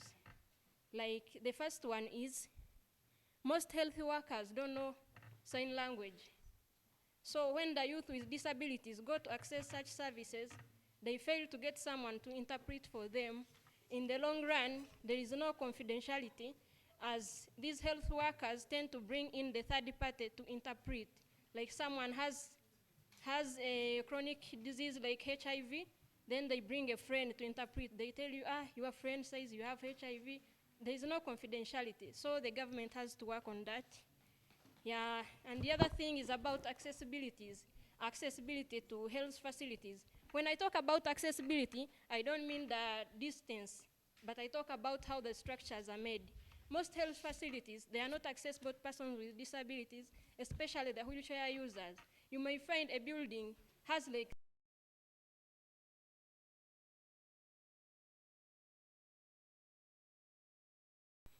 then the other one is change of attitude, especially the health workers. Their attitude towards persons with disabilities. When I go there to receive a family planning service, they question me. Now, like you with that disability, you are getting this family planning service for what? Really? Then the other one is, there are a lot of myths surrounding persons with disabilities. Most men have a myth that when you sleep with someone with a disability, especially people with albinism, that you get cured of some disease and so on. In the long run, someone contracts a disease, which is a disservice to person with disabilities. And the other one is adjustable beds, especially in antenatal. You may find you're going to give birth, but the bed is raised, and someone is of short stature. I think you have seen people who are very short, like they are very short, they can't access that bed. So instead of having those, or bringing adjustable beds in health facilities, they just ask you, now who made you pregnant? That is, yeah. So my prayer is, all these are problems, but my prayer, the biggest prayer in submission is, I think there should be compulsory sign language classes, all for health education, where they train health things, like in those schools, there should be compulsory sign language classes. I beg to move. Thank you so much. As you will notice that I gave her consideration because she represents a very special group. I made sure that she exhausts everything that she had to say. For the rest of you, I will have 0 exception. And your time starts the moment you speak. You start speaking, and you strictly have 1 minute. Allow the translator to translate what the lady just said. Kulingana na haya masuala ambayo imeletwa mbele yetu, tunaona kwamba kuna shida kama unapata mali ambayo kupata usaidizi ziko mbali na pale ambalo wote wanaishi. Watendakazi wa serikali haswa sana kwa eneo la afya wapata ni watu ambao wasio na urafiki. Kwa hivyo inaleta shida kwa watu huenda kupata usaidizi kutoka kwa hao watu ambao wamepewa kazi ya kusaidia watu kwa jamii. Hakuna faragha is privacy. Wanahitaji faragha, lakini hiyo yote hawapati. Na mambo za upangaji za uzazi pia hawafanyi jinsi ambayo wanafaa kwa wanaipokea.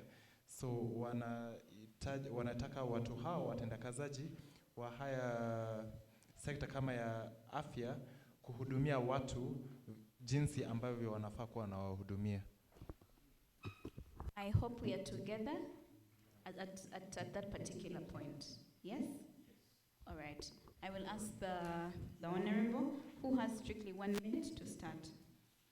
Okay. Right Honorable Speaker, colleagues, good afternoon. Once again, I'm Hannington James Rugumayo, Representative Youth, Fortportal City.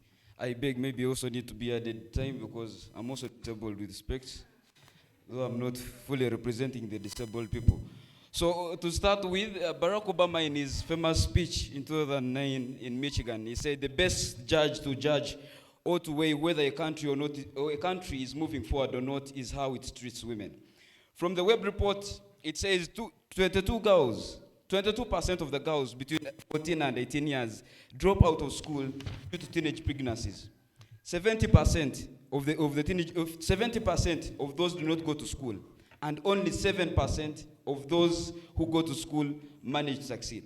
It is on that background that I'm here to support the resolution. If I draw you near and close to the statistics, out of the 50.5 million Ugandans that are under the age of 18, 11.3 girls drop out every year, and 7 do not go back to school.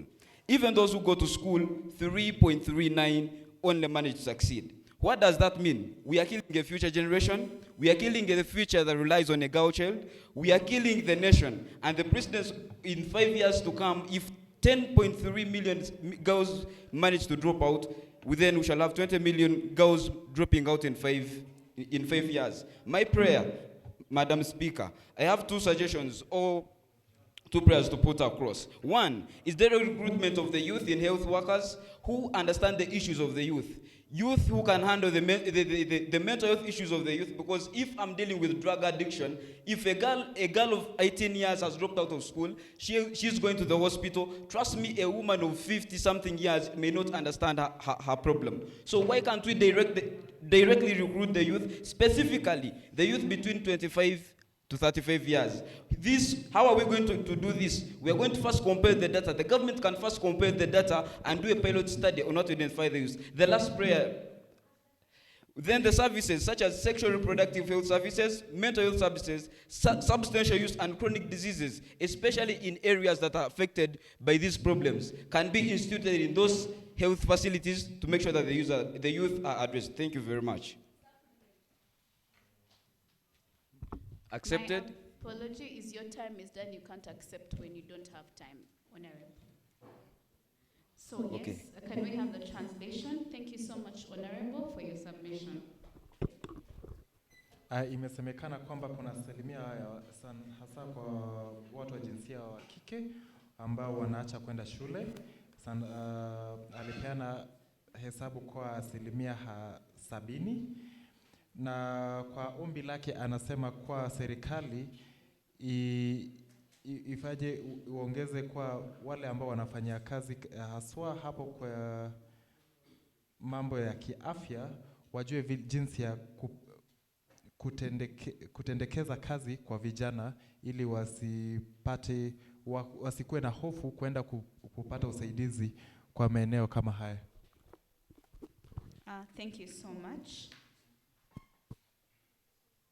Yes, I had a hand up here, which is the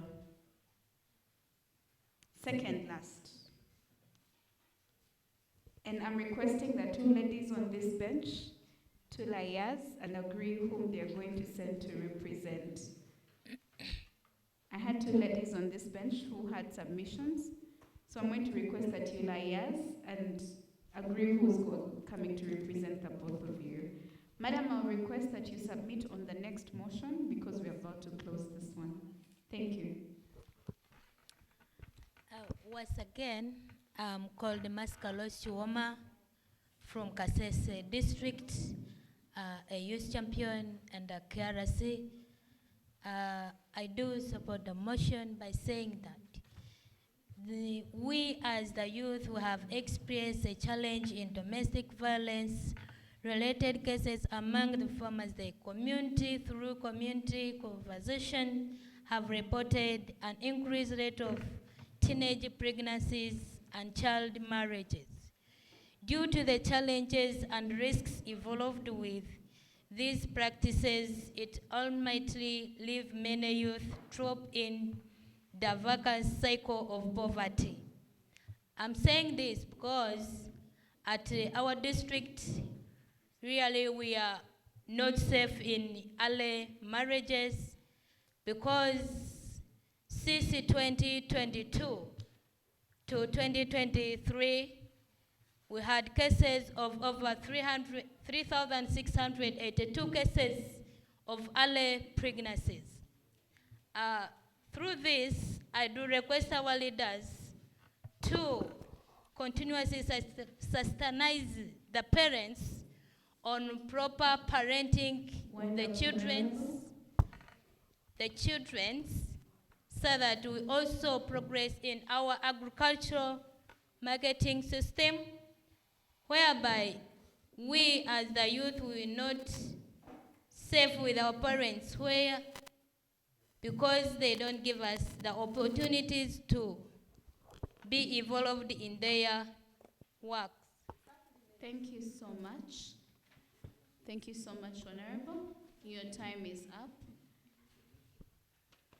And you can't give a supplement when her time is up. Likewise, you can't give information when her time is up. Thank you so much, Honorable. I want to invite the next submission.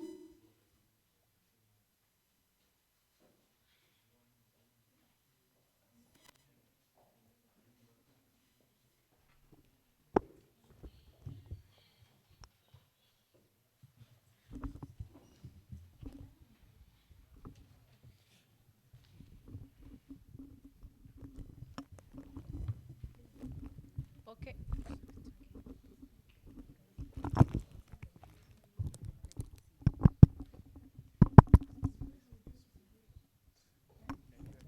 Okay. Protocol observed. I'm Navka Christine, representing Fortportal, and I'm here to supplement about the motion. For the interest of time, I'm going to begin with the prayers before I'm cut short. I would request the government to provide sanitary pads to the girls. It's really sad to find that condoms are free everywhere. You even find them in bars, but you cannot find a free sanitary pad anywhere. Forgetting that sex is just a choice, but menstruation, you cannot make it a choice. It's really sad, and my prayer would be that the government should provide free sanitary pads to every girl, because if you are to look at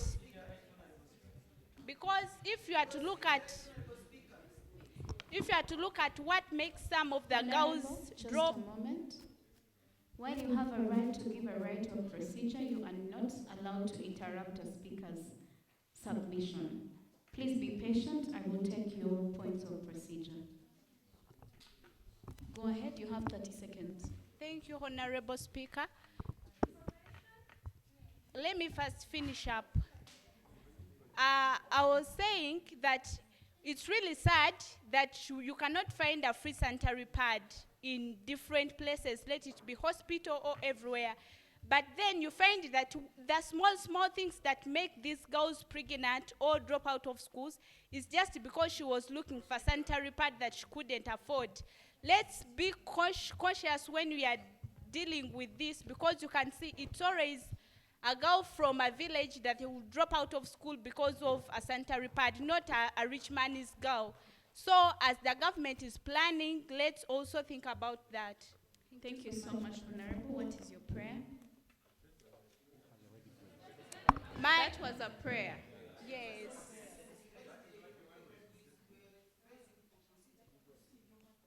Someone had a point of information, if I'm still in my time.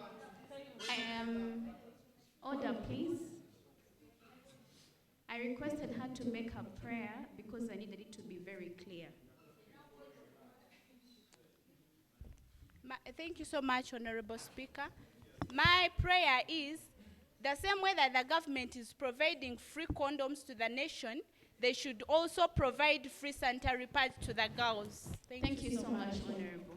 I'm going to take 1 point of procedure and 1 point of order. Please come up front.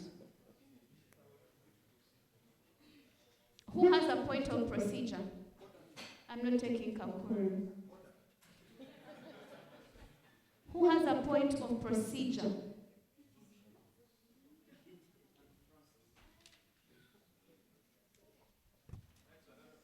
Thank you so much, Honorable. You can Yeah, please have once the- again, my name is Chairman Patrick from Kasese. And my point of procedure,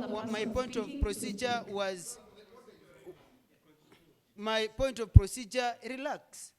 My point of procedure was whether the madam was doing it in the right procedure to give us her prayers before she could give a submission of her issues on the matter. All right. Point of order. Please come up front.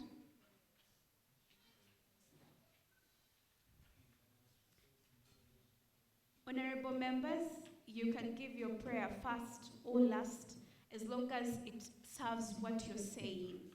All right? As long as it helps you make your point right. Point of order. Thank you, right Honorable Speaker. Is it in order for the for the whole honorable to aggressively raise an issue, and consistently the Speaker wants the plenary to proceed, but aggressively is speaking here and there? I'm addressing to that honorable with a big rosary. We need to stop aggressive and feelings. Is it in order? Thank you. It is not in order for any of you honorable members to interrupt someone's speech. I have said this time and again, when you raise your hand, I will pick it. And the next time another honorable interrupts another honorable speech, I will ask the sergeant to escort you out, or you will not speak in my house until the end of it. Kakuru, what do you have to say? Yes. 30 seconds. With the due respect, my Right Honorable Madam Speaker, I find it that according to the Benjamin Rules of Procedure, the Speaker is mandated to direct the House in session. Madam Speaker, it averts and it distorts the motions when we are discussing. If a Honorable Speaker, without due permission, can come here and address the nation or matters which are trivial. Actually, I can say trivial. Madam Speaker, I beg your indulgence on that. Thank you. I acknowledge Honorable Kakuru's dissatisfaction. And moving forward, I do not know who in particular he thinks came and gave permission and gave submission without permission. But if you're one of them, please don't do it again. And apologies if it skipped my mind, but I don't remember. All right, so I will move ahead and allow for voting of this motion. Finally, before we vote, she's going to say her final remarks and defend her motion so that we can be able to vote. Honorable, you're welcome. Hope Before you give your remarks, can we have a translator to get our people at par with where we have reached?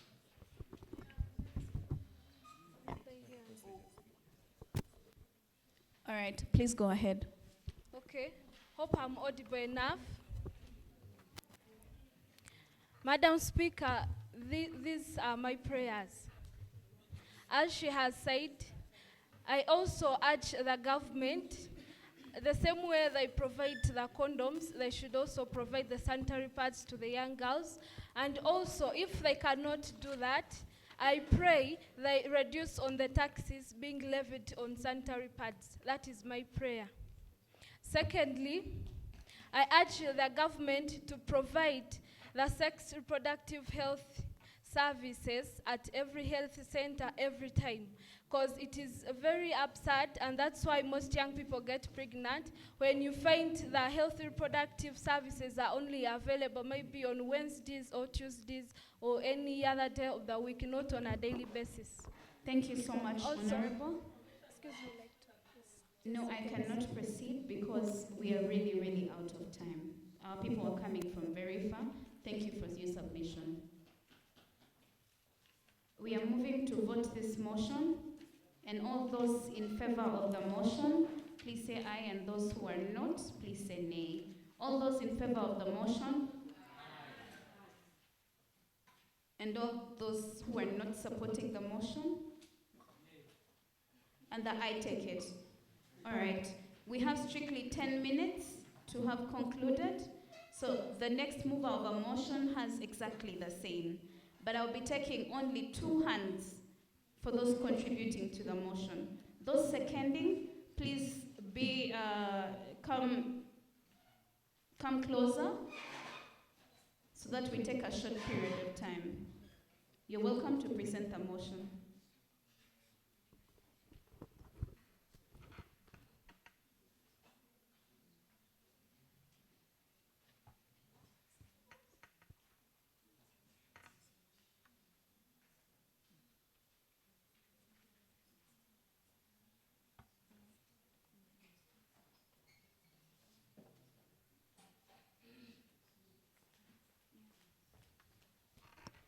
Yeah, we're going to have our last motion from Honorable Daphne Msimenta, urging government to increase access to mental health resources and reduce stigma around mental illness among youth.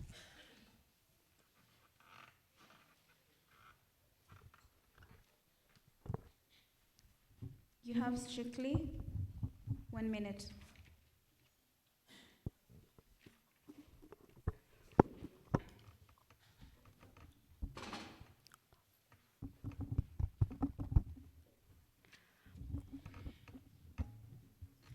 Honorable Speaker and honorable members, I move that this youth parliament urges the government of Uganda to increase access to mental health resources and reduce stigma around mental health illnesses among the youth.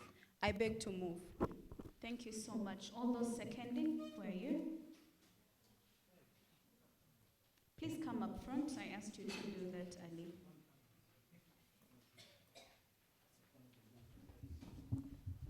Madam Speaker and the honorable members, I second the motion.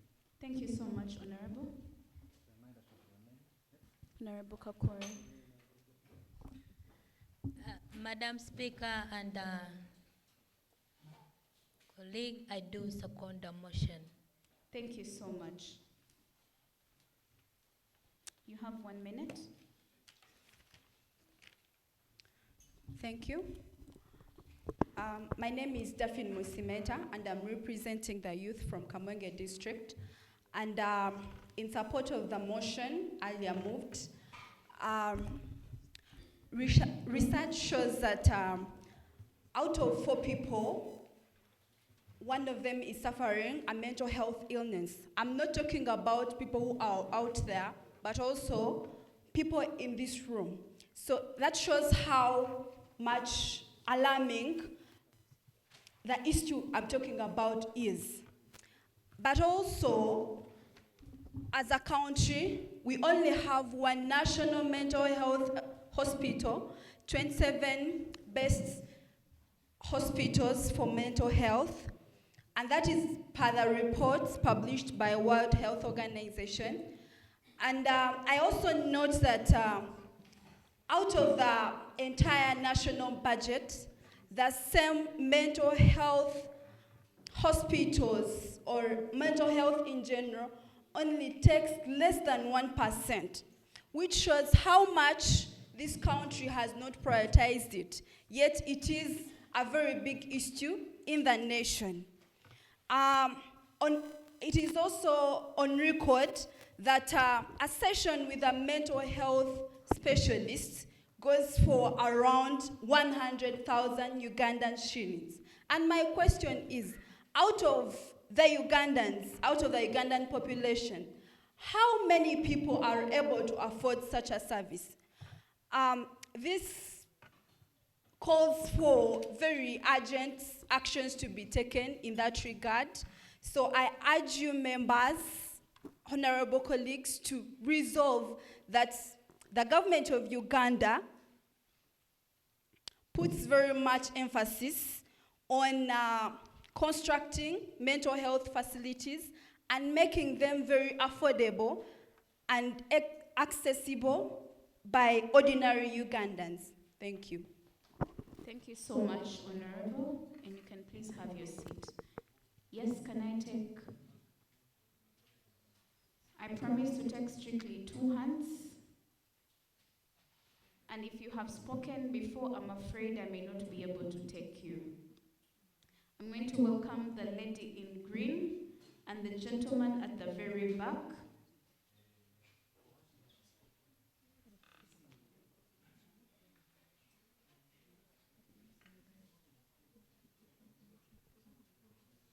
And I'll make one other consideration, one last consideration.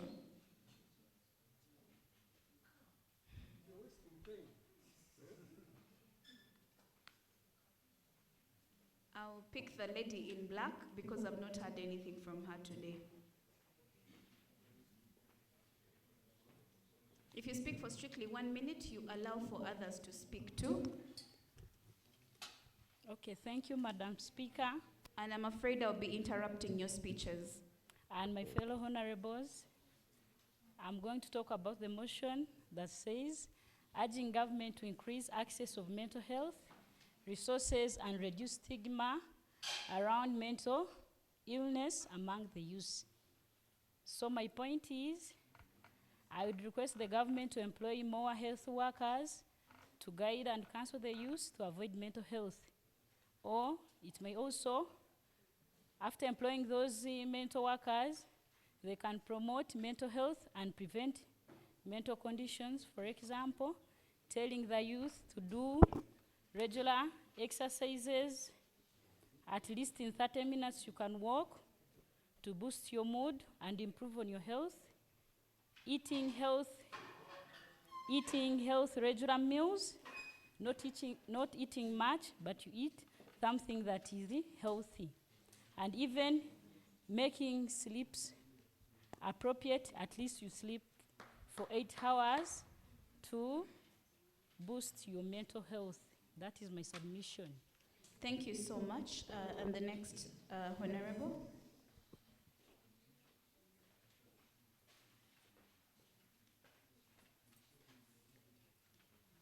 Thank you, Madam Speaker. Once again, I'm called Joshua from Bunyangabo. I will start with my prayers. First and foremost, I would suggest that the government should increase on the funding for the mental health facilities.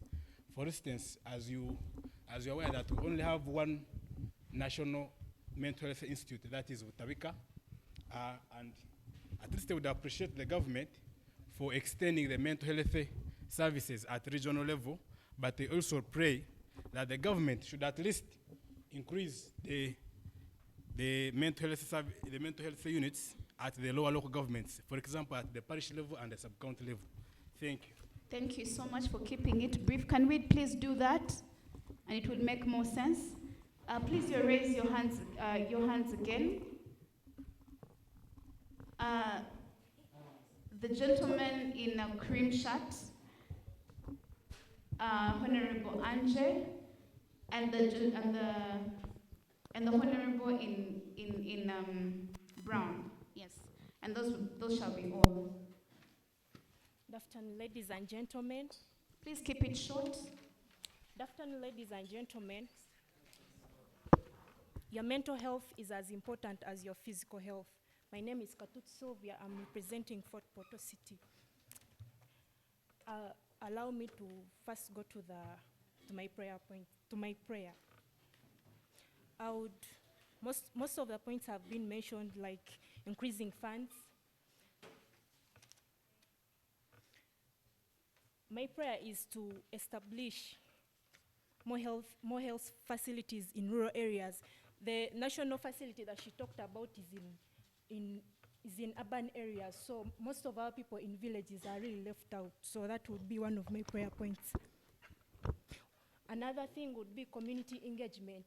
Most people who have mental health issues are normally isolated. They're also human beings like us. They also need attention. They also need to be loved and taken care of. So if you treat them as normal human beings and give them good messages which are not stigmatizing them, it would really give them hope for recovery. I would also talk about reducing stigma among the people with health issues. It would always be preferable to always engage their family members, because some of these health illnesses are genetic. So when someone is having a health issue. Thank you so much, Honorable. I promise to interrupt your speeches, and I'm going to be very intentional. Thank you. That was my submission. Please don't let me interrupt your speech. Please finish within 1 minute. For purpose of time, I'll not introduce myself. Francis Bajwaha from Kasese. First of all, allow me to submit that mental health is a human right, and therefore the state is under an obligation to provide for mental health. Allow me then lay the impact of low investment in mental health. One, it has an economic impact. A lot of productivity is lost in the youth who are on the streets suffering from mental health issues. The other is that the stigma and discrimination that is associated with mental health can lead to far-reaching impacts like suicide. The other is that mental illnesses are so much in the youth, and therefore this puts the youth at higher levels of vulnerability. Yet we claim they are the highest in number and they are the productive population of this country. So you are boasting of the youth population that is suffering from mental health issues. And this explains the voting patterns in this country. As you conclude, Honorable. I submit. Thank you very much. Thank you very much, Honorable.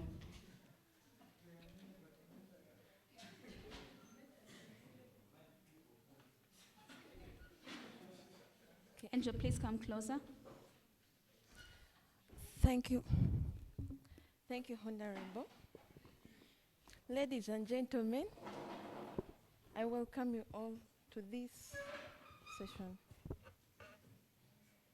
I want to stand here before you to make the motion, to move the motion urging the government to increase the access to mental health resources and reduce the stigma around the mental illness among the youth. stigma challenges due to the lack of resources and social stigma. By supporting this motion, we can create a more supportive and standing environment, encouraging that our youth receive the care and the respect they deserve. Thank you. Thank you, Honorable. Thank you all for respecting the time. And finally, I'm going to give the lady in red an opportunity to submit. Please come up front. And you speak immediately after Andrew, and after that, we'll have 1 minute. Okay. Once again, my name is Nasuna Angel, and I'm having a dissatisfaction on one major thing. You people are concentrating on mental health as only sickness, but mental health is caused by a lot of factors. One is depression, through losing loved ones. Secondly, we are having heartbreaks every day through relationships. Every time in the youth, that is one major thing that is happening. So instead of investing, you people emphasizing on investing good for only the sick. Let the government train volunteers to talk to different people. Are you getting me? Volunteers are needed. That's all I can say. Thank you so much, Honorable. Thank you so much, Honorable Speaker. Madam Speaker. In addition to Honorable Angel, I want to emphasize on the causes of mental health. Mental health is caused by different factors. One of them is poverty. You will all believe me that poverty has caused depression among the youth. Can we address poverty? Can we address unemployment? Can we address all these small things you call small but instead are big ones to avoid mental health? My prayer is that the government should also train all the general health workers in mental hospitals on how to handle these health workers. In addition to handling the causes, let us treat the cause but not the problem. When you treat the cause, you have treated the whole problem. Thank you so much. I will not be allowing information because her time is up. So I'll allow the motion mover to come up front and give her final remarks, and we shall vote on the motion.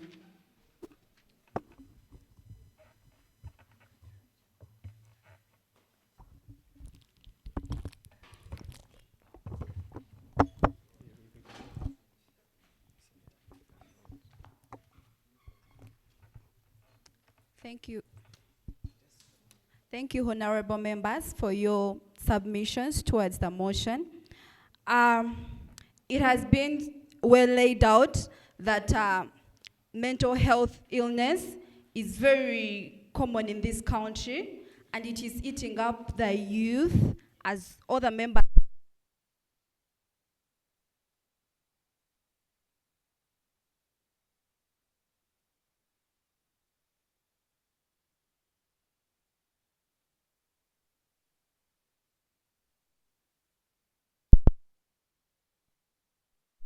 into school curriculum and youth programs to promote awareness and an understanding in communities that would prevent mental health illness.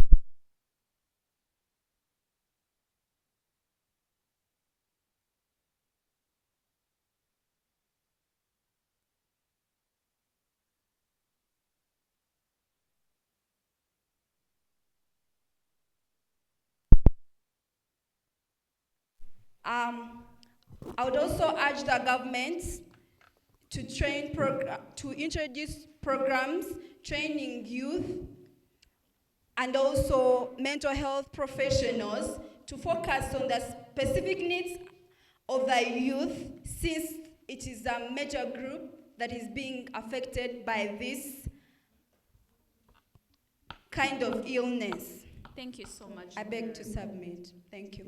Thank you so much, Honorable, for moving the motion. And now we proceed to vote for or against it.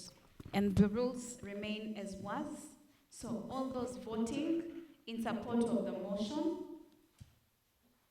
we say aye. And those not supporting the motion, we say nay. All right. Those in support of the motion, and those against the motion. All right, the aye take it. Thank you so much.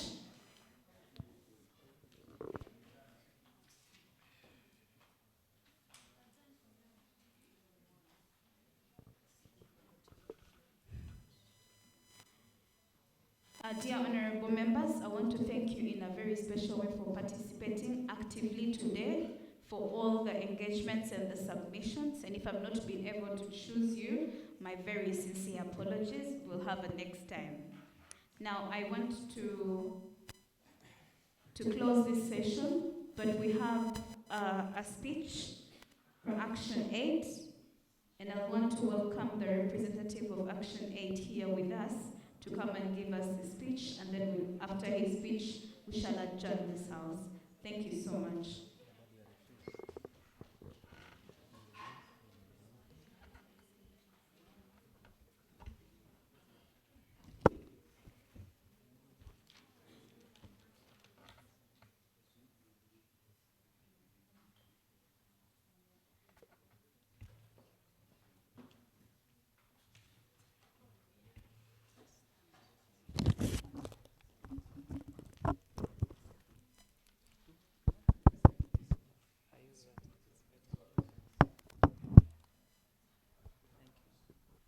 Thank you, Right Honorable Speaker, and your team, the clerks. A big thank you to our host and the mobilizers for this engagement, and also you, the honorable members, for your deliberations. My name is David Nyaribi. I work with ActionAid under the Global Platform as a leadership and governance specialist. And I also support GOLD, which is the Global Organizing and Leadership Development, and Activista, which is also a network for young people who are activists within their communities. So after my speech, as we have lunch, those who are activists and are leading social movements, I will invite you to come and we have a small chat. Otherwise, I am extremely happy to be here. And this engagement is not only organized by Faraja or ActionAid, but other wonderful partners. Some were mentioned in the morning, and I will just re-emphasize by mentioning them again.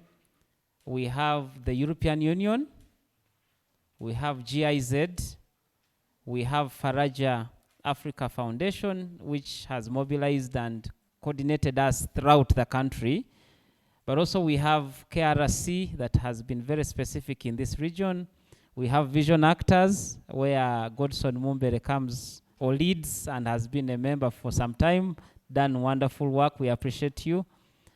Vijana Co, which works in Pakwach, Mbale, and Mukono.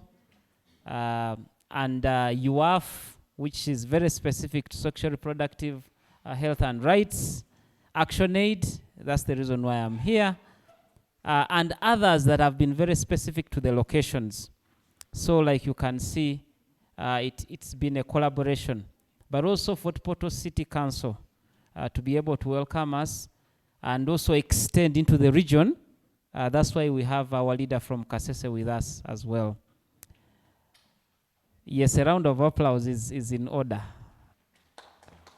Yeah. And it's okay because with the permission of the speaker to stamp, but also to clap because we are coming to the end. The National Youth Parliament and the Regional Youth Parliament is a structure that starts from the regions, or if you may, the grassroots, and then gets to the national, and then amplifies itself all the way to the region. And when I talk about the region, I am meaning the East African region. So that's why we actually even changed. We used to call this particular parliament the regional parliament, but some would confuse it with the East African Regional Parliament. So this year, we decided to adjust the wording and naming to subnational. So we have had, this is the 7th. We started in Pakwach, which represents the entire West Nile. And you know the districts in West Nile. If you don't, that's a little bit of homework for you. Then we went to the Greater North, which is Gulu, representing that entire area. We moved to Mbale for the Far East, and then moved to Jinja for the Middle East, for Uganda, not the Middle East of Israel, Palestine, and Gaza, but Middle East for Uganda, which is Jinja. Then we moved to the Central. Last year, I think we were in Masaka, but this time we decided to be in Mukono. And then yesterday, we were in the land of milk and honey, according to what they say. We are yet to prove that, but we're in Mbarara. And then today, we are in the tourism city, which is Fortportal. So thank you for welcoming us. And this is the very last one. We have gathered the voices of the young people. The issues have been captured. If you just look at the back, we have those two wonderful ladies. One capturing in writing, and the other capturing digitally, real time. And then, of course, we have also the live stream. So whatever has been happening has been captured, and it will be here for some good years, because we keep replaying them, we keep picking these issues. But we'll also have the National Youth Parliament. Unfortunately, not all of us can attend it, but we'll have good representation from here as well, so that these issues are able to reach the National Parliament, not just the one of the youth, but the Parliament of the Republic of Uganda. In Barara, some people were asking us, which particular speaker will you give the petition? And we said, no, we do not give it to an individual, we give to the office of the speaker. So whether those that are there now or others, we will give to the office of the speaker, and these issues will be digested even in the committees, and then action will be taken. So we have had a very serious process, and your voices will be heard and action taken. ActionAid and partners, we also use this space to encourage us for servant leadership. And I will not take a lot of time because our wonderful speakers have already laid a very good foundation for this. But when we talk about servant leadership, two key things come up. One of them is integrity, and I cannot ever emphasize that. You know that the whole country is vibrating with the same. Focus is on parliament, but we cannot only focus there. We must focus all the way to the individual and bring in the saying of Mahatma Gandhi that you need to be the change that you want to see in the world. So you must start with yourself. Check yourself, and then also encourage the others to take on the values. But we also talk about a good work ethic, you know, especially amongst us, the young people. We talk about when you talk you have an interaction with our elders, you hear them talking about the good old days where they would work hard, and yet for us, we even have an advantage of technology, so we can even work better than our grandparents and our parents and guardians. So we are encouraging a great work ethic, but also urging young people to add value to themselves. Because youthhood is a transition, you know. You are 25 today, 5 years nowadays run, you may think it's 6 months. You're going to be 30. If you're 30, you're soon going to be 35. And you will not, we are not encouraging you to coin new words that I am a senior youth, I'm a secondary youth, I'm a tertiary youth. No, we want you to enjoy your youthhood, become better, be productive, and then when you transition with confidence, and you're able to create impact. So thank you very much. We know that this time is very small. 4 or 5 hours cannot be enough to fully, but we want to thank the speaker, she really tried. So what are we trying to say? Let these conversations continue. You know, let these conversations continue. I'm told that you have a group. Let that group be very productive. Don't use it for advertising, cheap, get quick money schemes, but use them for all the groups, and possibly maybe we will now put the 7 locations maybe in one grand group so that you can be able to interact, because some of the issues are cross-cutting. Unemployment, teenage pregnancy, land issues in the north, possibly here they may not be as magnified, but also some of the issues you talked about affect other regions as well. So you need to connect. But even here, I had people are coming from Bunyangabo, Kasese. So connect, you know, because you are young people and your issues are a bit similar. It's not exactly the same, but they're a bit similar. So connect and craft solutions. I was so happy that we didn't, of course, out of 100, you could say we took maybe 30% of the time complaining and lamenting, but we used 70 to craft solutions. It is okay not to live in denial, but be solution-oriented.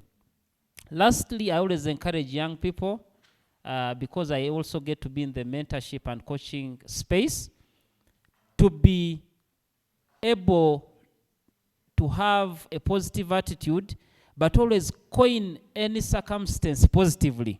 And I'll give about 2 to 3 examples, and then I'll let us go for lunch with the permission of the speaker. For example, if you don't want to be late, it is not very nice for you to keep saying, I don't want to be late, I don't want to be late.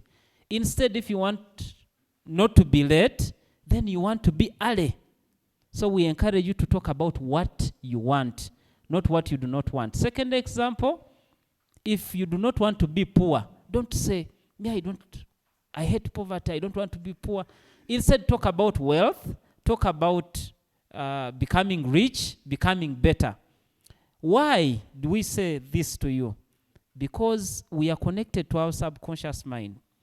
Every time you talk about something, you actually, your feelings, your aspects, even the subconscious mind begins to take you to that direction, you know?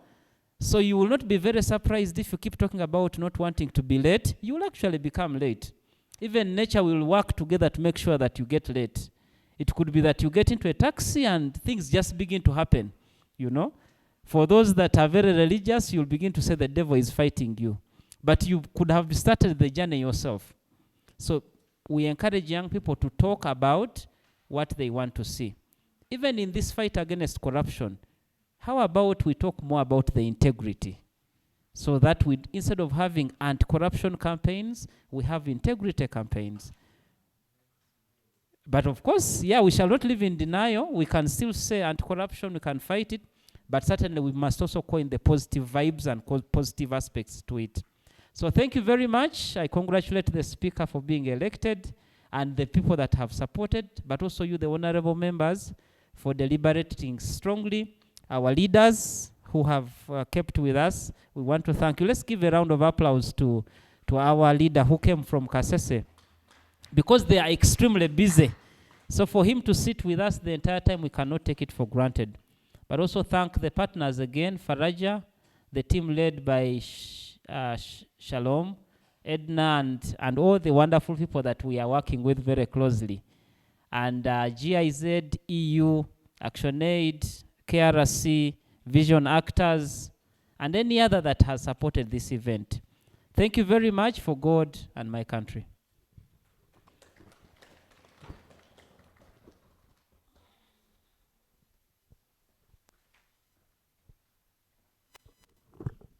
Thank you so much, David from ActionAid. We are pleased and thank you for your words of intelligence to us, the youth, today. I want to thank you once again. I cannot thank you enough for trusting me, but also for being very active members of Parliament today. I trust that our youth are in very good hands, that we represented them to our best, and that our resolutions today are going to be carried on to the next level, and that our efforts today have not been in vain. Thank you, and thank you once again. And with that, I adjourn the House for God and my country.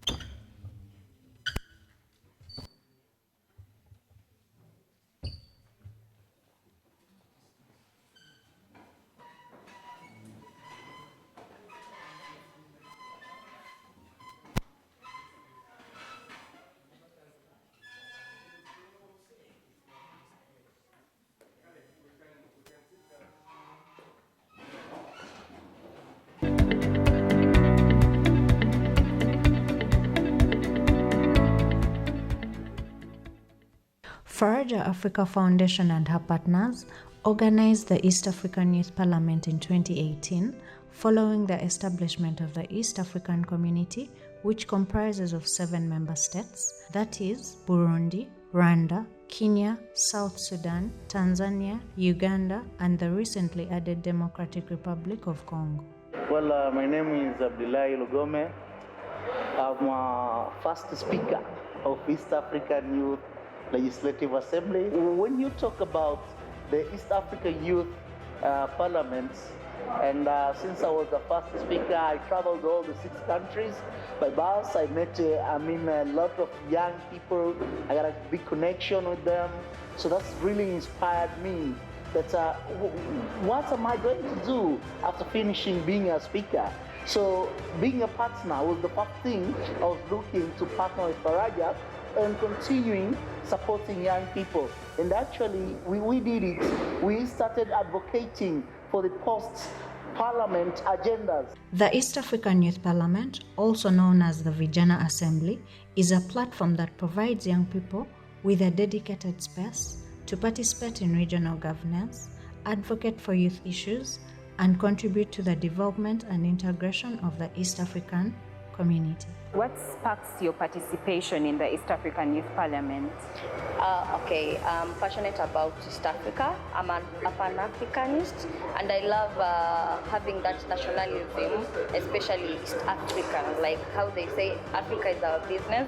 To me, East Africa is my business. An important thing to note about this year is that for the first time we have DRC on board, and Chris is not only the representative from DRC, but also the clerk for the 5th East African Youth Parliament. I've learned so much from them, and one thing is for sure, the future of East Africa, as one of the honorable said, is in safe hands. Learning about integration and how we as youth could benefit, on some of the things going on in the YALA as an institution, but also how do we get more, Congolese youth mostly to join this movement and help advance the region of East Africa community as a whole.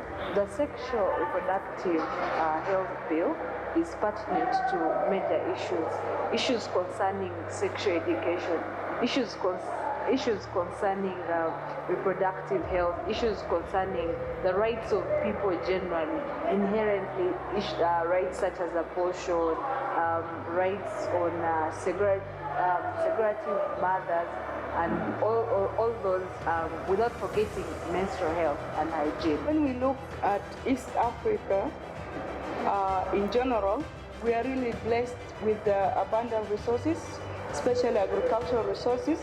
But the agricultural resources are not utilized economically and sustainably in East Africa. And that's why I raised that motion to urge the young people to really engage in the agricultural business.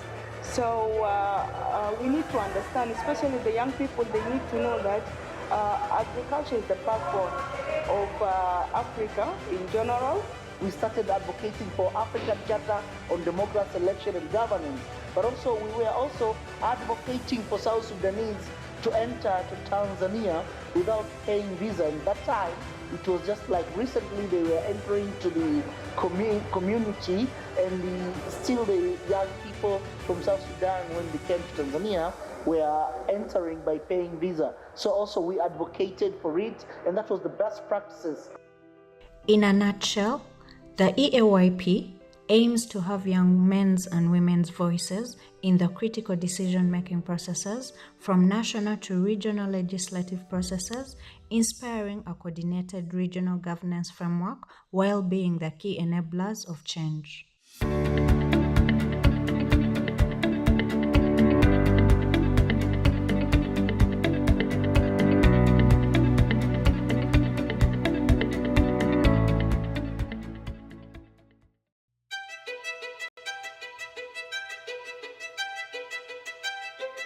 The East African Youth Parliament, also known as the Vijana Assembly, is a platform that provides young people with a dedicated space to participate in regional governance, advocate for youth issues, and contribute to the development and integration of the East African community. this is majorly a learning place. The more we present ideas here, we are grooming a leader. This East African Youth Parliament occurs every year in November. It brings members, youth from member states, the 7 member states of East Africa, that is South Sudan, Uganda, Kenya, Tanzania, DRC, Rwanda, and Burundi. I see myself as at the place that I feel I can speak for my people. Like our country is among of the country that is in the integration of East African community.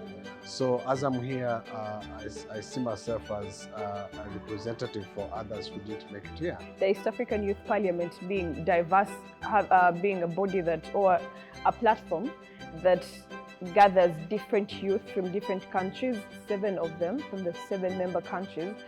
Then when we talk about inclusivity on my own side, I just look at how do we bring everyone together? How do we get to harmonize their voices? Faraja has been doing this for the past 6 years, and we can see that there have been some improvement in each and every year that we come for the sitting. First of all, it's the choice of the motion. Second of all, it's the choice of the people who participate in this youth parliament. You can see that the youth are eagerly and are very much willing to air out their views, and they have researched what they are saying. They are not just here for propaganda or just speaking out of nowhere. This is my first time actually attending the 6th East African Youth Parliament. I got to learn a lot, getting together as youth, discussing what we're facing and being able to navigate and being able to discuss our problems and how to go about them. During the proceedings of the 6th East African Youth Parliament in 2023, young people engaged in substantive discussions encompassing a spectrum of motions aimed at fortifying governance structures within the East African community. The motions included fostering the economic integration of youth, advancing initiatives related to sexual reproductive health, promoting regional peace and security, and advocating for heightened environmental sustainability within the EAC. Motion number 1 was about implementing the East African integration and its governance. Now that, for me, it has been delayed a lot. I feel like it should have been done yesterday, and the fact that we had opportunity to discuss it here, I think maybe we shall be able to steer it. We were speaking about how the governance of East African community can take place very quickly. Now, I feel if at all this region is governing itself as a region and not just like countries, we would save lots of monies in administration. Within this assembly, the youth formulated several recommendations and issued a collective appeal to their respective governments and authoritative figures, urging concerted efforts to better the well-being of the populace in the region. Of course, yeah, I agree 100%, just because East Africa is people, and among our people it is, there is a big percentage is youth. So it is all about the activity that the integration is about us. So we have to take part, we have to take a role in order to make this integration be beneficial to everyone.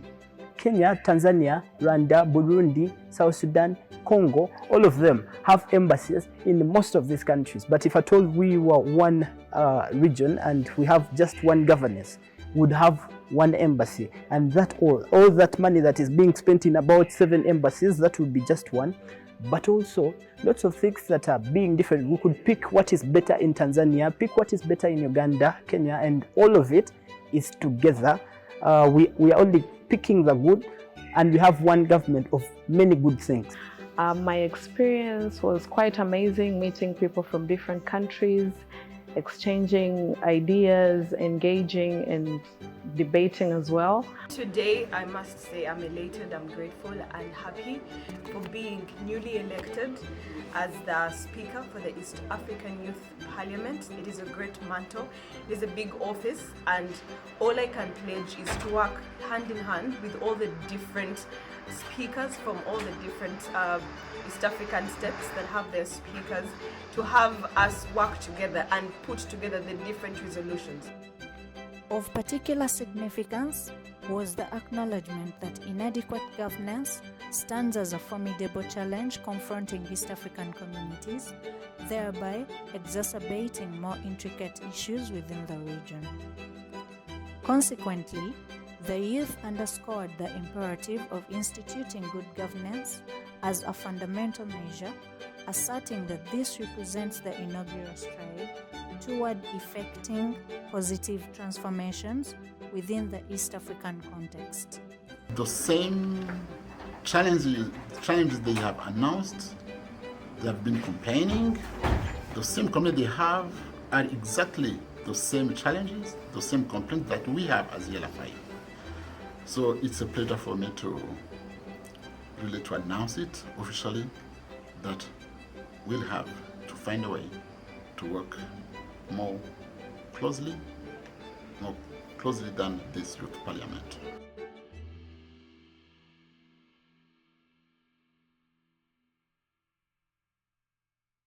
Whenever issues of young people are not spoken out by young people themselves, they don't necessarily get audience.